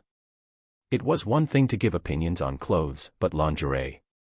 He half convinced himself that she was just teasing, but when Rize emerged from the dressing room in her usual outfit, she grabbed his hand and led him straight to the lingerie section. You said purple suits me, right? How about this? Rize lifted a sultry purple lingerie set, holding it up for Ryoma to see. Wait, you actually want my opinion on this too? Ryoma blinked, still trying to process the situation. Why not? You're my boyfriend, aren't you? Isn't this totally normal? Rize's tone was casual, as if discussing something as mundane as picking out socks. The thing is, our relationship isn't really. Before Ryoma could finish, Rize playfully placed a finger over his lips. Shoo, don't be so shy. Fine. If you don't mind, I won't either. Ryoma let out a small sigh, deciding to roll with it. But don't expect me to give detailed feedback. No need for that, Rize chuckled. Just tell me if it suits me. If that's all, then yeah, this purple set definitely suits you. There was no hesitation in Ryoma's voice. If she wasn't embarrassed, why should he be? Great. Then I'll take this one. Now, pick another set for me. Without giving him time to protest, Rize moved on and selected a bolder, crimson-red ensemble. What do you think? Sexy. Yeah, but I feel like white would suit you even better. Ryoma answered without thinking, but his words seemed to trigger something in Rize's mind. Oh. Is that so? Let me guess, you prefer white lingerie, don't you? Well, yeah, Ryoma admitted. There was no use denying it. I see, Rize mused, a mischievous glint in her eyes. So, that means you must like white stockings too, no? Her voice carried an unmistakable teasing edge. Even though she was a ghoul, Rize had a deep understanding of human fashion trends. She often read fashion magazines, and her stylish choices weren't just about vanity, they were a tool. Dressing elegantly made it easier to lure in unsuspecting men who fell for her charms. Ryoma, meanwhile, didn't bother denying her assumption. Yeah, white stockings do look good. Thought so. Rize smirked. In that case, I'll grab a pair of white stockings too. She usually wore sheer nude tights, but if Ryoma preferred white, she was more than willing to indulge him. You don't have to dress based on my preferences, Ryoma said, his tone suddenly serious. You should wear what you like. Don't worry. I think white stockings are pretty too, Rize reassured him. Then I've got no complaints. Ryoma nodded, finally closing the discussion. Meanwhile, outside the store, Kirishima Tuka and Yuriko Kuroiwa stood by the glass storefront, watching everything unfold. Through the clear display window, they could see Kamishiro Rize modeling outfits for Kanzaki Ryoma's approval, right down to picking out lingerie in front of him. The sight left both girls visibly unsettled, though for very different reasons. Tuka felt a strange sense of shock watching Rize act so flirtatiously with a human boy. Yuriko, on the other hand, was more concerned about what this meant for Tuka. To her, it looked like Ryoma and Rize were an obvious couple. And if the guy Tuka liked was already dating someone else, well, there wasn't much she could do to help her friend. Tuka, no matter what happens, I'll support you, Yuriko said suddenly, her tone full of determination. She was saying this to keep Tuka from getting discouraged. Thanks. Wait, what exactly are you supporting me for? Tuka had started to thank her on reflex before realizing something was off. Obviously, I support your love life, Yuriko said with a knowing smile. Tuka instantly placed a hand on her forehead, feeling a headache coming on. She knew that denying it outright would only make things worse, so she decided to say nothing. But her silence only deepened the misunderstanding. Seeing that Tuka didn't refute her words, Yuriko became even more convinced that her friend harbored feelings for Ryoma. In that case, the first thing she needed to do was investigate whether he was actually dating Rize. And the best way to clarify that was to ask directly. By the way, Tuka, how did you even meet him? Where did you first see Kanzaki Ryoma? At this point, Tuka still wasn't aware of Yuriko's scheming. She answered absent-mindedly, "The first time I saw him was at Antiku, the cafe where I work part-time. But I don't really know him that well." "Got it." Yuriko smiled mysteriously, saying nothing more. But in her mind, she had already decided on her next move. ####. T/N, do tell me how the quality of this particular chapter A quality is. Actually, this one was translated by the other translator of my team, so it would be good to know your opinion, cause if you liked his quality, then I'd be more than happy to give the Tokyo Ghoul project to him while I work on the other ones. //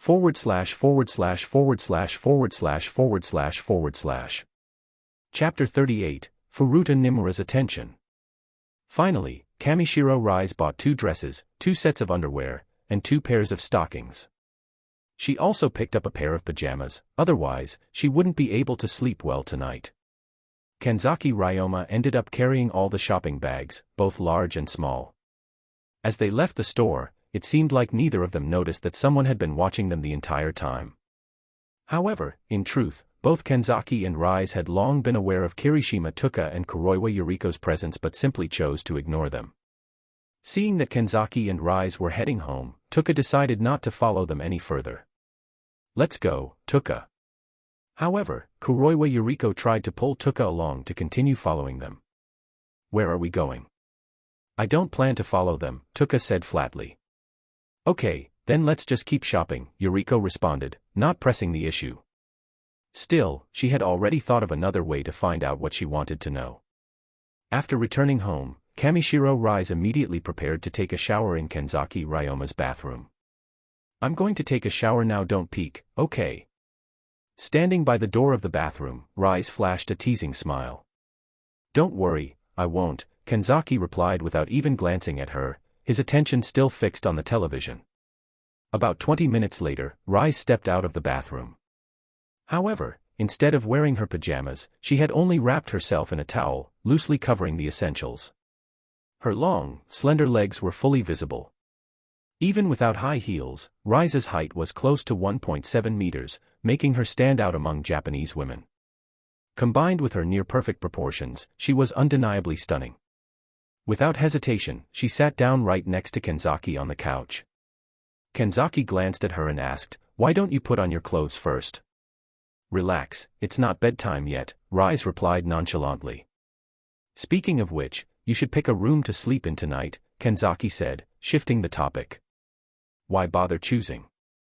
Can't I just sleep in the same room as you?" Rize smirked. "Absolutely not." Kanzaki rejected her immediately. "Why not?" she asked, tilting her head playfully.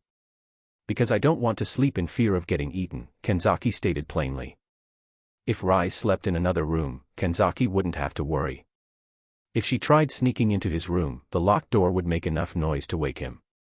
His heightened senses ensured that he could react immediately. But if he allowed her to sleep in his room, that was just inviting trouble. Rize pouted. "You really don't trust me, huh? Acting cute won't work. Good night." Showing no hesitation, Kanzaki ended the conversation and headed to his own room. Rize could only obediently go to another bedroom. The night passed without incident. Rize didn't attempt to attack Kanzaki, and everything remained peaceful. However, early the next morning, she wasted no time in taking action. This time, she knocked normally, no sneaky behavior. Since Kanzaki was already half awake, he got up and opened the door. "Good morning, dear," Rize greeted him in a playful tone. "Good morning," Kanzaki replied. "But are you seriously still calling me that?" "Why not?" As she spoke, Rize wrapped her arms around Kanzaki's neck, leaning in closer. "And, don't you want a good morning kiss?" Ding. The host activates the task and opens the God-level choice.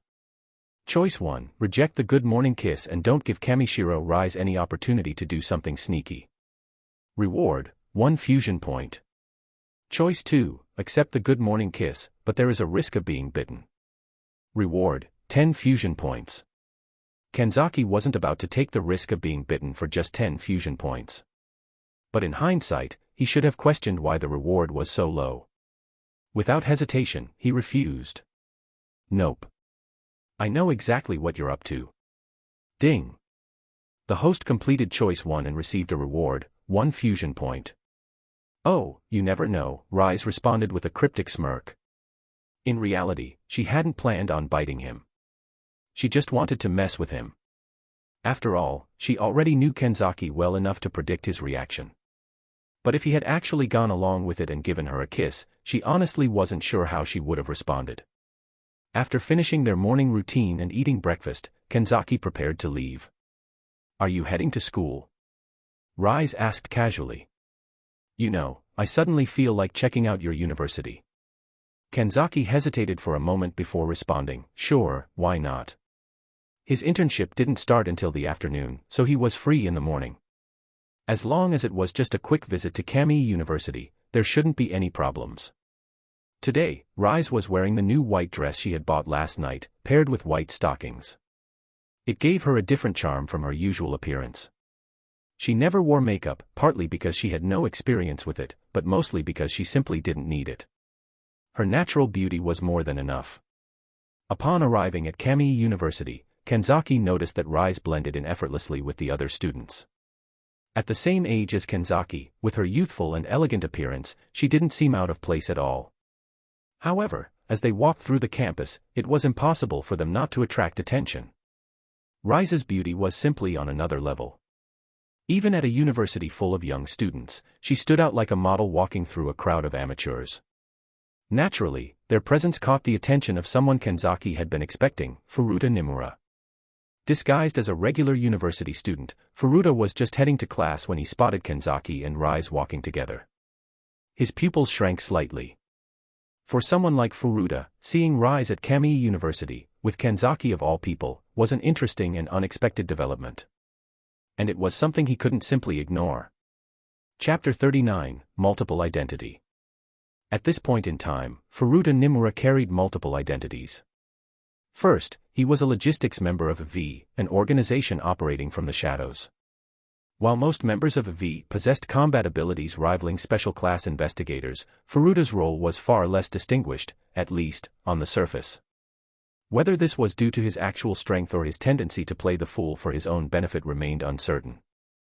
Second, he was a student at Kami University, genuinely attending classes there. Third, he was a member of Joker, an underground organization of ghouls. Within Joker, he was known as Futa. Fourth, he was one of the VIP patrons of the Ghoul Restaurant, a prestigious but twisted establishment that catered to the wealthy elite with a taste for human flesh. With so many roles, it was clear Furuta did not serve any one faction. His true allegiance was only to himself, weaving each of his identities into a grand plan only he fully understood. This also meant that his attempt to kill Rize Kamishiro with a falling steel beam had little to do with personal vendetta. She had simply been an integral part of his scheme from the very start. If revenge had been his sole motivation, he wouldn't have bothered maintaining so many layers of deception. That said, Furuta had a long history with Rize. They were childhood acquaintances, both originating from the Washa bloodline. Some degree of attachment surely existed, perhaps even sentiment. Otherwise, why would he have helped her escape the Washa family in the first place? Was it genuine care? Or had he already foreseen her role in Kano Akihiro's twisted experiments? Regardless, Rize had survived that attempt on her life. And now, as fate would have it, they stood face to face once more. Furuta. The voice was soft yet laced with a chill. Kamishiro Rize had already spotted him. Even among the crowd of university students, her sharpened ghoul senses made recognizing him effortless. Furuta didn't flinch. He had noticed her as well, alongside the men standing next to her. Ah, so she was using his family name instead of his given name, Nimura. That meant she had seen through his involvement in the steel beam accident. A miscalculation.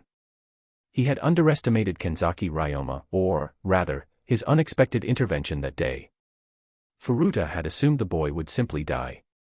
Instead, not only had Ryoma survived, but he had also saved Rize. That single failure had changed everything. Now, instead of a frightened and injured Rize, he was met with her usual playful demeanor. It was clear she wasn't going to demand answers, there was no point. Furuta could always lie, and Rize hated wasting her time with pointless conversations. Heh. Rize let out a soft chuckle. Furuta smiled back, his expression unreadable. Rize, long time no see. His tone was light-hearted, as if nothing had ever happened. I suppose so. She smiled, though there was a sharpness behind her eyes. Furuta shifted his gaze toward Kanzaki Ryoma, feigning surprise. Ah. I remember you. He pointed at Ryoma with an exaggerated expression. We met in the cafeteria, didn't we? Ryoma studied him silently for a moment before responding in a bored tone. Yeah. Didn't expect to run into you again so soon. Small world, huh? Furuta chuckled. Rize, still holding onto Ryoma's arm, tilted her head slightly. Oh. You two know each other. Just a brief encounter, Furuta answered smoothly. Then, his lips curled into a teasing grin. But Rize, you're not a student here, right? What brings you to Kami University? Don't tell me you were looking for me. His voice was light, but the intent behind the words was clear. Was she here to confront him? Was she planning revenge? But Rize Kamishiro was a different kind of monster. Unlike Furuta, she didn't play mind games, she devoured those who tried. Without missing a beat, she tightened her grip on Ryoma's arm and leaned against him. Oh no, I wasn't looking for you at all, she said sweetly. I actually came here to visit my boyfriend.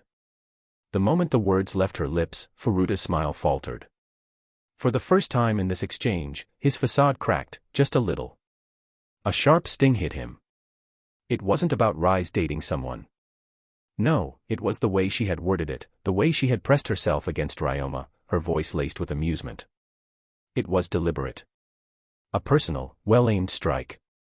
Even Ryoma was a little surprised. He glanced at Rize but said nothing. Furuta, however, quickly regained his composure. His expression morphed into a forced smile, one too perfect, too polished. Ahaha, is that so? Well then, I hope you both enjoy your little date. Thanks, Furuta, Rize giggled, flashing him a charming smile. Then, still clinging to Ryoma, she turned away and walked off. Ryoma allowed himself to be pulled along without protest, though he shot Rize a knowing glance. That was a bit much, don't you think? Rize simply smirked. Behind them, Furuta stood motionless for a few moments. Then, slowly, he stepped toward a nearby tree, placing one hand against the rough bark. His fingernails dug in. The forced smile faded. His lips curled into a snarl. His other hand clenched into a tight fist. His shoulders trembled. And then, in a hushed, venomous whisper, he repeated the same word over and over again. Die. Die. Die. Die. Die. His voice grew softer, more deranged with each repetition. But in the end, none of this mattered. No matter how much he hated seeing Rize with another man, no matter how much he wished Ryoma would just disappear, it wouldn't change his plans. He needed Rize. And Kano Akihiro needed her, too. The role had already been set. No matter how much his blood boiled, Furuta Nimura would play along, just as he always had. His teeth ground together, his nails scratching against the bark of the tree. Because deep down, he already knew how this story would end.